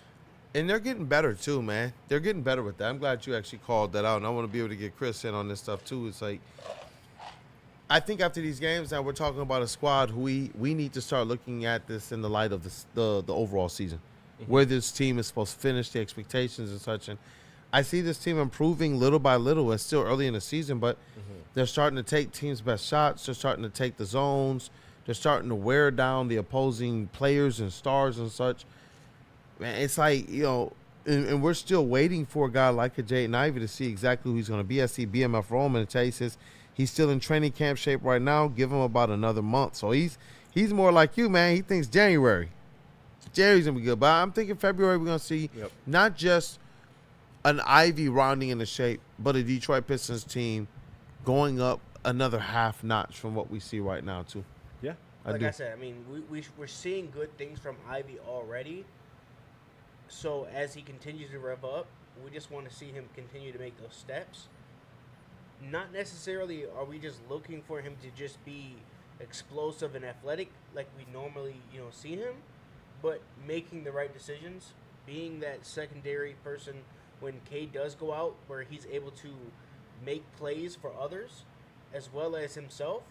And that's what you want to see from day 90 because that's what leads to Cade getting that help that we always talk about. Cade getting help is him realizing, okay, all right, I'm back. I can do what I was doing before. Because before he got injured, what was he doing really well? He was controlling the offense when Cade was out. When Cade was out, even those games that Cade had to miss, a couple games, he was controlling the offense, and he was. I mean, we talk about before the injury, he was playing really well. It was like almost like a 3-5. He was. Game I loved where his he was facilitation. playing exceptional. Even more than 3-point shooting. I loved his ability to now see the game differently and see the game better. And I can tell that that's still there. Like you see now, even though he's still looking to get certain aspects of his game and burst back, man, he's still there, man. The Dolphins get a score. Shout out to the Dolphins. Is that Waller? He just posted up and mossed him like he was a little baby. That was crazy. Was that Waller too? Yeah, that's Wallen. Yeah. Wallen, I mean, yeah. But hey, Platte, talk to me, bro, because we're talking about this squad that's the expectations are different, and what I saw tonight is a team that looks like they wanted to make a statement. Wanted to make a statement. Like I said, this was a statement game. I said that from the jump. This is a team that beat you, that is also streaking very well right now, and is making a claim in your conference, Eastern Conference. Like, you have to operate like this is your conference. Like, you are the top seed. And right now, they made that statement tonight, flat out clear, that they are still, they took down the hottest team in the East, and they said, no, you're still not us. We got our lick back. You had one on us, but you're not getting it. You're not getting us again. Yeah. And so I think this Piston team, man, look, we still do got a long season, so obviously there can be other teams that make a run for that 1 seed, whether it be New York, who you see all the way up at 2 now, or something like that. But just because they are or maybe are not the 1 seed does not mean that they aren't the best team in the East. To me, I'm looking at this team, and I want to see them playing their best basketball. I want to see them going up that half notch, like you said, in March and April, and I want to see them because I know that right now what they have can compete with anyone and any team in the East. And so I agree 100%. I'm looking at this as, man, this is your time. This is absolutely your time to just continue to do what you do and lay a smackdown on the Eastern Conference. Let them know it's your conference. We talking about expectations, where things are supposed to go. Talk to me about Jalen Duren. I know tonight, not necessarily the statistical night that people wanted to see. Some issues probably defensively for Jalen Duren as well, but overall it looked like he was a focal point of attack for the Boston Celtics. They were attacking him on the offensive glass. They were crashing him on the defensive glass. They were trying to make it tough on him in the paint. There was a couple times where the ball got stripped away, but you look and you realize, oh, Jalen Duren's getting doubled and triple teamed now. Yep. So just overall about Jalen Duren, because, I see some people in the chat who they want to see a whole lot more out of him. I know game by game. We want that consistent tenacity out of a Jalen Duren. And I think that when we speak about what this team can be and we say, well, against Boston, it's going to be these types of games. Look, hard stop. Right. In the playoffs, you're going to need super Jalen Duren. You're going to need all-star Jalen Duren. But here's the thing, though. We have to think of it this way. Jalen Duren is just now starting to attract all of this attention to stop him. Because now teams have kind of, he's had this season where he's started to break out. So now he has to find ways, going back, looking at the tape, going back and looking how teams are defending him and countering that. Because that's something that he hasn't had to experience that yet, because he's really just been a lob threat, been a dunk guy, but now you're starting to see him, control the ball at the top of the key, create for others, create for himself, and teams are going to try to stop that. So he has to find a way to, basically, get to his spots and get to in defenses are treating him like he's the big fella this year. Exactly, they're starting to key in on him and not just Cade Cunningham. That's so in every player that takes that step, they have to find new ways to score, new ways to be involved in offense. Cade had that, and he was able to come out of that the right way. Well, I think it was very clear the Celtics game plan tonight was let's obviously make it as tough as we can on Cade with our great perimeter defense, and then with Jalen Duren, we are just going to shut him down, and we are going to count on Cade having tough looks all night, maybe not shooting as well from three as he did tonight. They're counting on those things this game. And Jalen Duren to me was somebody that I do kind of wonder where a bit of that aggression was. And tonight I know that wasn't a great example because I did see them being very attentive to him. But I mean, just over this stretch, I mean, his scoring has definitely cooled off in these last like 5 or 7 games. So I am looking to see that pick up a bit for Jalen Duren. I am looking to see him kind of look to attack more. But other than that, I thought he was great tonight. I thought he was great defensively. I mean, remember that steal he had in the first quarter? We said we thought that was a star. And it was on the perimeter. Yeah. Yeah. Like he was making great plays. And I think too the last point I wanted to bring up was the rebounding that you guys brought up, that they attacked him on both ends of the glass. Yeah. I thought that was a smart strategy by Boston because they wanted to take away Pistons' strength, which is rebounding in the paint. And I think they also caught the Pistons a bit off guard because when you have an elite rebounder like Jalen Duren, the privilege and the luxury that comes with is, man, I'm going to start going down the floor. JD's got this one. And then they were crashing. Yeah. That's why we kept seeing a lot of times when they were going for the rebound, what were they having to do? Tip.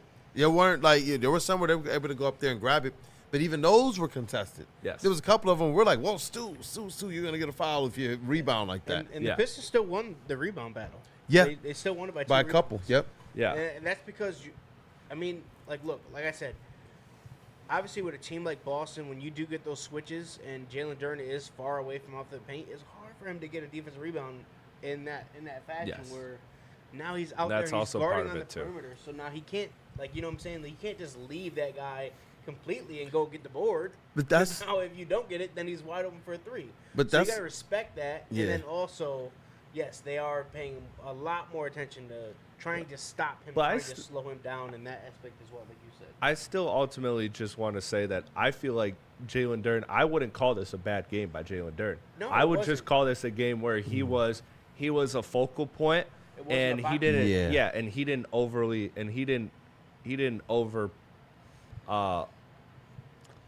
he wasn't overly aggressive, and he didn't and I mean that in a smart way. He was I thought he kind of just understood this wasn't his night. He gave good effort defensively all night. And I think that was a game where, like you said, it wasn't a box score game, but I won't call that a bad game because I just want to put that out there as the person who stated the challenge at the beginning of the game. Because there's things that I call antithesis. There's antithetical, I got $5. I got $150, but the new J's drop. I don't have $150, but I got new J's. Yeah. You know what I'm saying? Cade Cunningham in those first quarters, what do you generally see? Jalen Duren's getting those lob opportunities. And though they had one good opportunity, you didn't see a lot of those. But what did you see with Cade Cunningham? What was the antithesis or the opposite? Yep. They're crashing Duren on everything. Cade was getting really good looks from behind the arc. Yes. Cade was able to step into threes. It wasn't even like the pick and rolls or ones where he had to fight around and then dance. He was it was a couple times the pick was, and I don't know, I like doing this stuff. The pick was here. He was able to just step off the pick and just shoot. Yep. Not come off the pick and have to dance. It was just boom and I'm wide open and shoot. When you're getting those types of plays, it's because of what they're doing to try and take everything away from Duren, and they messed up. They were basically we don't think Cade can beat us from behind the arc. Well, look, if you're giving Cade those types of I can just step into it looks, Cade's a good shooter when he has rhythm. That ain't no different than when he steps into the mid-range shots. Right. And then what else we saw too? They thought that they could go and sneak Pritchard on him. Do you know how many tonight's game against Cade defensively was one of the most disrespectfully I've seen him defended. They were throwing their weakest defenders at him, and they weren't trapping hard on those doubles. And what did he do? Sauced them. And by the time the third and the fourth quarter came around, there was nothing you could do with him because he was already in a rhythm. And it's that type of a Cade, when they're looking to take away Duren that much, that's why I'm glad you say I can't really call this a bad game by Duren. Yeah. Do we want to see Duren go out there every now and get that 20 and 10? Yeah. We want to see that be clockwork. But on nights where they're literally saying, hey, these players have put themselves on the map. Duran's about to go out there and get 35+ million. We actually have to defend him. We got to do different things. We got to crash the board. It's him getting the tip-ins. It's him getting the putback dunks. It's him getting the tap back outs. It's him taking the ball off. We're not getting a second chance point, and then he's pushing it down the court. Like, it's amazing that we were able to all night call out the fact that they're like, bro, they're making it difficult for the Pistons to try and get a rebound on either side of the court. And so I think it's astute by you, man, to be able to look at it, as it should make Jeff proud too, to look beyond the box score, look beyond the stats. Yeah. And see, the impact that I do believe Jalen Duran had. And like I said, Cade took advantage of it. If they're going to crash that paint, if they're going to try and take away your pick and roll, if they're going to try and take away your lob threat, you got to do what Cade did tonight. He pushed the issue offensively. He took his open threes, stepped into the open spaces in the mid-range. And when he had those back-to-the-basket opportunities, I think we saw a couple plays in a row where he got fouls on those. Yeah. That's what you want. And if Duran, as long as he's being a threat, making the defense have to defend him like that, and then you telling me that they got to go and stick weak defenders on Cade, that's a win. Yeah. Absolutely. That's a win. You'll take it. You'll take Absolutely. it. Yeah. I mean, that's what I said. That's where it's going to take Jalen Duran to kind of reevaluate, to go look at the film, see how teams are defending him, and then try to fix it. Try to do something different. Try to find something. Try to find a different way to score the ball or be active offensively. Yeah. Well, hey, look, we're going to break this thing down soon. We're going to let Jeff get his final words in, and then we'll have you go to start to when we got to set it down. So we'll go Jeff, and then Platte. Go ahead. And we'll say goodbye to the people. I'll say a little something, too. I mean, hey, listen, chat. For me, it's simple, man.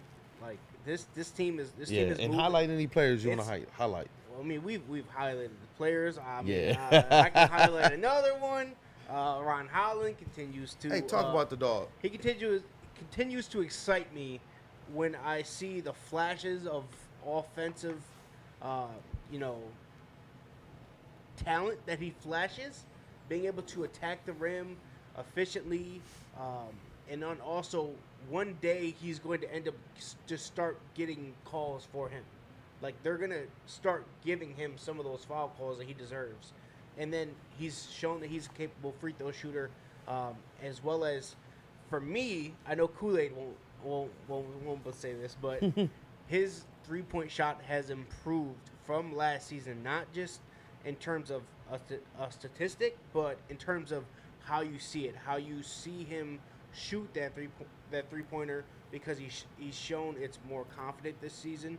He looks more confident this season, and he is always ready to step in, bring energy, bring the spark, bring some type of toughness or intensity to the game, and that can't be overlooked. Yep. But this Pistons team, man, top in the East, first seed in the East, second team overall in the record-wise NBA, behind only the Oklahoma City Thunder, which is still the best team in the league.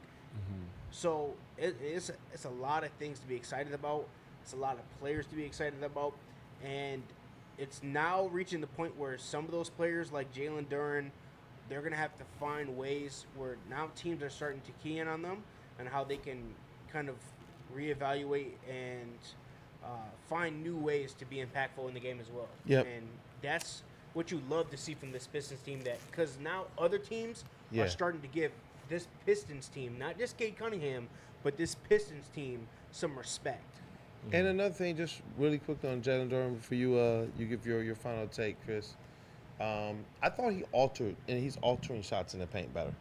So he might not have all the block numbers, Playing big. but there was a couple times where it's like he played big, if you want to say, smacked the backboard, and didn't necessarily get the block.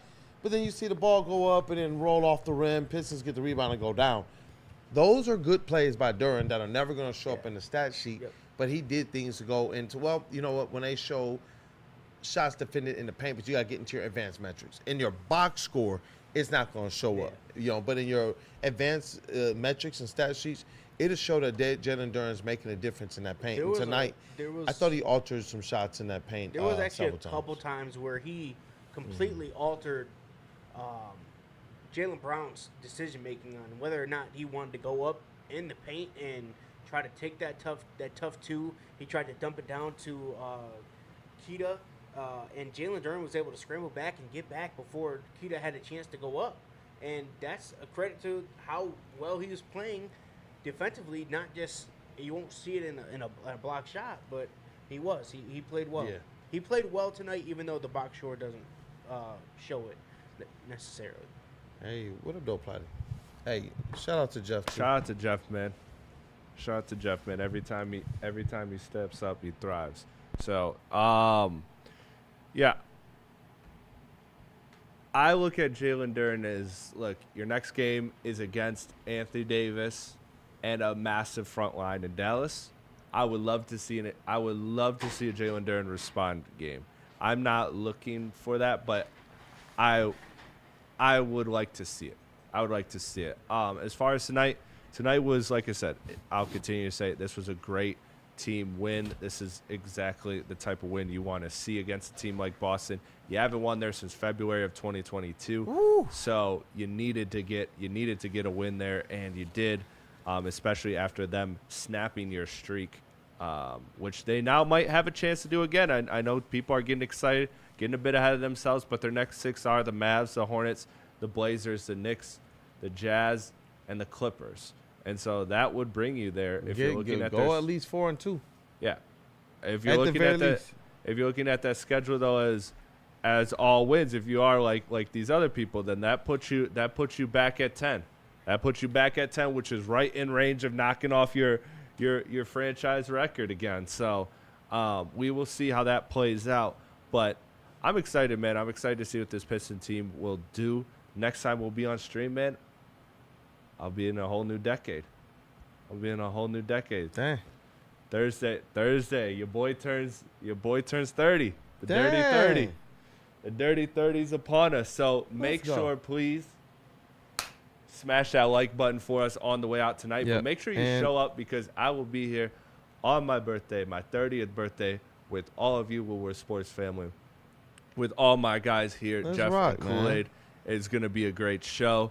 And yeah, all I'm asking for my birthday this year is like the stream. That's it, chat.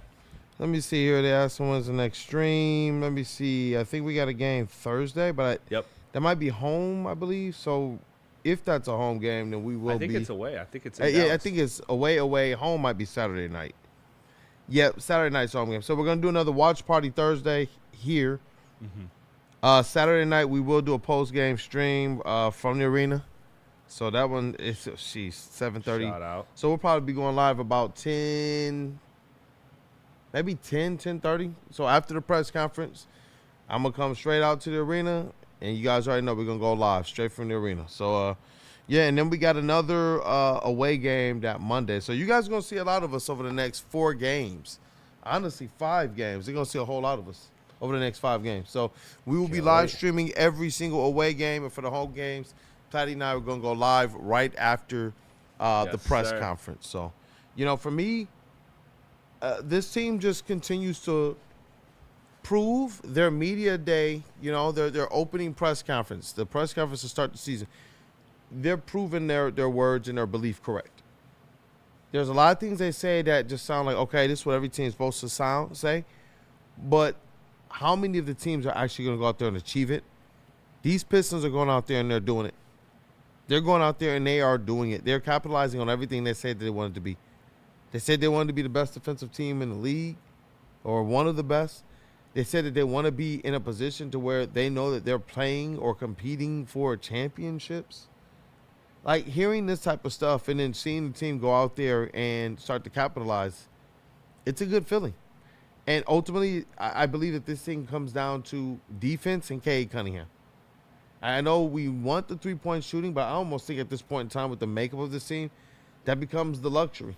You're going to get some streaky shooting from Duncan Robinson, and from that point, you hope that you get 1 or 2 from everybody else on the roster, which the way the roster is constructed, they can actually get that. And so I think that overall, this win tonight over the Boston Celtics, it symbolizes more of what this team is more so than what it's not. There's going to be things that we can criticize about this squad. But at the end of the day, through their imperfections, I think that they're a team that can still pull through and get some victories. a lot of victories, pull through and still be on pace as it relates to the expectations they're setting for themselves. And so as long as they're still going out there and they're choosing to battle for everything and bring that intensity that Jeff wants to see every single play, and make sure they're not shooting themselves in the foot. Like, you can't go out there and all of a sudden every night on a consistent basis you're leading in turnovers. We've seen now when they lost, what was one of the things that we saw stood out? They lost a turnover battle and the other team scored more points off their turnovers than them. But when they win, even some games, there were 2 or 3 games in a row where the Pistons got 30 points off of the opponent's turnovers. Like, that's real life. And then they were also going in points in the paint and scoring 50 and 60 points, like 90 points combined, like off of that, just that type of stuff, like that type of energy. So even though they do have a high-level player in Cade Cunningham, the fact that this team, the entire team, has this kind of high-level play that they bring and energy that they bring to the court, along with an attention to detail on defense that is infectious. Because we see even a guy like Jaden Ivey coming off an injury and giving this type of effort on defense, and I would call him probably one of our defensive players of the game. Mm-hmm. This is why I believe in this team, and it's the reason why I'm pretty bullish about what they can be. That's why I wanted to ask you guys. Maybe I'm tripping. Maybe I've been too close to the team. Maybe I've been drinking too much Kool-Aid. But I really do believe that the expectations for this Detroit Pistons team is go out there and win the number 1 seed, go out there and win your first playoff series in over 15, 16 years, and go out there and give yourselves a great opportunity to represent the East. That's what I believe every single game from here on out, that's the lens that we should be looking at it in. Not overreacting or underreacting, but realizing this team is playing for a lot more than what maybe the Wizards or the Nets might be playing for. And I think you're 100% right, because I think, and we've said this before, is the versatility in which they've won, right? Like, this isn't where me and you come up here, Kool-Aid, every game. We're like, well, if Cade drops 40 and Duren drops 20, yeah. we win. And no, we've had games where Cade didn't even play and we won. We've had games where Cade scored 30 and shot efficiently. We've had games where Cade's been inefficient and we've still won. We've had every type of game. We had a game where Cade got 30, Duren got 6. Like, this Piston team has won every way, and the way to win a number 1 seed in the NBA is when you can win a multitude of ways, because there's just too much variance in an 82-game season that you're not going to be able to just do these 3 things every single game against every single team, every single night, including back-to-backs, long travels, breaks, all of that, hot streaks of other teams. You're not going to be able to keep that up every single time. So if you're the Detroit Pistons and you've shown the way to win multitude of ways, then yeah, you absolutely should have expectations, because they haven't done it. They haven't done it just one way. There's been key contributors. There's been key facts, key stats to watch. Yeah. But for the most part, they've won games where they've turned the ball over a lot. They've won games where they've turned it over very little. They've won games where they've shot poorly from three. Yeah. They've won games where they lost the rebound battle. They've won games every single way, Kool-Aid. And that's why you can buy into this team being a number 1, is because it's not going to go your way every night in an 82-game season. It's just not. There you go. And it's not going to go. It definitely don't go your way in the playoffs. Absolutely. We know that everybody looks a little different in the playoffs. It almost looks like Superman training in a room with like a little bit of kryptonite in there. Like, it's just everybody's just a little bit different in the playoffs. And that's where, when you look at what this Pistons squad is, right now they're still saying that they're looking for offensive cohesion. Yeah. They're still trying to gain chemistry because they got some new players on this team, new roles on this team. Like, this team is still working through things, but because of the effort they're putting forth, they're able to overcome that. Their effort and their grit and their physicality and their defense is helping to elevate them right now above any of the inconsistencies that they may have on offense. So, you know what? Shout out to the people, man. Shout out to you guys for being here. Shout out to everybody for rocking. Yeah. Goodness gracious. Each one of these wins is so sweet, dog. Like, I remember the last 4 or 5 years was bleak, man. It was tough, before this team really got on this run. We went from an aspect of hope to an aspect of what the heck just happened. Yeah. Like, you telling me we got the number 1 draft pick and he's not playing this year now, to you see what this squad is with Cade Cunningham saying, hey, look, I want to win a championship. Like, that's tough. Like, you look back just 2 to 3 years ago versus that to where we are right now, and it's like night and day. All of the expectations are right back on the train tracks that we originally had when Cade put on those buffs on draft night. You know, and that's what I expect out of this team. Like, they might be a little, like a year late in terms of what I expected for this Pistons team, but they are here now. I think that's what we got in the super chat earlier. We are here. Pistons win again, bro. 21-5. And we'll be here Thursday. That's Everybody, right. make sure you tune in. December 18th, your boy turns 30, enters a new decade. Let's start that decade off right with 200 likes on that stream. So where are we putting the you gonna put the poll like right here? With my jersey and the Raptors? for I'm you. not retired. I'm just 30. Damn, it's not over. It's not over. Is it over? We gonna put his jersey in a Raptor right next to the poll for his birthday. Shut up. Shout out to Shout out. Chris Platte. Shout What are we out, doing? How man. crazy are we gonna get for your birthday, man? Probably We gotta set not. this up for the people so they know to tap in and tell their friends to tap in. All right. I'll probably have an old fashioned or two on stream while we're watching the game. Let's go. But I won't go too crazy because Friday I'll be out celebrating. You'll be there. People will Jeff. be there. So Jeff makes the look, same I'm face. 30, man. Jeff. I'm 30. I can't do the back to back. We gonna make sure we go crazy on stream. We gonna be in here, dog. It's gonna be some surprises. Hey, if that's in the cards, it's in the cards. It's in the out, cards. Shout out to everybody, man. Really excited. that Really like excited. button, Really dog. grateful. Go Pistons. This is awesome, man. This is a dream come true to be here. So shout out to everybody that's been in the chat, and we will see you Thursday against the Dallas Mavericks. Cooper Flag and the Dallas Mavericks. Hey, well, let's rock. And if there's ever questions you guys want to get across to JB Bickerstaff for the team, put them in the chat, man. I can't wait. I think next week I'll be able to start getting back into those practices. Yeah, I know timing here with some of the shows and such. Yeah. Well, I mean, it was just a change weird some schedule things too with the Cup week. Like that threw a lot of things out of whack. It did. But I can't It feels wait. like we haven't streamed in forever. It feels like it. It feels like it, man. But Yeah, but this we is haven't back missed to a it. game actually. And that's the thing. Yeah. That's the thing. I know Friday nights we Yeah, let Fridays- that rest, but other than that, Yeah. Other than Fridays, we we're got here. y'all covered, man. We got y'all covered. And soon, like I told you guys, stay tapped in. Woodward Pistons as well. Channel is getting going. Been talking to KJ as well. So we're going to have a very special swish or brick for you guys. And we got a little bit more coming as well with basketball coverage here on the Woodward Sports Channel too. So thank you guys for tapping in. It's Kool-Aid, Platte, Jeff. Shout out to the rest of our team. No, Shout out. I know Brendan couldn't be here tonight, but appreciate you guys as always. If you didn't get opportunity to, smash that like button. And Miss Anuga, one of my favorite names in this chat tonight, says, shout out again. Thanks for the coverage. And ultimately, Of course. thank you guys, man.